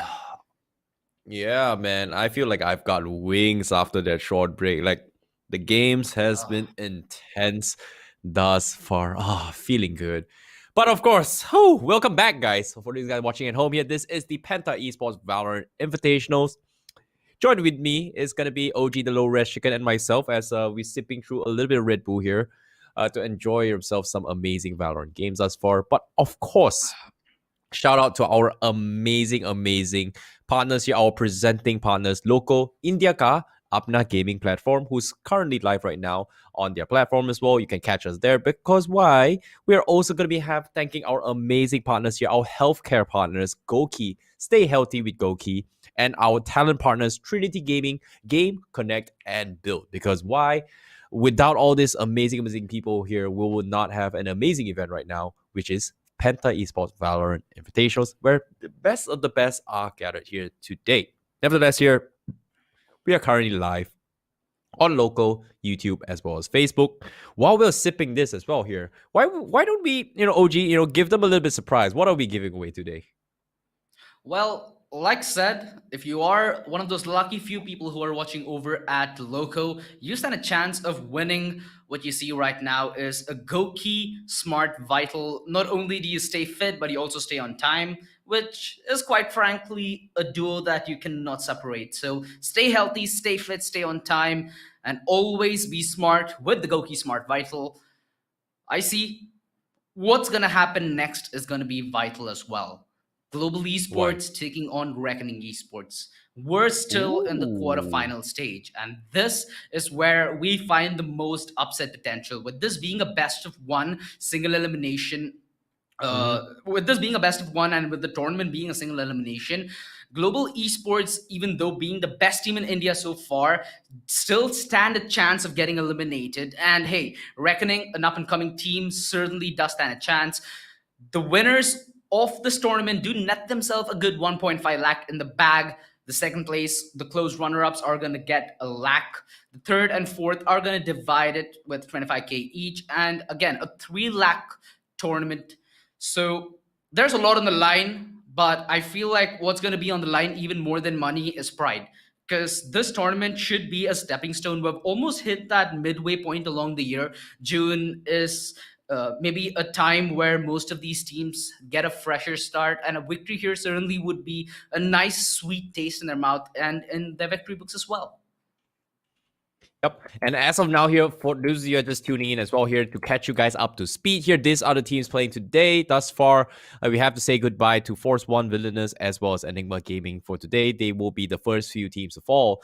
But at the same time, congratulations to Velocity Gaming, Samurai Esports, as well as Team 69 as they advance in towards the semifinals here. But like you said, to close things off for today, the final best of one for today, it is going to be Global Esports going up against Reckoning. This is going to be an interesting match. Like you said as well, to close things up, arguably Global Esports is considered one of the best currently in India throughout the entire track record. Like you said as well, in 2021 and 2023 has been an amazing journey for themselves. But have they been able to keep up in tracks here? Because things can change. We've seen a lot of roster changes here. Are they still in their peak performance here? Because finally, we get to see a brand new map for today. We are going to be jumping into its Split here. Thank God. Wow, this is a... I'm sorry, I just had to. Inside jokes between casters. I'm enjoying myself. But yeah, Split is going to be something that we're looking forward to see as well here. Global Esports has pretty much taken the crown from Velocity, dominated in this entire year as well. So we know that arguably on track record, Velocity and Global Esports one of the strongest teams in this entire tournament itself. But coming into this match here, do you think Reckoning Esports has what it takes to shut them down? Well, they certainly are one of the dark horses in this tournament, and somebody you can potentially hinge your bets on. Considering the stakes, it's still a best of one single elimination. So you've got to give them this, though. This is going to be their best chance to not only get into the semifinal stage and secure themselves a best of three matchup, but also a statement deeming that even gods can sometimes draw blood. Yeah, I agree.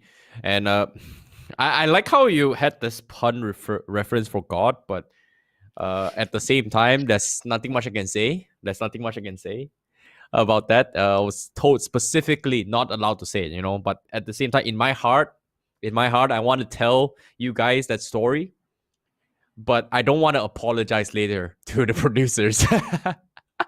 I want to do it now and apologize later. But, you know, if you guys are big fans of Valorant, you guys know what we're talking about. You guys are big fan of Valorant India, you guys know what I'm talking about. Surprising enough, the chat has been amazing thus far. Everybody's watching at home. Thank you guys for supporting here. Remember to like, share, and follow the stream. We have more amazing matches here. If you guys are still listening right now for these early birds catching up, like I said as well, I'm going to remind you guys once again, we have something special installed for you over this 3 days that's happening in Penta Esports Valorant Invitationals here. So the reason why we have this amazing music background when we are waiting for the games is because it is a hint that we are going to be having a festival here online. So hope you guys enjoy some online festival.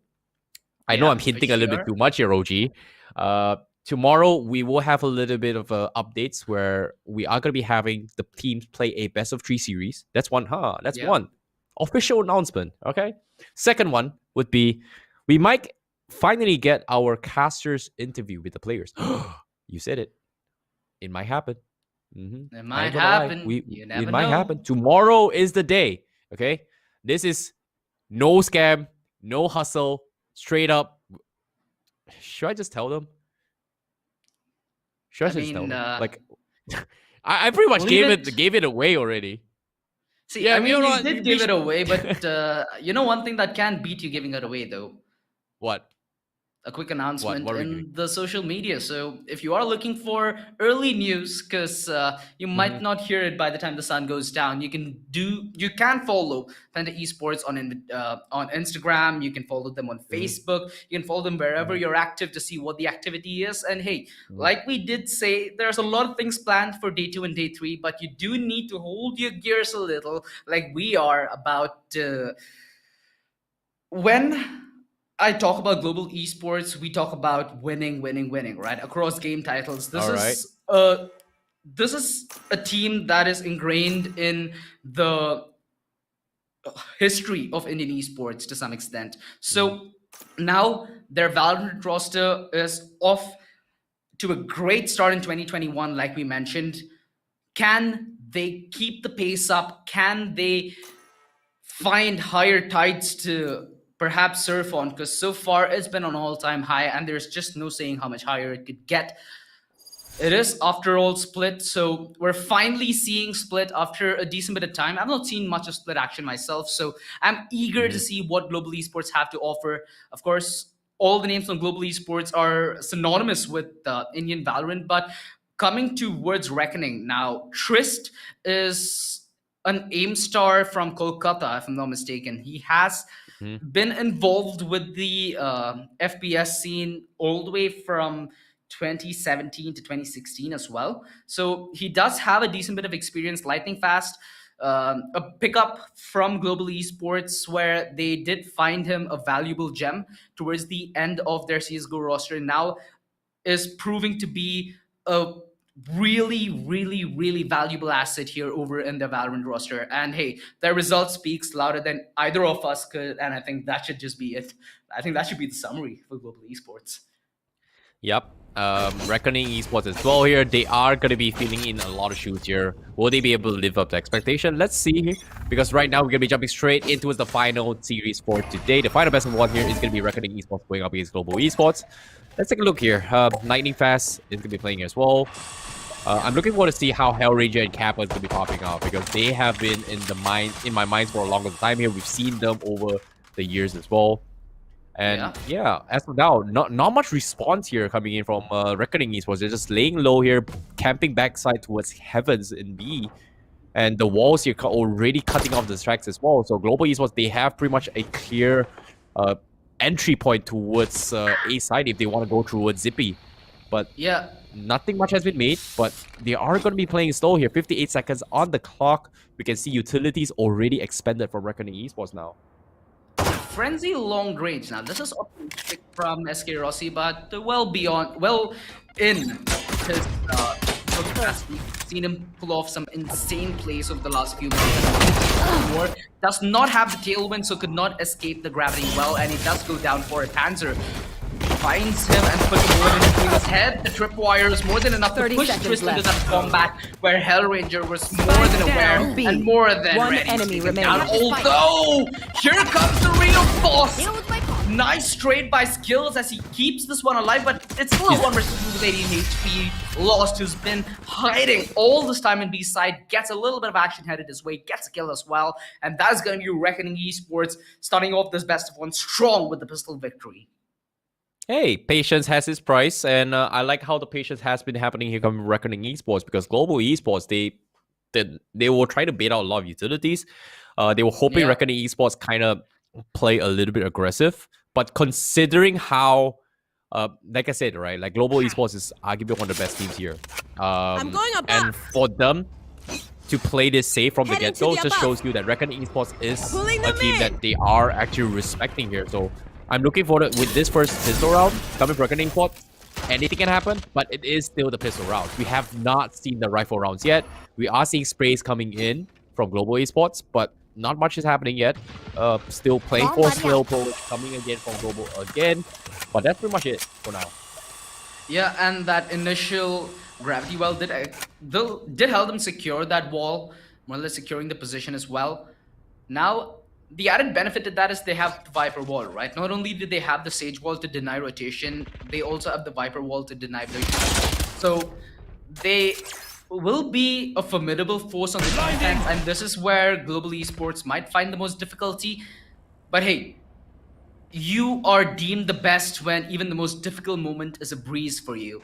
So I guess you can just dash away a bit. Patience coming in, and now SK Rossi gonna get a punish as well. Tri-Sports going for the defensive push, but just like that, Reckoning Esports, they are gonna completely shut out Global 30 Esports seconds here. left. in a two-man down advantage here. Skill's going to be retrieving himself forcing a Spectre from the side of Global Esports. We'll get a couple trade-offs in as well. Hellranger salvaging the situation, but it is going to be a 3v3. But the spray down from Skills will find a stray target, and that's going to be Reckoning One losing enemy another member remaining. here. And just like that, the trades Calling are my coming in. BRZ Boss going to be left all by himself in a 1v2 situation. Great eco round coming from Global Esports. A force buy to throw them off here. And now with drops here down towards Cubby. And this is going to be a really awkward position. And Boss will take Hellranger. But unfortunately, it is going to be Global Esports that clutches us the round in game number 2. Round number 2. Yeah, Global Esports keeping that clean sheet, so denying that clean sheet. So it's not what Reckoning expected. What's a rebuttal to this? They've tried to deny that early aggression. They're using that gravity well towards B main, B link actually. So it's not free mid control for Global Esports. They do fight it a little late. That's when Reckoning Esports concede. The push from Skills though was quite clean, giving him access to the side and getting the kill thereafter. Then it becomes hard because Reckoning cannot be in a split mind. They either completely play for the retake and not challenge the side, or they challenge and hold side, play for the numbers, and then look what the game plan is in the post plan thereafter. Right now, it feels like the defense is a little bit split-minded, but hey, it's all about the puns, and it's all about the small cracks you find in the armor. Lightning fast seemed a little lost, bro. Yeah, and now the game continues here. Guys, Boss gonna be going for a couple of interesting judge plays here, and just like that, Global Esports, they're falling into this interesting traps that have been set up for Reckoning Esports. What's happening? And now BRZ Boss, oh no, that could have been the round, but they knew he's the there. The lurk, man, the lurk. This is something they did not expect as well. So a little bit of miscom happening between Reckoning Esports, but it's not over yet. It's 2v2. The spike is still in the hands of Global Esports. So one enemy remaining. Go for the spike, done. And now Rossi will provide assist, the showstopper on top of that. And I'm not sure what Trice Boss was thinking to challenge, because that should not have been their round. But nevertheless, Global Esports, they will come up on top despite a fantastic defense to start things off for Reckoning Esports. So despite all the pressure that's being thrown onto Global Esports, it seems like they are struggling to win this kind of early engagements with this kind of sneaky here. But eventually, when it comes down to its last crucial moment clutch, Global Esports has just so much more experience compared to Reckoning Esports right there. It's also the fact that there was so many instances about the rotation wasn't aware. There should have been like straightforward communication that Rossi has breached our front lines. He could be lurking care, but that frag on a defender spawn was very questionable.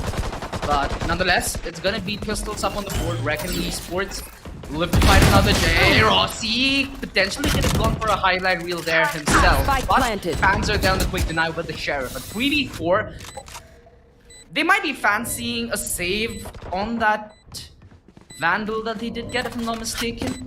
Potentially could force it to an operator next round if the economy forbids. I didn't get to look at the money, but I feel like that might change things. Maybe an operator setup to get that aggressive dealt with.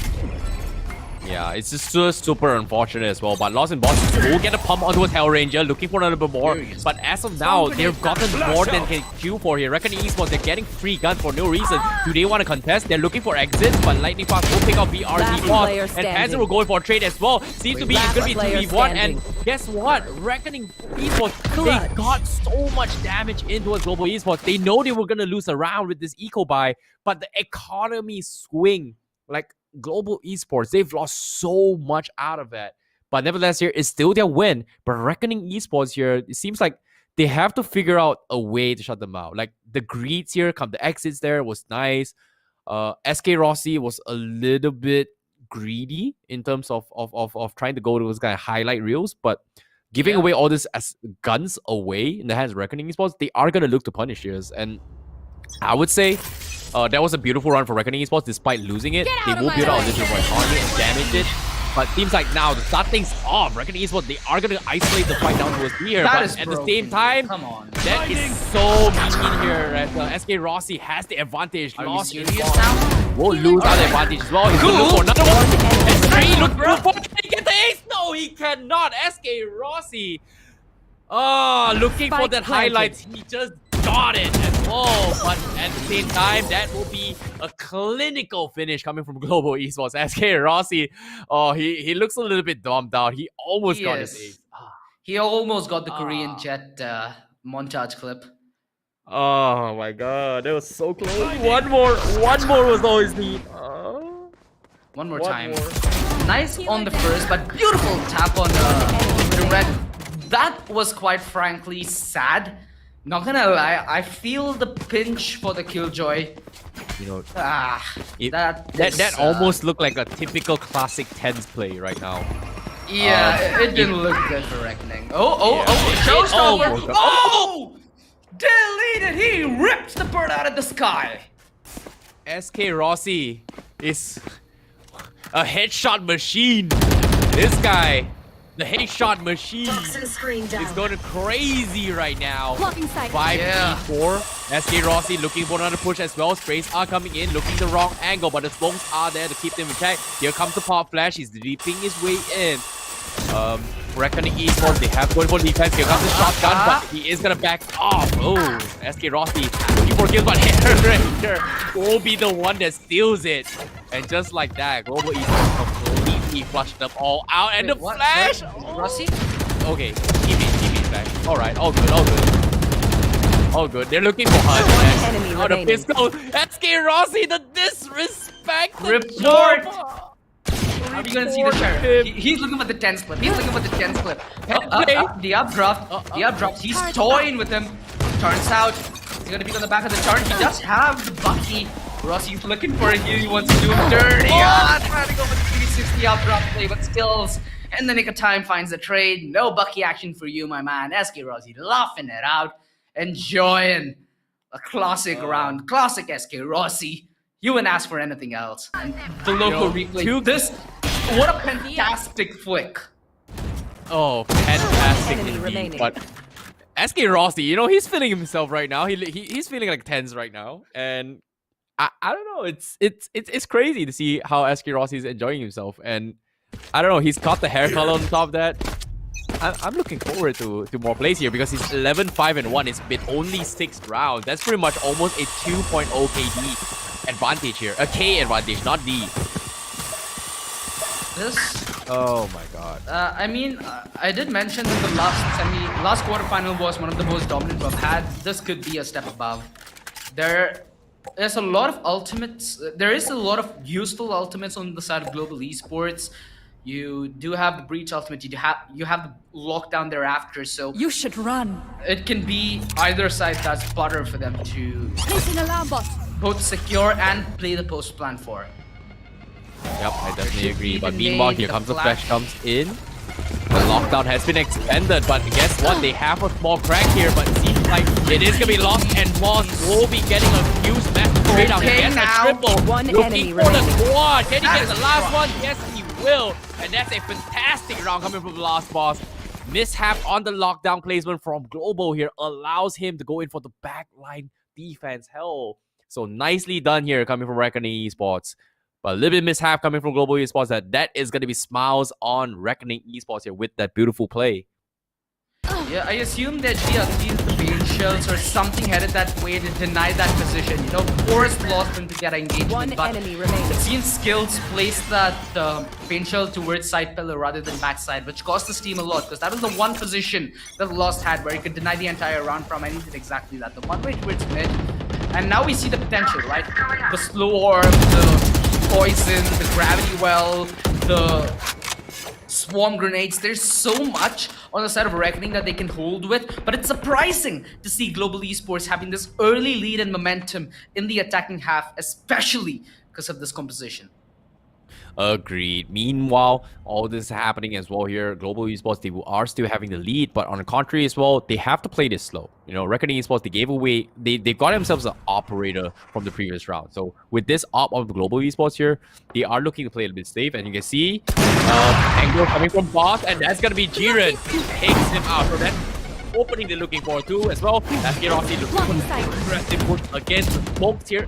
Jet smokes here to actually set up for the A side push, and that's gonna be a successful pick coming in from Global Esports. But guess what? The defenders here, they have the lockdown, but the plant spike is gonna be planted as well. He needs to back out. Kappa, when he gets him off, unfortunately, it is not gonna be able to have the fight astray. And that's gonna be one player getting caught off. On top of that, it's gonna be up to SK Rock to hold down the board. Meanwhile, he also goes down. Skills is still stuck right now. And he pulls up his gun, and Lost Boss will find him. Reckoning Esports with the lockdown. That's how you do it, they say. That's how you put a lockdown. They just committed so much utility to the take where they didn't have enough utility to disengage. He just got caught off guard while transitioning. That could have been a post-plan play right there, but fate is as it is in Global Esports. The dominant start that they had, now their scoreline being chipped away, how do they respond? Their game face is certainly on. Rossi's like, bro, let me off. I'm ready. I have my blade strom. I'm only gonna invest in armor. A classic is all I need on the sidearm. He's gonna go on the Spectre, but the blade strom nonetheless takes it in towards mid. It's gonna be an updraft dash, isn't it? Tailwind is away towards heaven. One blade expelled, 4 more to go. He's jumping the back lines. Spectre out. He's gonna spam his way through the smoke. Maybe a jump in play. He is limitless with opportunities, but limited by his HP. Trist backing off, leaving it all on a loss to defend towards side as the smoke isolates him. This is an interesting play. They have that ultimate. Now, a spam is all they need. The flash up, hit, and no, Lost Boss misses his time. He gave away his position, and Lightning Fast was more than ready on the trigger. Chris, instant trade to Rossi. 30 HP, but he has a huge responsibility to single-handedly hold towards heaven, while the rest of his team plays towards side. And Reckoning Esports rotation is according, where they're spearheading their effort in through CT. Maybe they need to focus more on the operator. I'm not sure how he's expected to solo handle here with the off. He feeds his life to SK Rossi. An updraft, perhaps he gets another. Has the tailwind available, did not use it. On 3 versus 3. Reckoning Esports, now the man down. Trist, another spectacular accelerated close range, up close and personal. It's a Kappa. A decade worth of experience, but he cannot put that to good use. BRC boss puts him to sleep, and that's Reckoning clinching yet another round. Oh, what a crazy game here coming from Reckoning Esports here. Like, they understand that SK Rossi has been extremely aggressive with play. Let him in, pull him out of position, and go in for the punish here. But despite all that, SK Rossi was able to get 2 kills before he actually go down, and forcing everyone from the side of Global Esports to actually go in for the contest here. As Reckoning Esports, they look pretty strong in this game, and I don't know where this is coming from here, but it seems like the decisions has been spot on in all these games. And now they are actually catching up against Global Esports. Are they going to be able to tie it out? But meanwhile, SK Rossi going to be having 14 kills here. Alongside with 11 here. Jiren Boss with the operator is just destroying Global Esports here. And with this operator play, Global Esports, they have to rethink their strategy here. The operator gave away, coming from Global Esports, pretty much messed things up. But now here comes the flash coming in from B-Push again. Global Esports playing a little bit slow. The lockdown once again, gonna force them all out.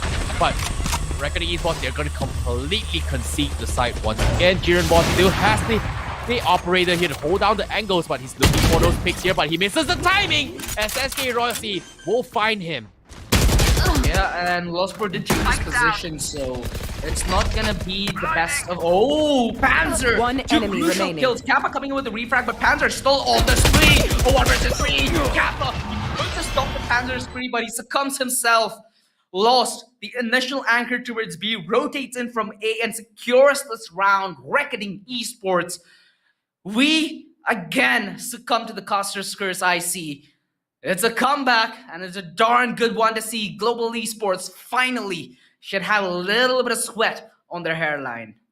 Yeah, it is going to be a sweat here because Reckoning Esports, they are on smiles and games right now here. It seems like they have figured out what Global Esports' weakness here. We've seen a lot of aggression coming from SK Rossi, and it's pretty much completely caught them off guard. And Reckoning, they're pretty much adapted the playstyle here. And I'm pretty sure with this slow play here, Global Esports, they have to respect what's actually happening. They have to play this slow. And now, with Lost Boss with having 12 kills here, Reckoning Esports will be going for a textbook play once again here. They've got a lot of setup down to an A. but on this defensive side has been phenomenal. GOQii Esports this time, they're not taking chances with this stage wall anymore. They want to open up the map a little bit more here before they actually make this push here. But once again, they're making an attempt down towards B again. You can see Ray's already up towards front here, looking for the angles. SK Rossi already lurking down towards top side A. That's a pretty deep lurk here. So Global Esports, they have to be careful. But here comes the op from here, and he gets it for a second time. That's a huge punish from SK Rossi's aggression. But with this play, it's not over yet, but Showstopper has been expanded from Global Esports. They're trying to clear out the fight. They take down Panzer, but Skills will take him out as well. Still 1-for-1 trade. Make it 4-for-3 now with the Showstopper up on Reckoning Esports. Here and Force gets another one! And Global Esports, they're losing members 4v2. As a Global Esports, they get the spike plan, but look at this. They've got ultimates. Kappa. Over a white thing. He gets the headshot, looking for another, but lost one enemy remaining. Timing. Here comes the Showstopper. He catches Hellranger. 1v3. Up to Kappa. They know exactly where he is. The spike will be defused. There's no way he's going to be able to contest it. He's going to completely bail out. But guess what? He gets an easy exit here as Reckoning Esports will take the lead. 6-5. Yeah, but the only consolidation for Global in the last round was Kappa's just that much more closer to his ultimate. One orb away, and he has it. Perhaps something for Global Esports to work with, but it's very uncharacteristic plays. And Global Esports taking such risks, especially considering it's the fact that it's a best of one single elimination bracket, it does put a chill down my spine. But hey, Global Esports are Global Esports. Let's see if their dominant streak is kept alive and running. Beautiful flash from Kappa. Skills. SK Rossi, in fact, providing ample cover for Hellranger. TP towards the back of the side. Dashes away. The victory. He gets the last kill. There goes our Korean Jet. Yet again, making clips day after day. SK Rossi, what was that? The aggression coming in just completely caught Reckoning off guard, and the mix-up coming from Global Esports to play it fast was insane. Let's take a look at the replay of how quickly he actually took that side. From all the way back A side, goes in for a push, the splash assist gives it the angle, catches off and boss, and he just goes ham here. He doesn't really care. He was looking for knife here, and even Jiren Boss was not able to respond to this. What is this movement coming from SK Rossi? That's crazy. He's 19 kills on top of that. This is arguably, I don't know, India's tens right here. SK Rossi to be the best, if not one of the best, mechanically precise player in India. So he's making a pretty good statement and testament to it as well. Brilliant way to shine. First match where Global Esports slowly started to lose ground. He gained form, gained in the last round, ends it 6-6. But the second half pistol. Reckoning Esports, their lineup was really crucial for them to secure rounds on the defense, but their only criteria here is to make it through the first match. They'll have a lot of utility, which will be of great use. Nice paint shields towards mid from Skills, but Panzer still survives, and Global Esports are now playing on the back leg of a man disadvantage. But the only difference being is this rotation could be easily scouted. Okay, yeah. I'm again confused as to who is lost here. Is it the Viper or RNG, or is it Hellranger on Global Esports? So far, Kappa is keeping the dream alive. Still off the man deficit though, on Global Esports. With 30 seconds left on the clock. Reckoning, they're playing a little dangerous considering time. The wall is set, which is gonna bait Kappa into the pick. Oh, lost boss! He's not able to secure the frag.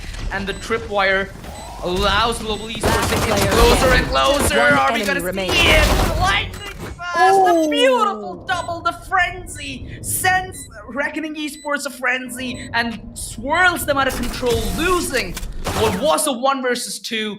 What an absolutely ecstatic play from Lightning Fast, securing the pistol and the lead for Global Esports in the second half. That was an insane run coming from Lightning Fast as well. Like, he was able to just outplay him as well. Let's look at the replay here. This was a great setup coming from Reckoning Esports, going for the double white swing pick. But Lightning Fast forced the Sage to come out of position by baiting out the reload there. He went for the reload here, half reload, instantly getting the full tag in and going for the white ping here. And because of the reload here, it pretty much, he knew that he had the time, considering that based on movement-wise, he was 1 pixel off coming from Price Boss because he went towards the right side, and for him to stop his velocity and regain it to pick for the left here, that half a second window was all he needed going for the right. That was insanely done. Meanwhile, here comes the sprays coming from Global Esports. Spike down, Completely B. shut them all Player out. standing. Global Esports, they clean. That's gotta be the fastest round, except when it comes to SK Rossi just completely destroying Reckoning Esports here. That's the fastest round in the second half coming from Global Esports. I think that's the fastest round of the tournament so far. So, yeah.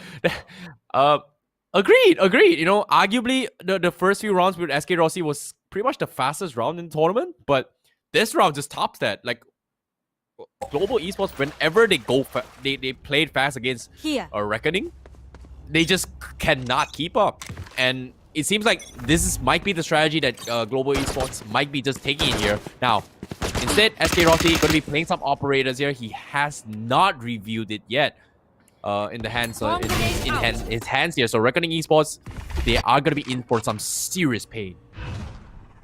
Yeah, I do have that operator onto SK Rossi, so we need to see if that's going to be the difference maker. So far, that opening pick was denied.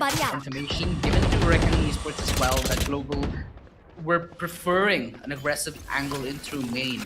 SK Rossi, this is going to be the highlight. This is what he's known for. Incredible mechanics, incredible flicks, incredible play with the sniper.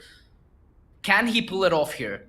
Reckoning Esports are mounting an attack towards mid and are just boiling this down a couple more minutes, hoping to catch a stray member of Global Esports, and that might bait them in for the peak. SK Rossi more than ready with the angle, and he finds the frag, and Kappa could reinstate this presence by that flash. It could have meant that skills play would be aggressive.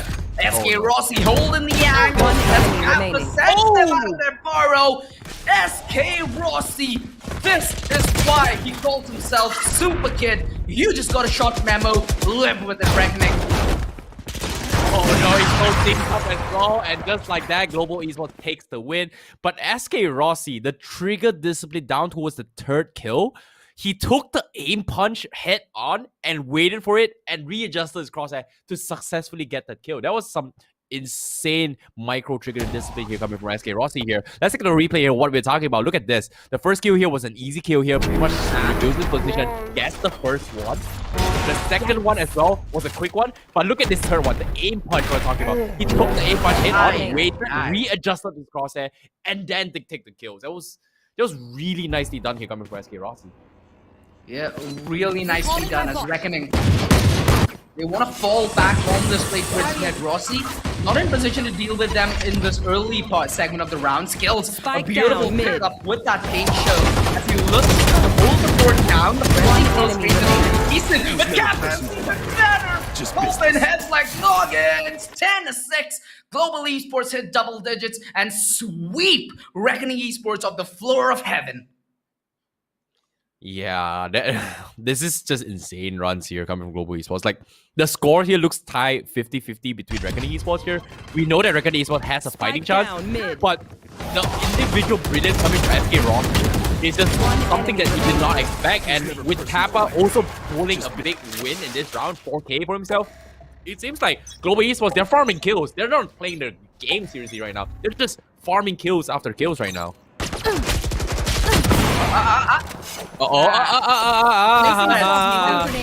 Naughty. Fast reaction, but naughty SK Rossi. Very naughty. Nice attempt though, and he's been attempting this for quite a while. So it's something that I feel like Reckoning Esports are accustomed to. That was not what Skills expected. So it's gonna be a little bit of a pinch, but nonetheless, 10-6. That early start, going the way of Reckoning, baiting a decent bit of utility and chipping away a decent bit of health from SK Rossi, leaving him down a 11 HP. It's a dynamic setup towards A. They're essentially letting go of ramp after a single pickup and potentially leaving SK Rossi to anchor You are that while divided! it's the Killjoy who's gonna fight the side. Never mind, he's rotating in through elbow, going for this aggressive B. A really, really optimistic play considering he did not have the dash. He has wings though, and they fly soaring sky high, lightning fast, adding to the tally as the numbers 30 seconds fall left. like the house of cards that Reckoning Esports' attack is. The Killjoy turret more than enough to get information. Chris, position given away, the flash. This is the breach you do not want to play Spike against down Kappa. A. Good for the single frag, leaving Lost Boss alone. 15 seconds left, but he's left with nothing but a battle to defend for himself. Skill. He might be a really good artist, but those paint shells seem even better.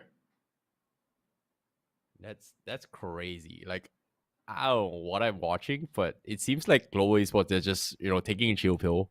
I like how Rossi is just completely destroying here. And in this particular round here, like, it feels like this second half is literally Global Esports just taking turns to allow their players to shine. And Reckoning Esports here, they had the upper hand in first half. Second half seems like they looked a little bit lost. Like, you can see the morales are looking a little bit down here because everyone from Global Esports just taking their time, just completely flexing right now. And I don't know, it seems like Global Esports is just popping hits every single game. Like Nick Fast had this moment, Skills as well.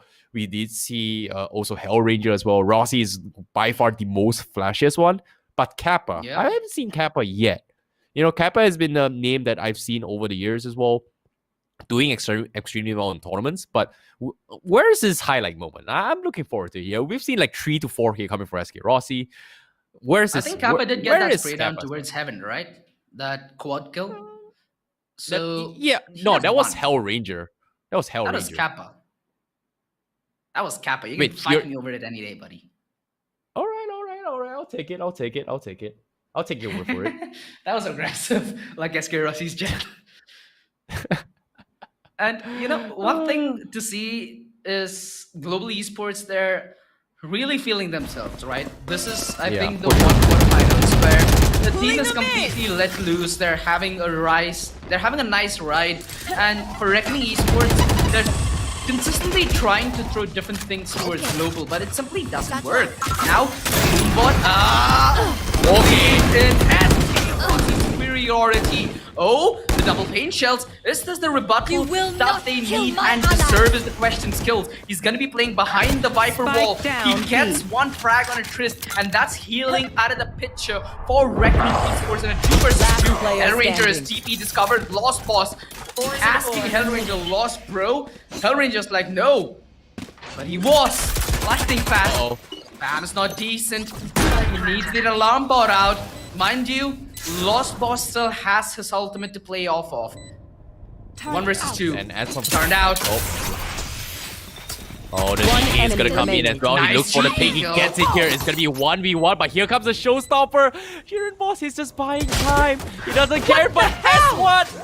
Don't interrupt my... Caught him off. Jiren Boss tried to go for the pressure play, but it just did not pay out. Oh my goodness, that's a huge Look at punish skills. coming Look at in. skills. The They're showstopper laughing. was stopped. The showstopper Ay. bait to buy time did not work out. Showstopper machine not working, bro. The idea was great, the concept was great, but it seems like Global Esports, they just have a greater instance. Like, they're just super confident in this kind of repicks there. And for them going for the repick to just challenge Showstopper right head on, that just takes a lot of confidence here. Look at And Ross, because of that, 26 kills. Global Esports match points. Yeah, 26 kills. I mean, I've seen chat spam it the entire day, but again, I believe in SK Rossi's superiority now.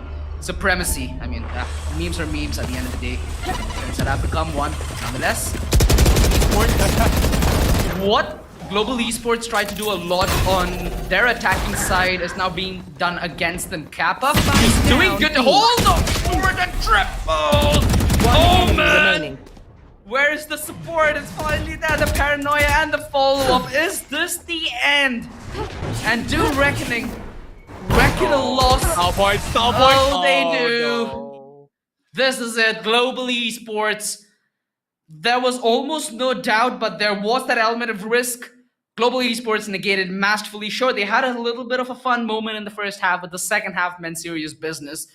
Everybody, in fact, from Global Esports stepping up individually, some doing more so than others. FK Rossi, 26 kills. I think he got 28. I think he got like one or two more in the end. I didn't really have a good look I at don't the know, scoreboard, man. which we He will just have got a look he thereafter. just completely destroyed everyone. That was just insane. That was just yeah, I agree. insane. The first half, Global Esports, they're just feeling it. As well, Reckon Esports, they gave them a run for their money. But I like you said as well, Global Esports, we all know they are one of the strongest team coming in this tournament here. No surprise for them to win. Congratulations for Global Esports to make it to the semifinals here. And guess what? For you guys watching at home here, scan this QR code, get your wings with a brand new, I would say, new taste for you guys here to enjoy yourself some drinks, to enjoy the game here.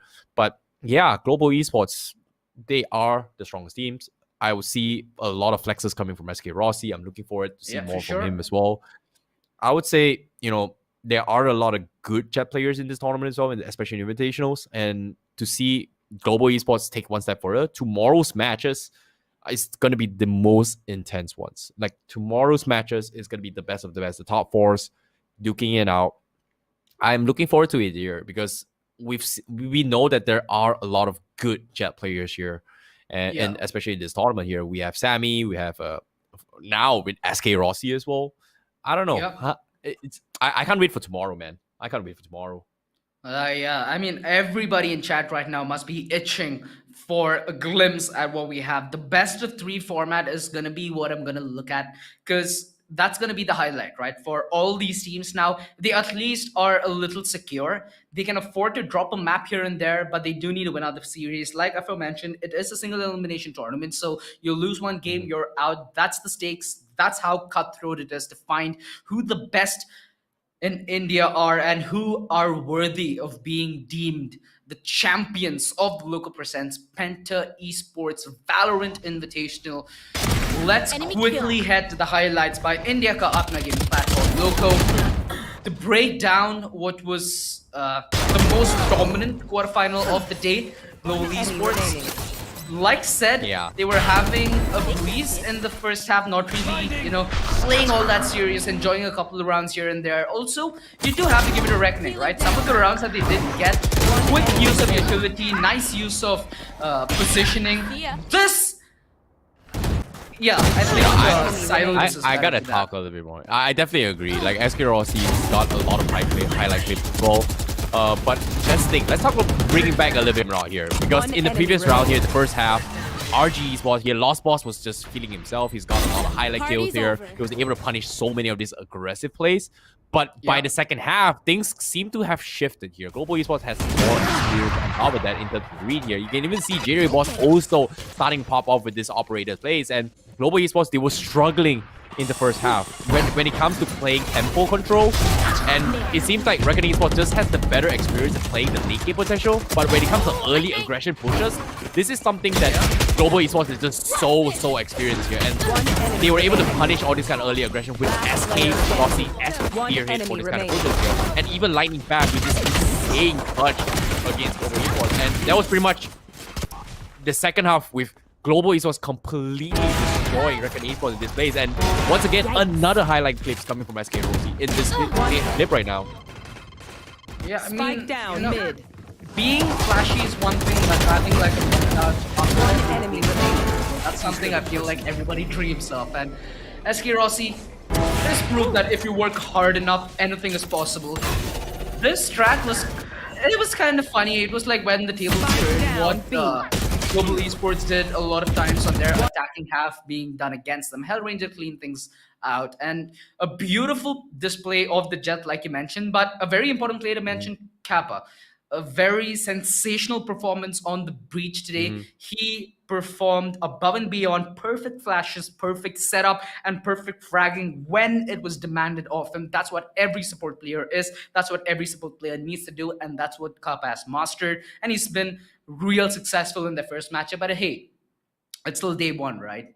We're so excited. There's so much adrenaline flowing through my veins right now. but we still have 2 more days to go. So, what would you have to take away from day one? I see. What do you have to Uh, take away from the tournament so far? Honestly, there's just so much I'm looking forward to see here, especially the whole day. So many amazing games from all the teams here, and this finals game here. What was really crazy is that every time SK Rossi goes for this kind of highlight clips here, Kappa's assist with his flashes has been really, really spot on. And it's just ridiculous. Exactly. I definitely agree. Kappa was just so phenomenal on his support role, on his utilities on point here. And I really like what's happening here coming from Global Esports. But tomorrow's game is going to be even harder. But congratulations towards Global Esports. They are arguably one of the best teams. Them flexing in this particular game was just a great example of why they are one of the best teams. And can they continue to hold the title? That's going to be another question here. And arguably being one of the best teams, they will have the better experience when it comes to best of 3 formats. So tomorrow's games, the semifinals, it is going to be a best of 3 formats for all the 4 games. Yeah. And taking a look at the brackets right now here, to start things off tomorrow, we will have Velocity Gaming going up against Samurai Esports in the best of 3 series. And then followed by that is going to be Team T69 going up against Global Esports. That is the match that I'm looking forward to here, because at one point in time, Sammy was considered one of the best Jet players. And I don't know, is he going to be able to stop SK Rossi, considering that SK Rossi is pretty much flexed his way in that particular round here in Split? And I don't know. It seems like I'm looking forward to the second series tomorrow. I'm sorry, Velocity Gaming and Samurai Esports, you guys are amazing from the entirety of the game, but that final moment from SK Rossi's flex just topped every highlight moment in today's game. So I don't know. Yeah. It's gonna be close. It's gonna be close from all these teams. But like I said, the best of best coming in from all around India are here today, except for a team. But yeah, I'm looking forward to see how it goes. For sure. Yeah, for sure. I mean, I think tomorrow you'd get a pretty clean answer. Which of the 2 Jets are the most diff? And Mhm. at the end of the day, it's the best of 3 format, right? This is what all these Mhm. 4 teams are going to be praying for and vying for, because now they have a little bit of breathing room, which opens up a lot of room to experiment and try getting some new strats in. Maybe something that you might not want to unveil in the quarterfinals, maybe something a little more reserved for a semifinal or even a grand final matchup. Mind you, tomorrow at 4 p.m., we start off with the first semifinal, a two best of 3 semifinals, which leads up to a best of 5 grand finals to definitively prove to us who indeed is going to be the best amongst the best in Indian Valorant. I see Yep. the highlights are ready. I'm ready. You're ready. But before we leave the local caster desk, do you have any kind of final words as to what you think that you should look forward to? And maybe a hint to our audience who are having a nice and relaxed time after a really ecstatic performance from our SK Rossi's Jet. Well, for starters, tomorrow in the semifinals, we are gonna have a little bit of interviews with the winners of each particular series here. So in case you guys want to, take a look into what's the in-depth of what all these teams, or I would say the teams that's gonna be advancing the grand finals tomorrow, and what they have to say about this tournament here. I'm looking forward to see what they have to say here with the interview with ourselves here. And for these guys to come back as well, be sure to come back tomorrow, same time, same place. We are going to be having the semifinals. I'm looking forward to see how, what kind of content or what kind of juicy info that we can get out of this amazing teams here. But of course, for these guys watching at home as well, you can always leave us a DM. Let us know what you guys want to ask in particular for tomorrow's matchup, because tomorrow's interview is going to be a crucial one here. I'll be asking a couple of fan questions, probably if in case if the winner gets here, or whoever we pick is going to be interviewed here. So tomorrow, be sure to come back as well. That's gonna be that's gonna be tomorrow's dates. And of course, for these guys watching at home as well, be sure to come back tomorrow, because we are also giving away amazing products here. We are giving away all you gotta do is be sure to come back again as well. Watch the live stream live on LOCO and stand a chance to win a GOQii Smart Vital along with 3 months personal coaching for free. Day 1 today, we're going to be giving up 2 watches as well. To find out who is going to be winner, all you gotta do is just follow Penta Esports. I repeat, follow Penta Esports on Instagram for the winner announcement, and you'll be walking away potentially with a brand new 2 watches on display. Tomorrow, we're also going to be giving up 2 as well. Be sure to come back for that. And on the grand finals, we're giving away 4 watches in total. So the best of the teams here are going to be competing tomorrow as well. yeah, that's pretty much sums up for today. And of course, a little bit more hint to you guys is that day number 3, we're having a little bit a little bit of an episode for you guys. A little bit of a Oh yeah. opening show for you guys. Oops, I just said it again. Hey. I mean, No, old habits die hard, don't they? I know, right? Like you can't contain the excitement, man. Like I gotta leak up a little bit juice for you guys. For these guys watching, hey, we don't know what's happening. Oh, it's just another tournament. No. It's not another tournament. This is Penta Esports Valorant Invitationals, bro. This is the Penta Esports tournament. Different level, bro. Different story, bro. Yeah, that's all I gotta say, man. That's all I gotta say. Be sure to come back tomorrow. Yeah, then a huge tournament once more to our sponsors who have been helping us throughout the tournament. Presenting partner LOCO, India Kapna gaming platform, healthcare partner GOQii. Stay healthy with GOQii, stay timely with GOQii, and at the end, but not the least, talent partner Trinity Gaming. Game, content, build. Well, they do all three, but with only the best. It's been quite the day one. I don't think I could have asked for any better. I feel like there's so many storylines out there already, a lot which are interesting. I'm very interested to see how the semifinal stage does go on. Again, reminding you folks, it's going to be at 4 p.m. So do tune in, get your popcorn ready, get your Red Bull out, make sure you have them wings to make sure you soar sky high against the competition. And hey, that's it for me and IC, I guess. We're having a blast here at the local caster desk and look to have a blast again tomorrow. Do tune in if you're as excited about the action as we are, and good night. And of course, check out this fantastic moments for the day. See you guys.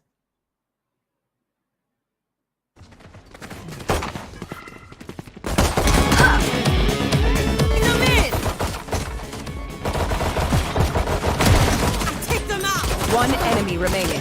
10 seconds left.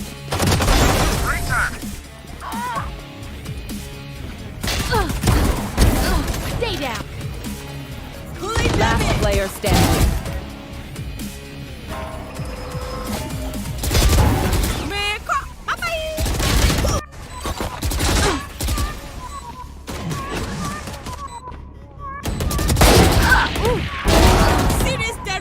One enemy remaining. 30 seconds left. Concealment. Blocking vision.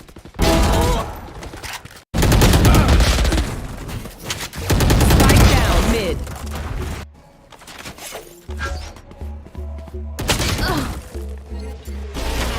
Spike down mid.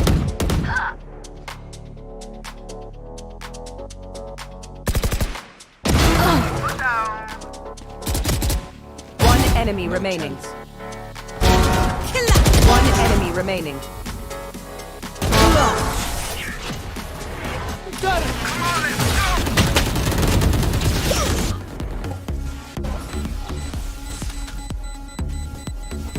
Imagine if I died right now. So funny.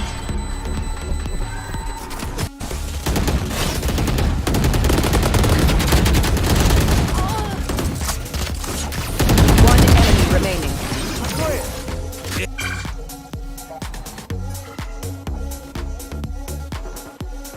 Need that back. Need that back.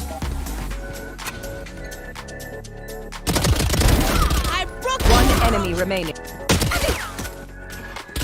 I set the punishments on them.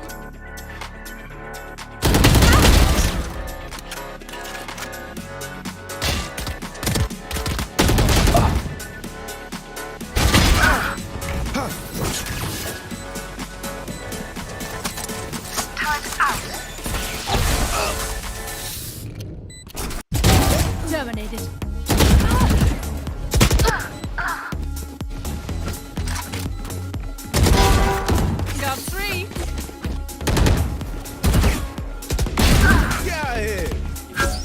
Remaining.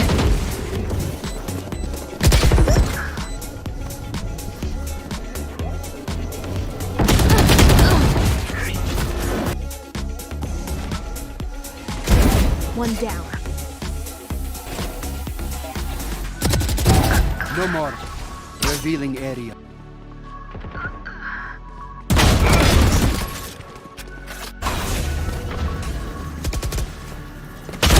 .30 seconds left.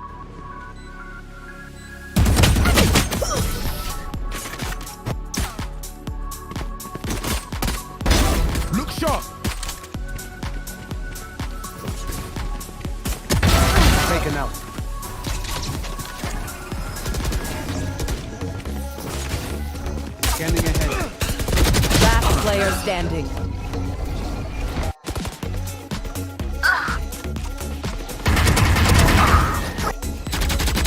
Last player standing. One enemy remaining.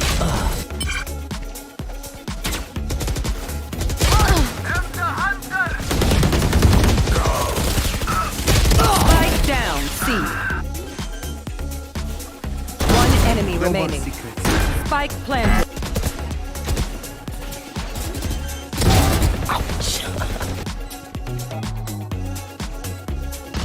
Last player standing.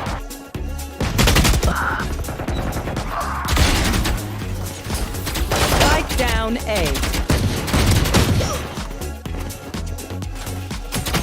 One enemy remaining.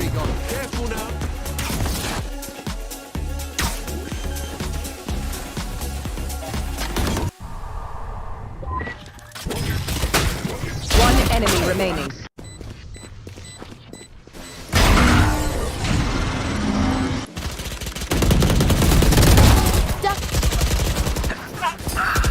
One enemy remaining.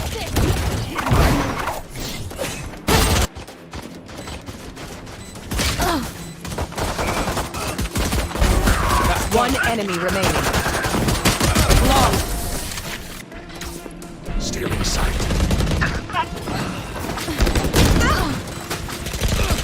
One enemy remaining.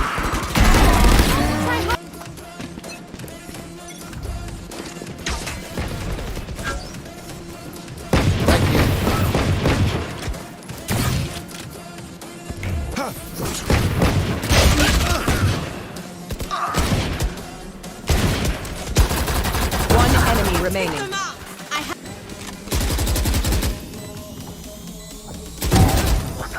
You are divided! Your fault. Grounded.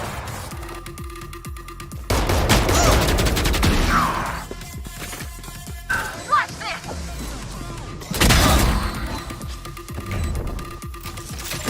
Spike planted.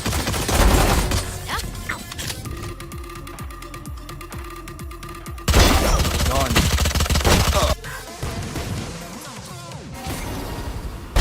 Enemy.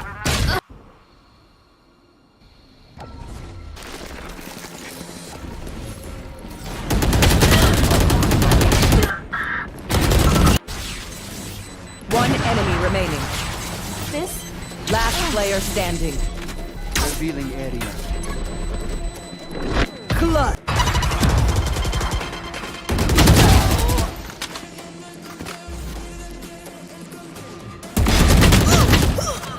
Spike.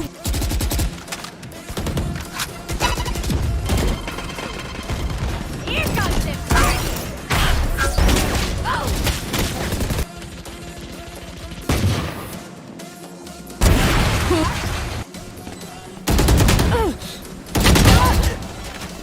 Scanning.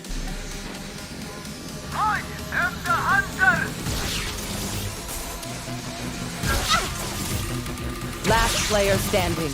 Take down A.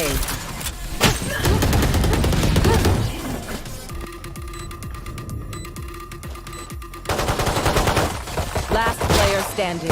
One enemy remaining. And the enemy.